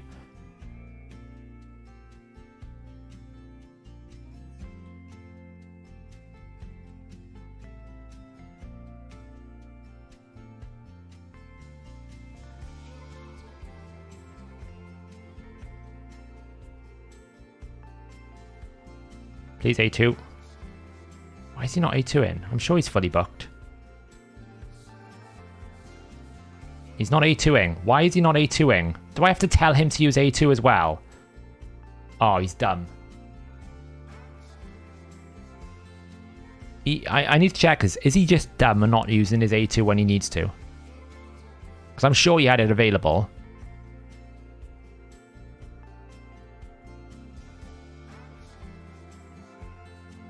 Yeah, okay. That's cool. Yeah, it's awesome. Stop taking me back there. See you later, Dutchy. Thanks for hanging out. You, when you get to the boss, please use that as a second priority. His AI is all over the place, isn't it? It is all over the place.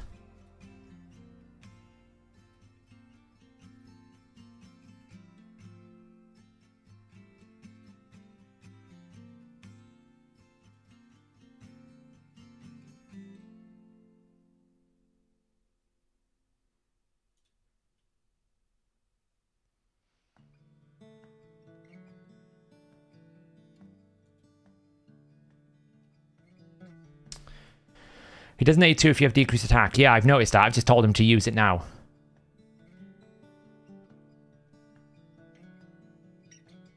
What? Go use an A3 before A2. I know, right? It's painful. Even like, I think it's even worse for someone like Mr. Adidaithi. Because his A3 guarantees he gets an extra turn. And you also get increased accuracy. Yeah, he'll always A2 before A3. I'm like, but you want him to go A3 into A2 because you get extra turn into extra turn. I don't want to go A2 into A3 because I want the increased accuracy, surely. That's the logic.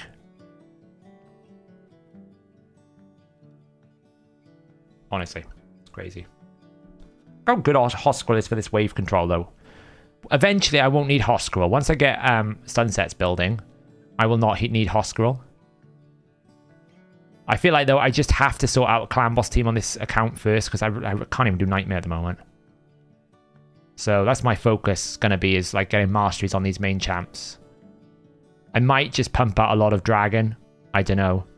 I feel like a Dragon 20 run at around about 2 minutes is pretty good for farming. It's like, this is pretty fast, isn't it?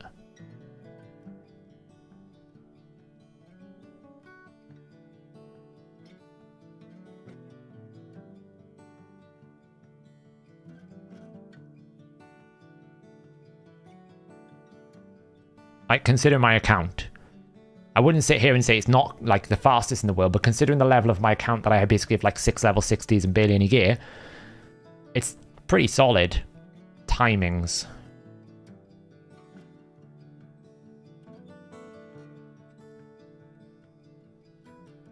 Do you think they give guaranteed event or free champion whoever win it in Septimus Baron Lord? If anything, it will be a training event.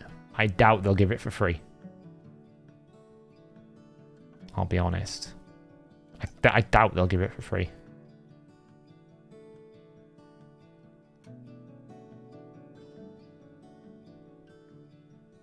Very unlikely.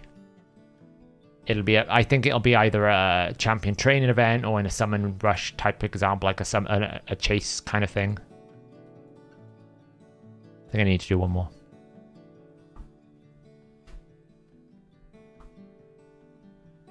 Pythian, I think, prioritizes his cleanse over his revive, which is kind of annoying at some points. Yeah, they're giving you an avatar, for sure. Whether or not that extends to thing. As I said, tomorrow I will 100% do straight away a patch break, like a path breakdown. Get it out as soon as I can. I'm conscious as well, I haven't done a patch notes breakdown for patch 7.1 because it's been such a busy patch. Like, it really is frustrating for me at the moment because they tend to release the champions a week after the patch comes out, and there's lots of different things. It's actually quite awkward for me to do patch videos because I probably should split it up, but at the same time I don't want to have to come back to it. But I haven't done like the multipliers of the new champions to some extent because they're not really damage dealers. But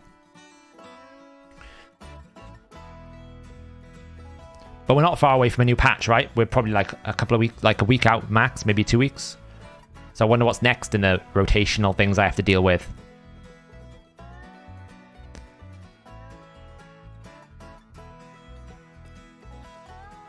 Well, for sure, the path looks like it's got a tier 3 Eternal Zone stone. So they'll probably do a similar thing where the tier 3 stone or something will be locked behind a key path route. They tend to do that.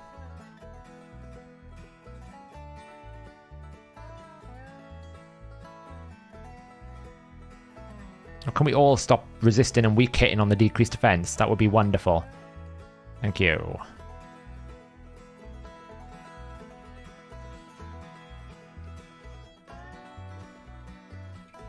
Hey Gort, how's it going? We're still here, don't worry. I started late, so I've probably got another 40 minutes in me yet. Because I've got to get through a few things.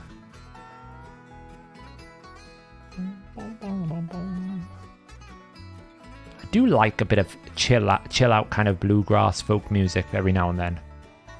I feel like on a summer's eve, as the sun's setting, in a campfire outside, chill around the barbecue. You know the feeling? I'm imagining the reality that won't happen. It's fine. Maybe one day. Alright, Dicey, chill out. Oh, that's a pretty good piece. Right, where are we at? We done? Yes. All 3 done. So look, I got 1500. Now, I could choose to take the accessories if I want. Or I could take the energy. I always feel like the accessories are better for me. Why? Because I need banners and stuff. So I'm on the point. Have you noticed the limit number broke, by the way? It's really annoying. So I'm currently on this path. I'm just buying the accessories every time I can. I haven't got to buying your Carl yet. Feel like that's expensive. I'll buy the energy for the rest. Spin it all out. No, because I need banners and accessories, and I feel like, you know, it's just easy access to really good quality gear. Like, if some of this raw speed and accuracy... Okay, we didn't get many banners here this time, but... I just feel like if I get a good, like this, really, really good. Really, really good. I just feel like it gives you access to such high quality gear. As I said, really I have to spend a lot of time in Dragon, a lot of time in... I have to spend a lot of time in Dragon and a lot of time in Spider. But I first have to get my clan boss team sorted out as well.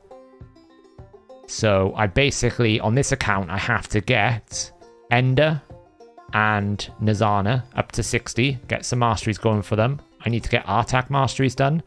He's already at 60. I need to get him ascended. I probably want a 60 Diabolist and get her some mastery so I can get Laura Steel at least. Just to boost up her speed. Then I want to try and focus on getting Clan Boss done. Once I've got Clan Boss done, then I can start focus on getting faster dungeon times. I want to get to Fire Knight 20, Dragon 20 mainly. Once I get some farming done on Fire Knight 20, I can put Artak in a stun set, go down and pick up this Life Harvest Mastery, a Harvest to Spear, which I think is going to be the way to build him in stun set, and he's going to basically carry me through all of my content. So, that's kind of a plan. It's just a long-term plan at the moment. Got some more medals here, so we can start working on... I got to get this up to 7. I'm also at missions. I need to start farming these because look at all this I got to do. Lots of stuff I can do in here. I just haven't put any effort into this yet because it's like clan boss first. Because in my head, I can't go for the next fusion until I've got clan boss sorted because I just don't have the shards coming in. Until you start getting shards, you can't do a fusion. Until you do clan boss, you can't get the shards. It's all kind of like the layered steps. So, yeah. That's kind of... Yeah, I just feel like accessories for me at the moment. It's not like... The good thing is, it's not like these are going anywhere. I can get to them. If I was to pick one, I would pick Yakal over Yannicka because a Void Nuker is much stronger than a Spirit Nuker. That's what I would do. So, it does help. I will triple roll half of them. Do the healing masteries, lay on hands healing, work with continuous heals? I don't know. Let's have a look.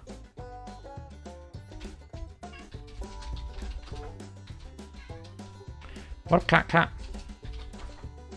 Hello. What does it lay on hands? What does it say? Increase the value of heals this champion casts. So the key in the word is cast. Now, does it consider that a continuous heal is one that the champion heals?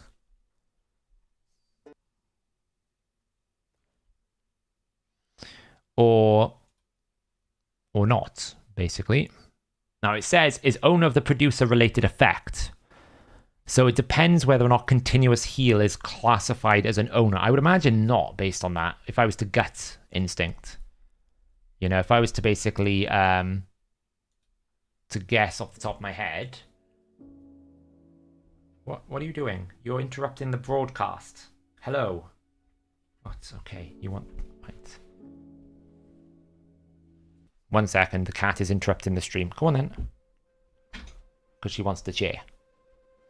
So I'd imagine the continuous heals, no, because I'd imagine continuous heals are coded as not their own effect.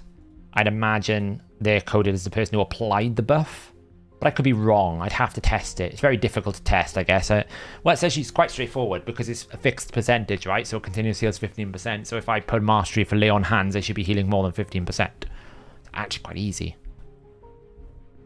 There you go. Jaguar Games tested it, yeah. So, like, if... For example, continuous heal for Chris will work because it's his continuous heal buff on himself. But not if it's someone like a Wither placing continuous heals on someone else, then no, that won't work.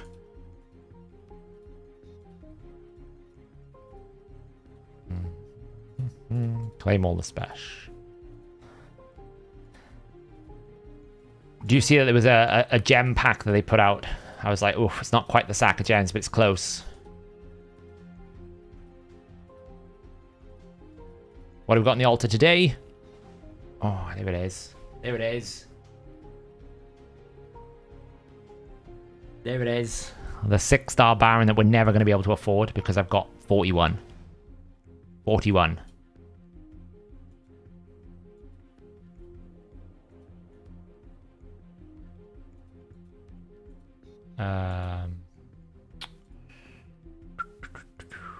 Right, so what do I need to do? Clan quests. Clan quests. I've done 2. So I have to place 10 spider buffs on Spider Den 14. That should be quite straightforward.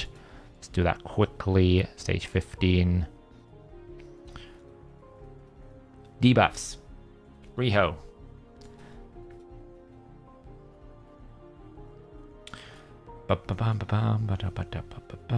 Laburga. Are you fast or are you slow? Are you still slow or are you fast? Well, it's not really a whale problem because it's my problem because I can't actually get 300, isn't it? So it's an everyone problem.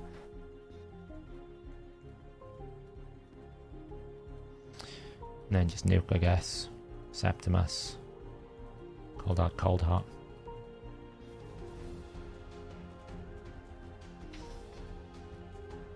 It's much cheaper with epics. Yeah, I feel like epics are much more accessible. What do we got here? 1, 2, 3, 4, 5, 6. 1, 2, 3, 4, 5, 6, 7, 8, 9, 10. Awesome. Kill it.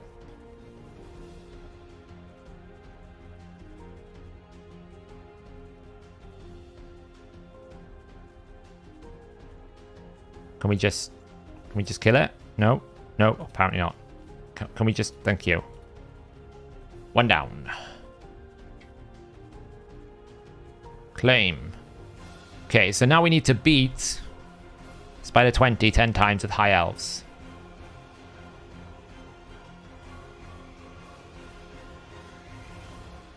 Should be really reasonably straightforward, right? He says. Oops. Spider 20 with High Elves.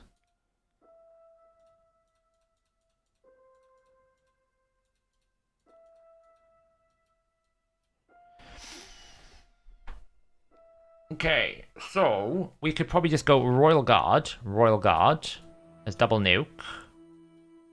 Lysandra for turn meter control. Arbiter.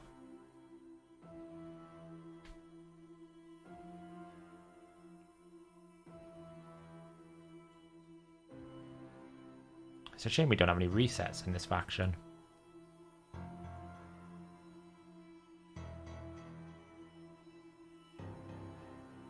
It's a little bit spooky.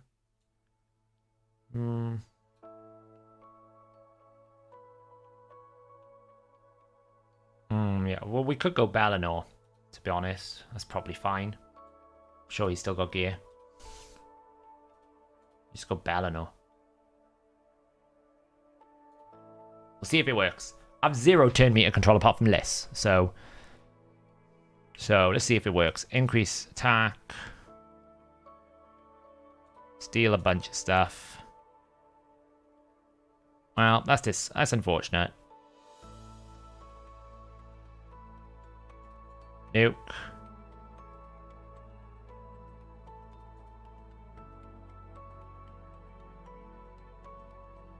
Save that for now. Nuke. We are going to need more than 1 rotation. Based on this. Just, I don't know, kill a spiderling for fun.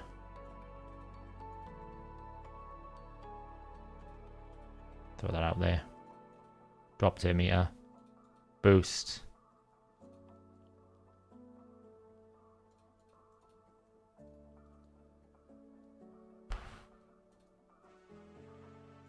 Don't know if we've got enough.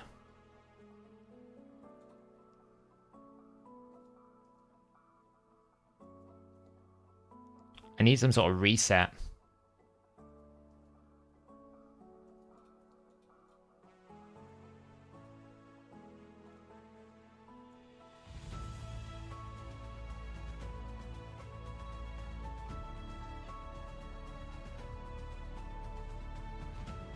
Well, she'd be dead. Probably just one more rotation will do it.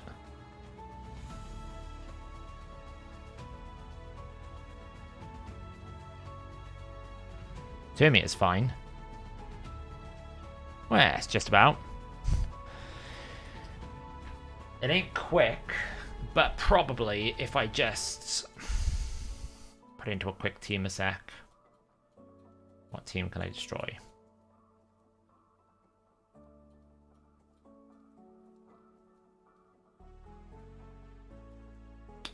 Too many teams built.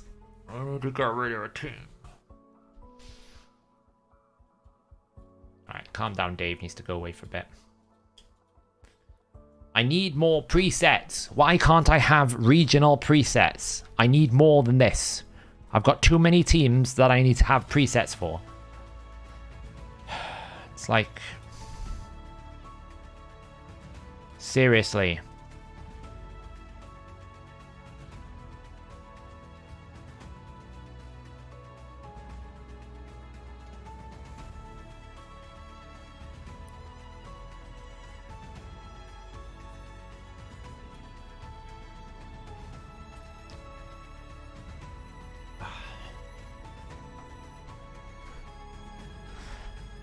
No, I don't think it needs to be auto-gort. It just needs to be done.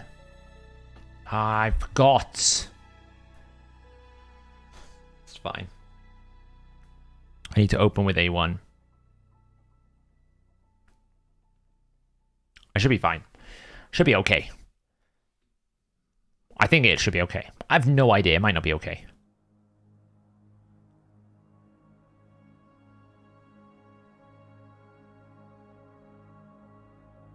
Well, I'm doing some stuff.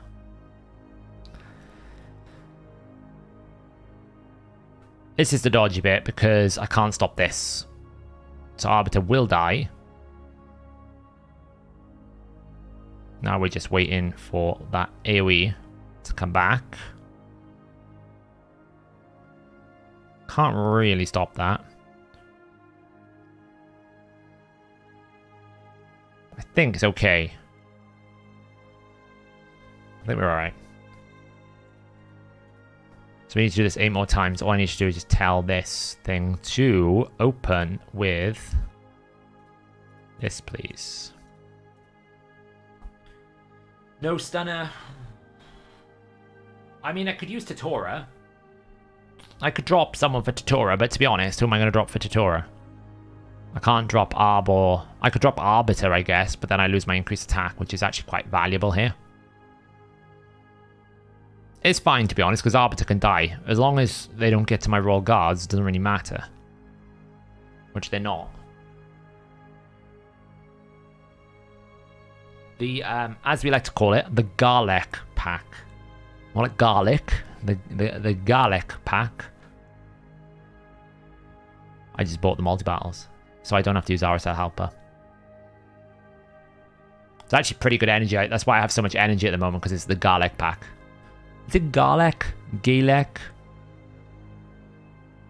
There's Arthur, Kyle, Garlic, and what is it? Elhain it's probably going to be. It sounds like Dalek from Doctor Who, right? Or is it Galek? Hey, Ruz. Yeah, we're still doing it. That's counting, right? Yes, I've used 50 energy. Yes, I've got 3 battles. Yes, stop telling me things I already know. Yeah, so we just need to do 7 more. 7 minutes of spider, super slow farming. With an accent on the K, Garlek. What do you mean an accent on the K? Exterminate. Gotta change the UI. What UI? I've almost been playing a month, and now I'm at stage 24 on Dragon Spider and starting to farm some gear. Should I only keep gear with speed as substats? No. Like, obviously you want to have speed on speed, but like often you might want something like accuracy, resistance. Depends on what you build, what set it is, right? So in Dragon, for example, Stalwart, there's no harm in having a piece that's like defense accuracy prioritized. Sometimes you don't necessarily want only speed. Speed is normally a very good factor. Like banners, for example, you normally want speed on a banner, but obviously you can't get speed on amulets and rings. What you want on rings more is matching primary stats with percentage stats. So if it's an attack ring, you kind of want attack percentage. With amulets, if it's crit damage, you kind of want like a flat stat attack, flat HP. With defense amulets, you want accuracy, resistance, right? So it's, you know, like this, for example, you would probably keep that if you're an early game because defense with defense is great. For me, at a end game point, 5-star game is not worth it. So, what team for Spider 10 hard with Akimtum? I use Ruel, Akimtum, Cold Hearts, Taurus, Darkhail.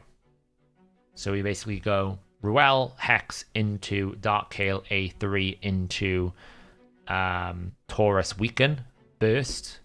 So the Spider Queen takes a turn, and then we basically go Ruel A1. Actually, we go Darkhail into Taurus Weaken into Ruel Hex. So Ruel gets his turn meter boost, so he doesn't get slept. And then we come back. Ruel takes a turn with A1. Darkhail takes a turn with A1. Taurus does his poison burst. Cold Heart does 10%, and we also Hex with Akimtum. That's how I do it. Yeah, crit rate is valuable, crit damage is valuable. Like it's very hard to, in isolation, to go, should you keep speed? No. But is speed very important in the early to mid game? Yes. Because if you're not going fast enough, you're not landing your abilities. You can't do anything. So it's an important stat to have, but is it the only stat? Should you sell everything just because it doesn't have the stat? Probably not in isolation. Now, obviously, if it's heavy flat stats, you probably should sell it. Yeah, reset you can do, take away the Ruel. Mine is like Gort. I'm pretty sure mine's like 98%. I'm not really sure why the 2% is. I need to record a 2% run. The problem is trying to catch it when it goes on a 2% run.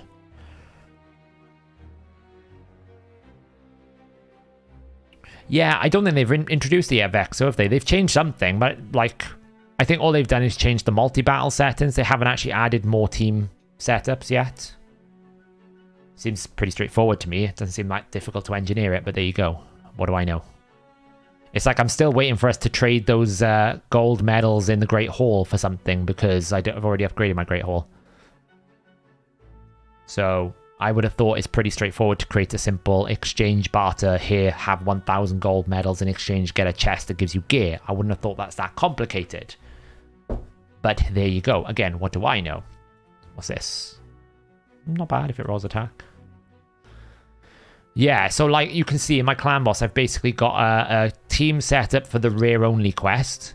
I've got a team set up for different affinities, 2 different affinities, because Rorik will weak hit into magic. So I've got a magic and a non-magic. And then I've got main dungeons, and then I'm running out of space. I normally have 1 or 2 spots free for this type of stuff, where if I've got a clan quest to do faction only, I need to set up some basic AI. It's an interchangeable team, but like you need one for finite hard, you need one for finite normal, sorry, you need one for dragon, you need one for ice golem, you need one for spider 10 hard, so that's already 4 teams. Then you might have 3 or 4 for clan boss, might want some for other places, it's just not enough. No, the gold medals in Great Hall, right? They've said the classic arena gold medals will be exchangeable for a chest of rewards, whatever that means. Hopefully it's not as bad as the weekly resets, because they're terrible.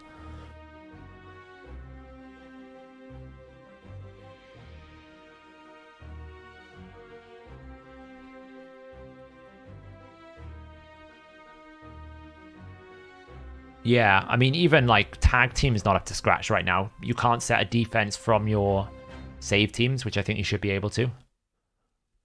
It's a nightmare trying to remember them. I think I only need one or 2 more now after this. And then I think I'm going to leave Hydra for tomorrow because it's kind of late. But we got most of it done. We got a lot of it done, so...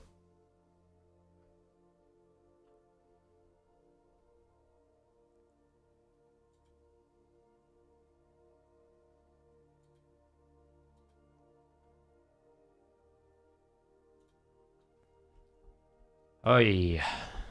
I always do this to myself. I take these quests thinking, it can't be that hard. And I'm like, it's actually still a bit of a time burden to do these. I don't even try hard spider. I mean, hard spider, if you can do dragon 20, if you can do spider 25, then you could do hard 10. You just need to tweak it a little bit. It's not that much different. Is that enough? Not quite. How many more? 2 more.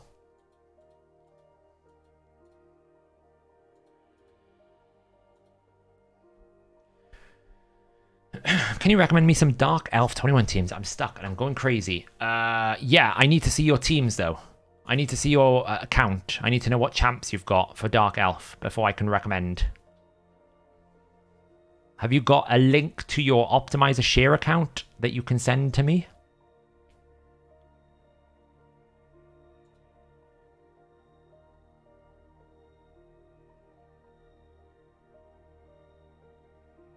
You probably just need to adjust your speeds though, Toxic. Because the strategy's the same. Have you sent it to me on DC, have you? Aha, yes. Let's have a look.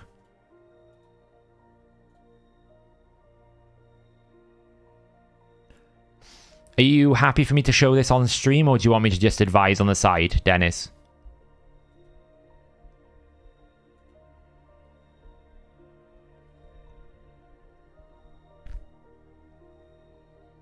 Yeah, no problem. Cool. I do use RSL Helper normally when I'm doing something like auto running, but I generally try to avoid it, if I'm being honest, because it's quite annoying. It bugs on me half the time. So, faction, Dark Elf. Right, straight away, Sylar. Straight away, Sylar. Okay. 100% Sylar is really, really, really good. She will help keep the speed down on the boss. So you're probably looking at something like Caden is an option if you can't stay alive. There's no harm having a really strong 50 HP Painkeeper because she can help heal. The Cold Heart will kill the boss quickly, right? Your Cold Heart will get the boss down quickly. You can use Ceres to set it up if you want to. Then it's all about staying alive. So you could do a Vizix for ally protection into a Caden, or so basically you could have like Cold Heart, Ceres, Sylar, Caden, Painkeeper. If you can't stay alive, then the Caden is required. You could bring a Marinix in for lots of damage. She does hit quite hard. She can do a fair chunk of damage. That's an option. You can also go a Crimson Helm route because you'll be able to get like a I'm pretty sure Crimson Helm does a block damage and revive on death. So that's an alternative to the Caden. Does this show me what team you were running? Yeah, so you're kind of running the same concept there. Where are you failing at? What are you struggling with? What particular part? Is the boss killing you, or is it the waves that are killing you? What part of it's struggling?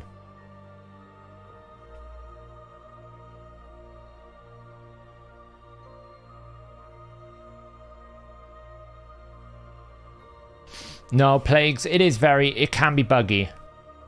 Often half the time it stops running when you don't want it to. It can crash and lag your PC up. It has memory leaks. It doesn't always pick the right things. The updates can take a day or two. There's lots of problems with RSL Helper that a lot of people do say they struggle with. So it's not unique. Like, it's not like saying, oh, well, I'm not hating on it. I think it's a great program. I just think it's quite unreliable. Especially for me, I find it very unreliable. It lags out my PC. If my PC hasn't been restarted in a couple of days, it's incredibly slow. So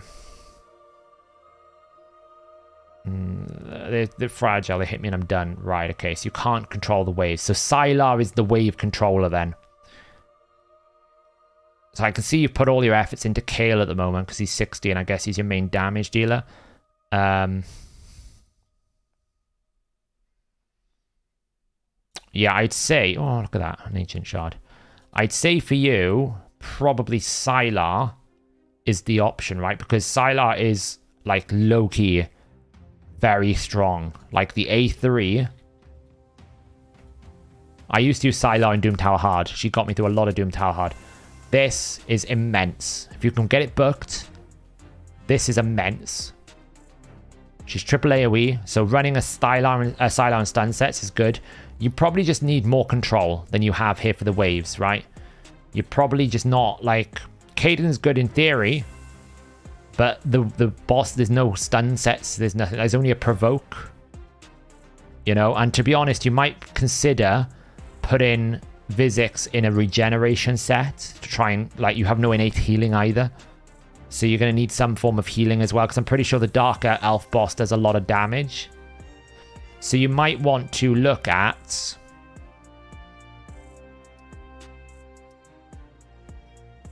Honestly, I'd be... trying to think your wave control, because if you take out too much, you're not going to have much wave control.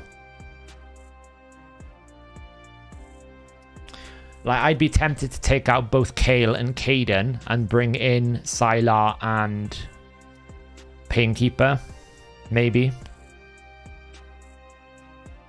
But you lose a lot of wave control then.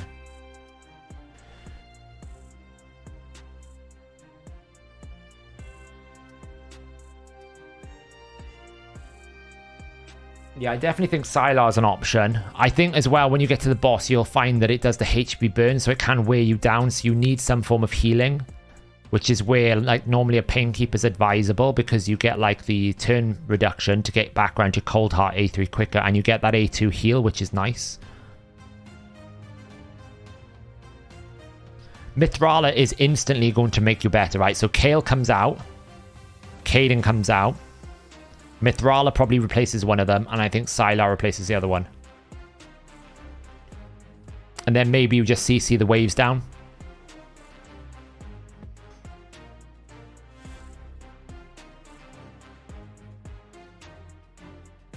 I think Mithrala will help you a lot. Mithrala is so strong. Like, don't ignore Cold Heart's damage ability. This A2 hits reasonably hard as well, if you index a little bit. So that's what I would suggest, yeah. When, like, we know it's definitely not the next patch, right? It's definitely not next patch we get Sylvan Watchers. So you've got at least one more fusion before you get Sylvan Watchers, at least. Which means you could wait for Mithrala.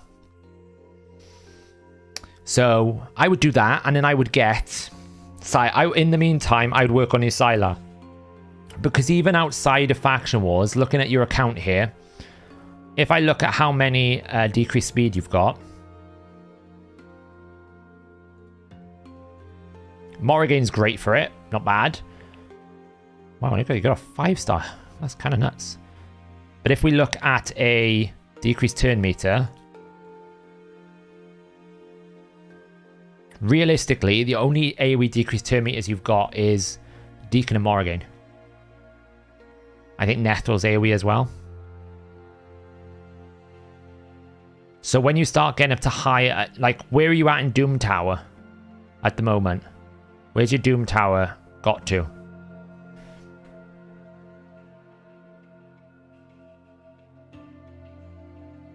I think the bombs do 40% max HP, if not Frozen Tommy.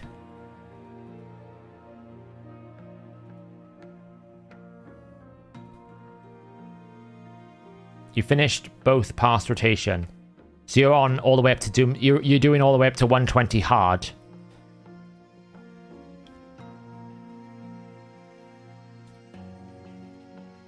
On hard. Okay, cool. Well, it's not that much of a problem then.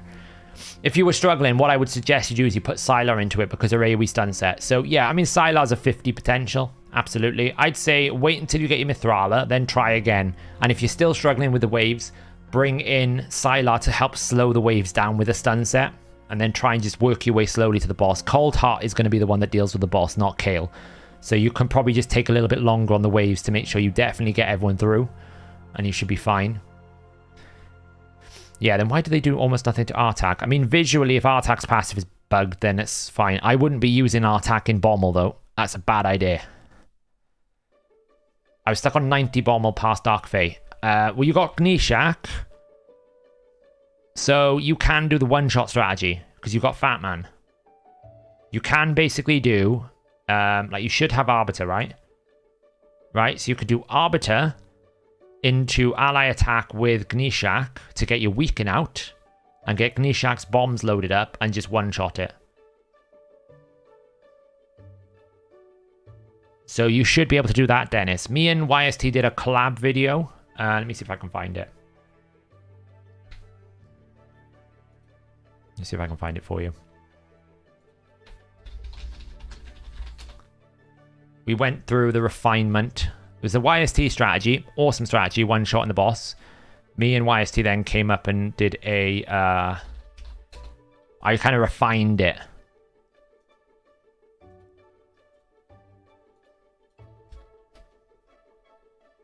Yeah, you got it. Yeah, that's it. That's what I would do. I'd one-shot it.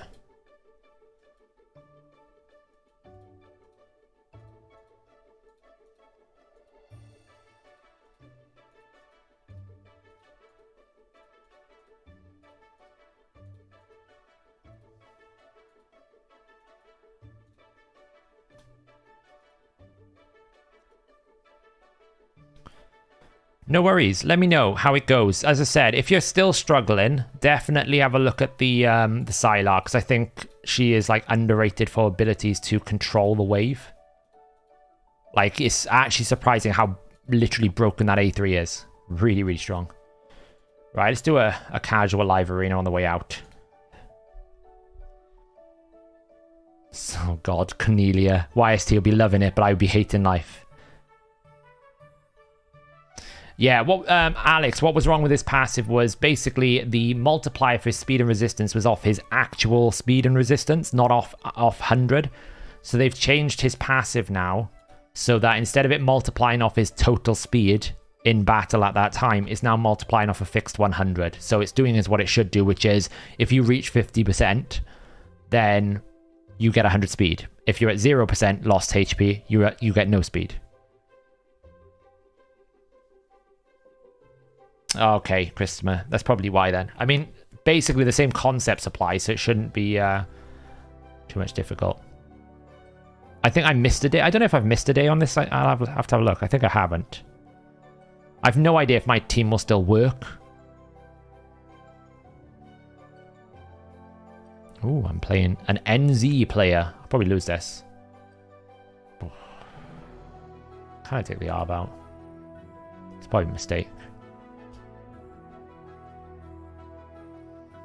You don't need to... Zombie, you don't need to. You just need to understand that HP burn is only 2%. So it's actually okay. You can still use a burn strategy. You just might need to... you just might need to use more max HP. The actual strategy for HP burn still works. Yeah, you can't destroy maximum HP when you have a shield. Oh, look at that. Look at that control. Really steal it off. That's fine. Buffs for days.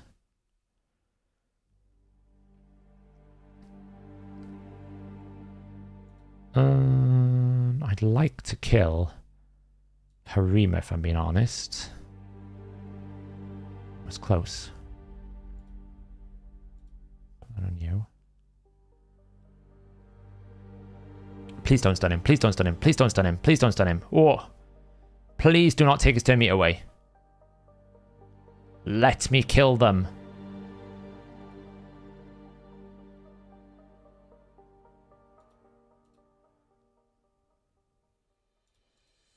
Some good AoE. Alright, we got one out. Another one out. It's looking a bit risky. You can get your Harima back. But I stole your block buffs. You've had awful RNG. I feel sorry for you, Birdhouse. I really do. I can feel the rage coming through the screen. I literally landed so many stuns. You must hate life. I feel for you. I absolutely feel... That was horrific. I can't even play that game mode anymore because I feel so bad about that. That was brutal. I landed so many stuns. Yeah, so Artak can't destroy his shield if he's his max HP under shield. It's a feature of the ability. Like, it's the same thing with Taras. Taras can't do it either. So I'm not really sure if it's intentional, but it seems to be coded to be intentional, so... My question was, what do you want to do with the Spiderlings there? CC them, provoke them, and stun them, kill them. So the idea you work with HP burn Christomir is you basically will burn them a little bit more, then kill them all before the Spider Queen takes a turn. Then the Spider Queen takes a turn, then you repeat the process. I think the 10-second team is Ignatius, Royal Guard, Theodore, something like that. So you get like double activation. I think it's like Ignatius, Cisia, Theodore, Royal Guard, something of that nature. And you go Iggy will burn into double activation, so you get 40% damage, into nuke, something of that nature. I can't remember the exact numbers, but it can still work fine, because essentially you get 20% instead of 30% activation, and then the Spiderlings will do another chunk of damage, like 30%. Because when a Spiderling dies, it does 30% to the Queen when all of them die. So you get 60%, you need to replace 60% with double burn, something like that. What is this? No.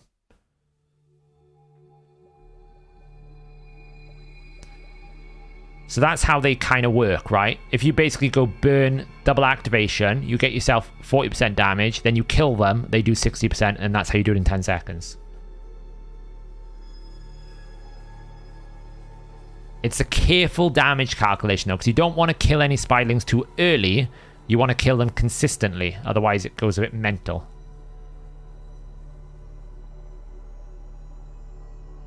I'm pretty sure the Dread Bombs do 40% of your target's HP when they go off, unless they're frozen, in which they do half.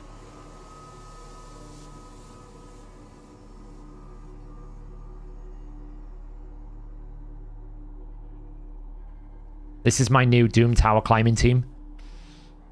It's kind of OP.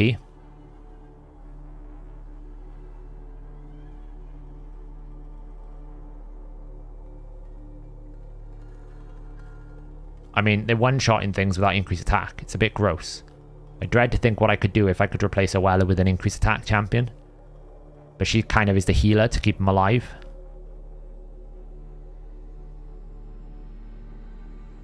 I polymorphed someone somehow. I polymorphed the Krisk.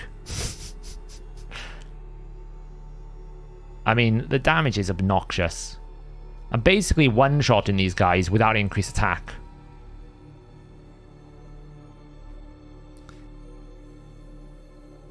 You can use my team.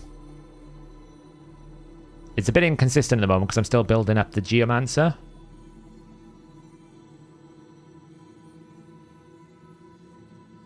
This is a little bit freaky, isn't it? Let's have a bit of sea shanty to end the night on.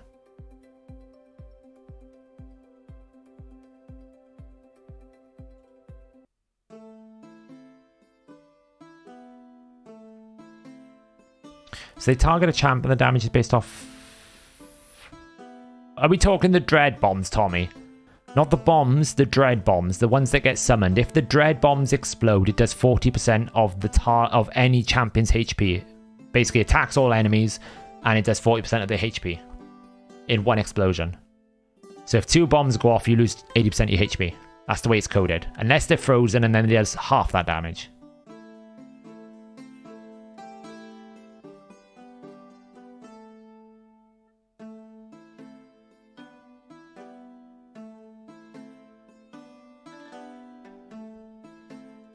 Turn off auto climb for a second. So the team that I use is this team: Jenga, Oella, Pythian, Tatora, Aox, Geomancer. Geomancer's a little bit slow at the moment. He should be at around 245. But I just have 251, 261, 255, 240, 179. Don't really need to speed tune it. Generally stays alive. You can get all my teams if you check my share link, which is in Discord.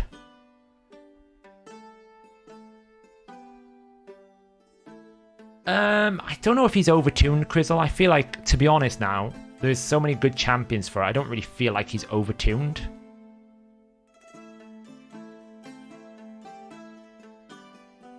I think he's okay. Do I think his accuracy is maybe 100 too high? Possibly. But they clearly wanted you to have a very refined strategy.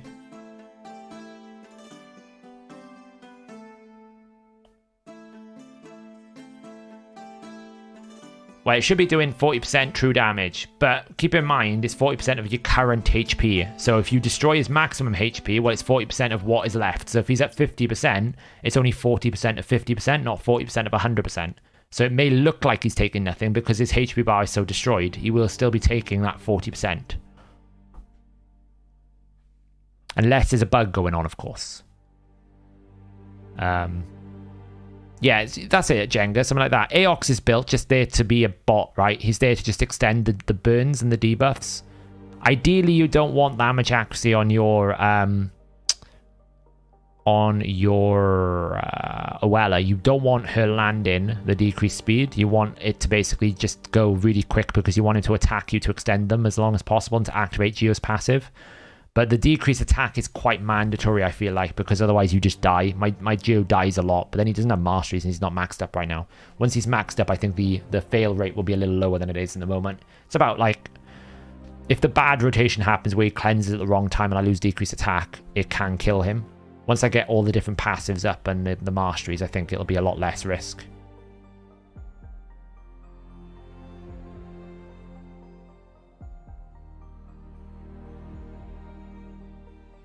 I do think things like Evil Eye is a problem, Crizzle, right? That's not really an overtuning issue, because that's the same thing in Griffin. If you've got Eagle Eye on Griffin, you stun yourself. I'm like, really? Should it do that? I think that's a problem. You shouldn't have to remaster every single champion just because you want to use it in that area.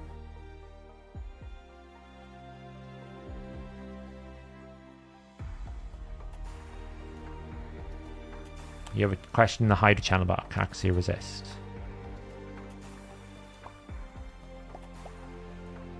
In the Hydra channel, is there a video explaining the resist accuracy numbers? I'm trying to find out how much accuracy is needed when using Heaven Cast on a champion. Does 5% ignore resist simply mean 5% less accuracy is needed? Also for Hydra, those numbers don't include the puff 50 resist for suffering. Again, just add 50 accuracy, or is that complicating it? No. So if the head of suffering is out, you add 50 resistance, which means you add 50 accuracy in order to answer that question, right? So if you have 50 resistance, you need to just add 50 accuracy on top. In terms of the resistance on the A1 for Heaven Cast, it ignores 5% resistance. So for example, in the example you gave here, you got 150. Well, we're going to actually only have to deal with 95. So it's 142.5. So inversely, you can take 175 times it by 0.95 as well. You'll need 166. So the same way that you would reduce the resistance number, you reduce the requirement of the accuracy number by the same amount. So the TLDR is, if you have plus 50, you need plus 50 accuracy. If you have Heaven Cast, just multiply the accuracy requirement with the number. So if it's a 5% ignore, then multiply it with 0.95.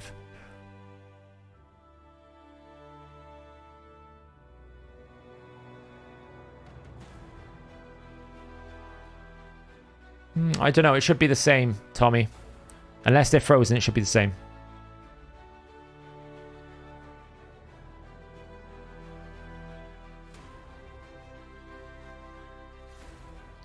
How cool is this team, though? I'm really, like, the Void Bros are just so strong. I'm blown away by them. They're just literally like, I will kill the entirety of these waves for you, not a problem.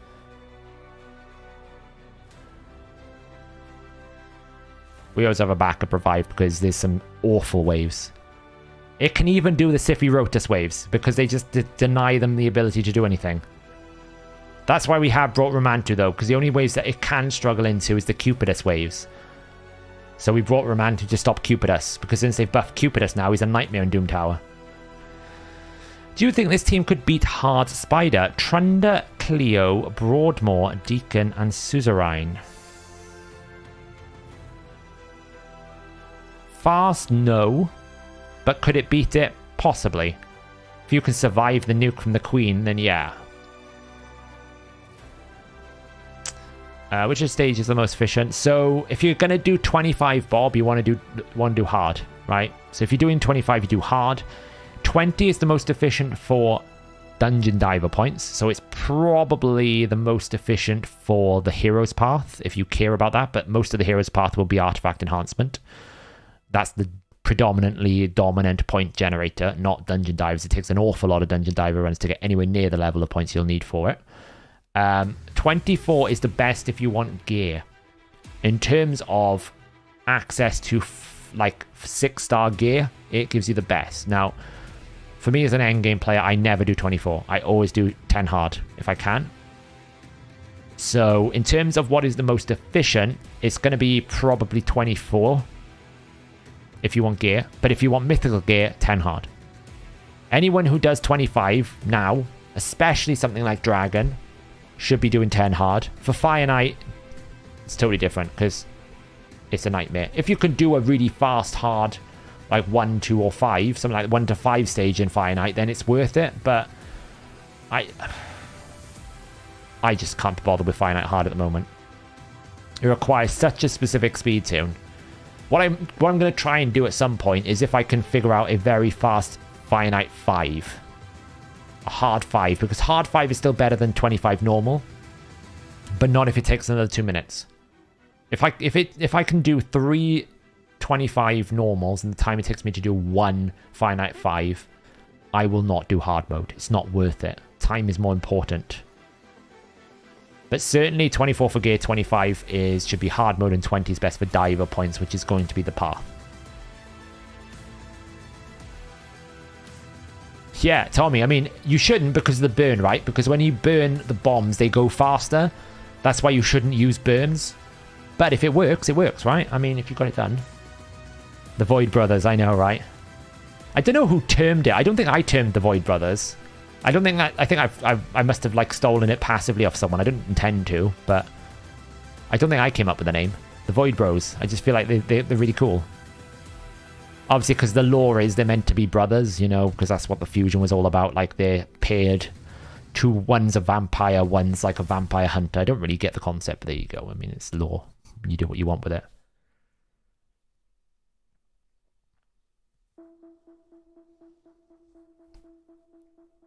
I still can't regularly farm the hard 10 dungeons, any of them, even though I can do 25 normal. You should be able to do 10 spider pretty comfortably. I feel like 10 spider is the easiest one to farm. If you just need to get the right setup, like... I mean, if you've got Akimtum, you should be able to do it 100% pretty comfortably. It's really not that hard.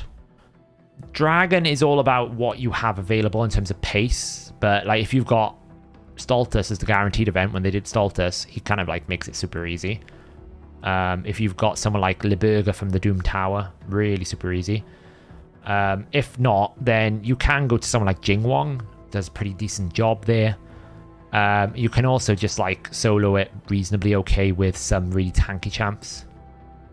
But the super fast ones like Stultus based, where you get the reflect, like Riho would be great in Dragon. Yumiko, really strong in Dragon. Just throw it all back. How different are the drop rates from 7 hard versus 10? Reasonably different.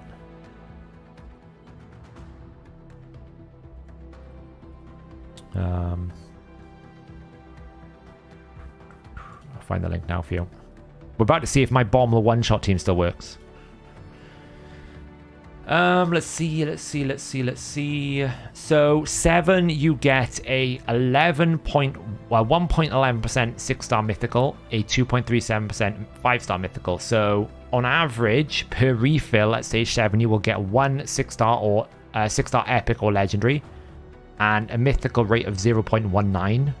At stage 10, you will get 1.03 6-star epic or legendary, but a 0.32 mythical rate. So the mythical rate is nearly double. Nearly. And the legendary rates increase slightly. But not dramatically. Per refill. Not that crazy. Does this still work? Oh, I dread to think. Let's find out. Yes, they're on the HH Discord. I messed that up already.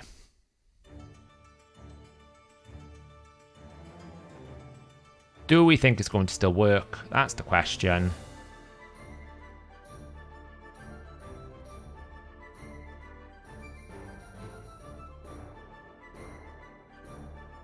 I've no idea.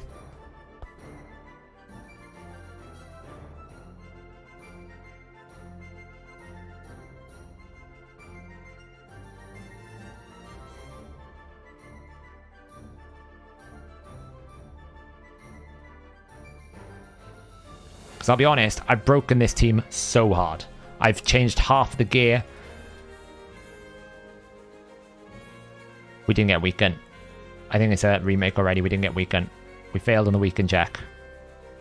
Arbiter's not booked, so it can fail just on RNG. If she doesn't land this weaken here, it just can fail.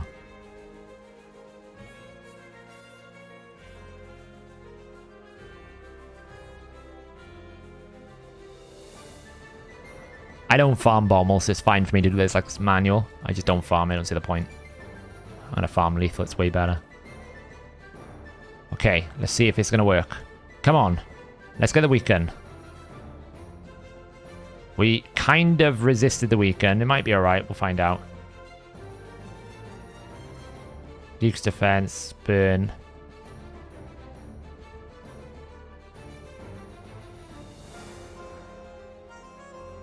Oh, not quite. We needed the weaken. It's fine. We need the weaken. Arbiter just needs to stop being a douche and land the weaken. Like that.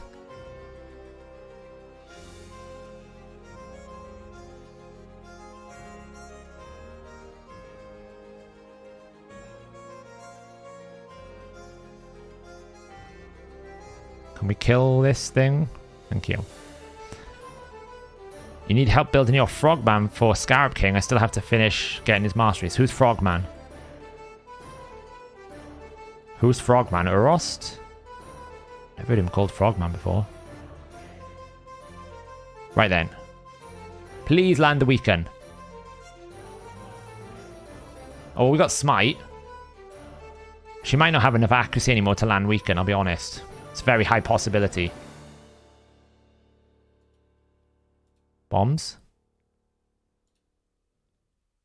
Not enough bombs. Oh, Taragi. Okay, I think I took all the accuracy away from it. What's our accuracy requirements? Doom Tower. Rotation 3. Floor 50. We need 225.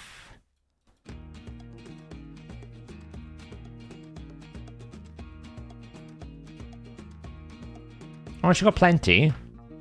She's just being a douche. She's just been an absolute douche. I'm like, where's the resistance? Who's better for Tara? Vergis, I would say. It's easier to keep alive. Until you get Urost, Vergis is way easier, I think.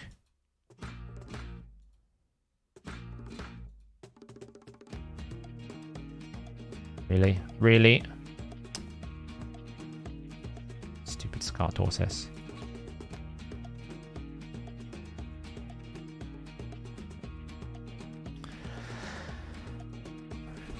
If she can just land the weaken, it would be great. Because that's all we really need. 1, 2.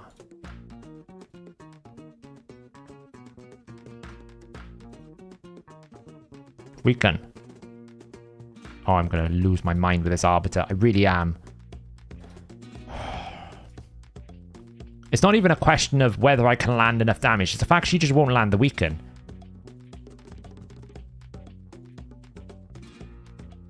As long as she lands the weaken, I think it's fine. But weaken is like 25% damage. It's like irreplaceable. So much damage. Really?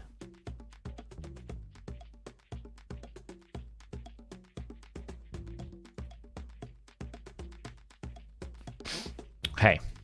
Let's try again. Come on, land the weaken. Right, weaken's down. Didn't get any bombs. Kind of screwed us over a little bit there. Not the best. Bombs. We only got 1. We didn't get enough. I will kindly state. This is not me being terrible. This is me not having a booked Arbiter, a booked Gnishak. This is like, nothing is booked. I'm sure if I had this booked, it'd be done by now. But nothing, like you saw there, I just didn't get the bombs because I didn't have the booking going on, right? I just don't have the... How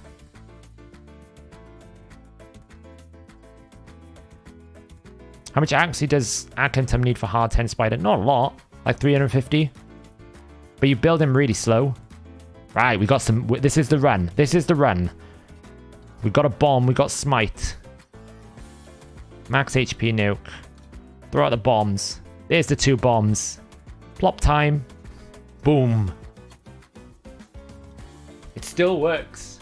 It still works. It just took a while to get the setup. Like...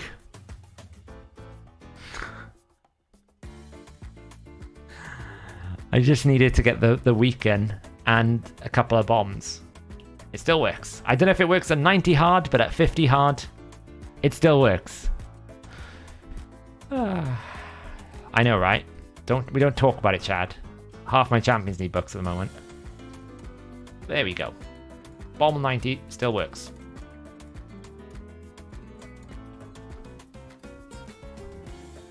Oh god, no. I'll do Dark Fae. I'm a very strong subscriber where I will say anyone who farms this over this, poof, mental. Lethal better than Fortitude. Especially now we've got the new Forge set, because this kind of is as good as Fortitude and you can get this from Forge Pass, so I'd get this from Forge Pass instead. It's just my opinion. I just think Lethal is too much stronger. Yeah, she does. It's probably just the way that it works. Could Belnor be useful in Doom Tower Hard? He's a pretty good AoE carry now that he's got AoE decreased defense and weaken. I mean, any champion that does AoE decreased defense and weaken will be useful in the game. You know, that's why Draco will get thrown into any team, because he does AoE decreased defense and weaken. So yeah, I mean, you basically get, with Belnor, a... passive that gives everyone 24% crit rate, an A1 increased crit rate. This is strong now that they've changed this from being an A1.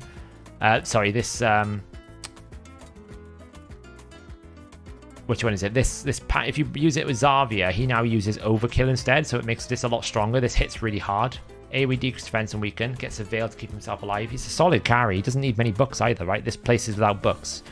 This doesn't need books. This doesn't need books. You miss out on damage, but you don't need the books at all. So, strong carry. Absolutely. Absolutely. Anyway, guys, it is 3 o'clock in the morning here. It's been a late one. Thanks for hanging out. Artak still works. Shock horror. I thought it would be the case. Right? I mean, my Artak here is not built. I don't even know what he's built in, actually. We wasted masteries on him. Oh yeah, I've got a soul on him now. I haven't decided what soul I'm going to build on him. Books-wise, we hated it. But at the moment, he's built in regen for stuff. I don't really know why. I haven't really figured out how to use him yet. I think I was trying him in Sand Devil. We'll figure it out. But our attack looks great. Certainly on the free-to-play looks solid. I will start doing some more theory crafting. Big brain stuff now on speed tuning. Hopefully... I can get him in the calculator with Deadwood. I'm gonna need to have to get Deadwood's big brains in. And yeah. What's a stag? In what context, Alex? What context are we talking about? A stag?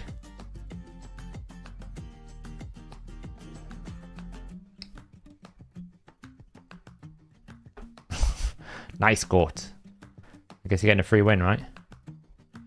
Hey Brandon, you've caught me just as I'm leaving, but the stream was pretty good, so you can watch the VOD when it goes up. But I'm just leaving because it is like 3 in the morning here. It's really late. So yeah. Anyway, guys, it was a pleasure, as always. Oh, stag do. It's when the groom go for a wedding, so like it's basically like a pre-wedding event. we have in the UK. They call it a stag do. Basically, the male, the groom, and a bunch of his groomsmen, I guess, go out on a party before he gets married.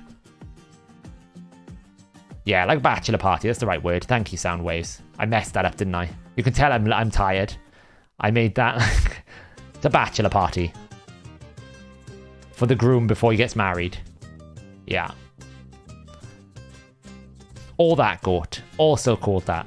But normally they do it well before the wedding, so you're not actually like super hungover, right? You don't want to be hungover on your wedding. That's a pretty bad... It's a bad start for the day. The opposite of hen do, yeah. Anyway, night guys. Thanks for watching. I will be doing some videos on Artak speed tuning and guides hopefully this week. We can actually build some content on him. And yeah, we'll see how it goes. I'll be back on Thursday for another stream. We'll see what happens. We'll see what the Deck of Fates gives us on the 1st of June. And keep an eye out tomorrow. Of course, I will do a breakdown of the path when we get the information. So, have a good evening.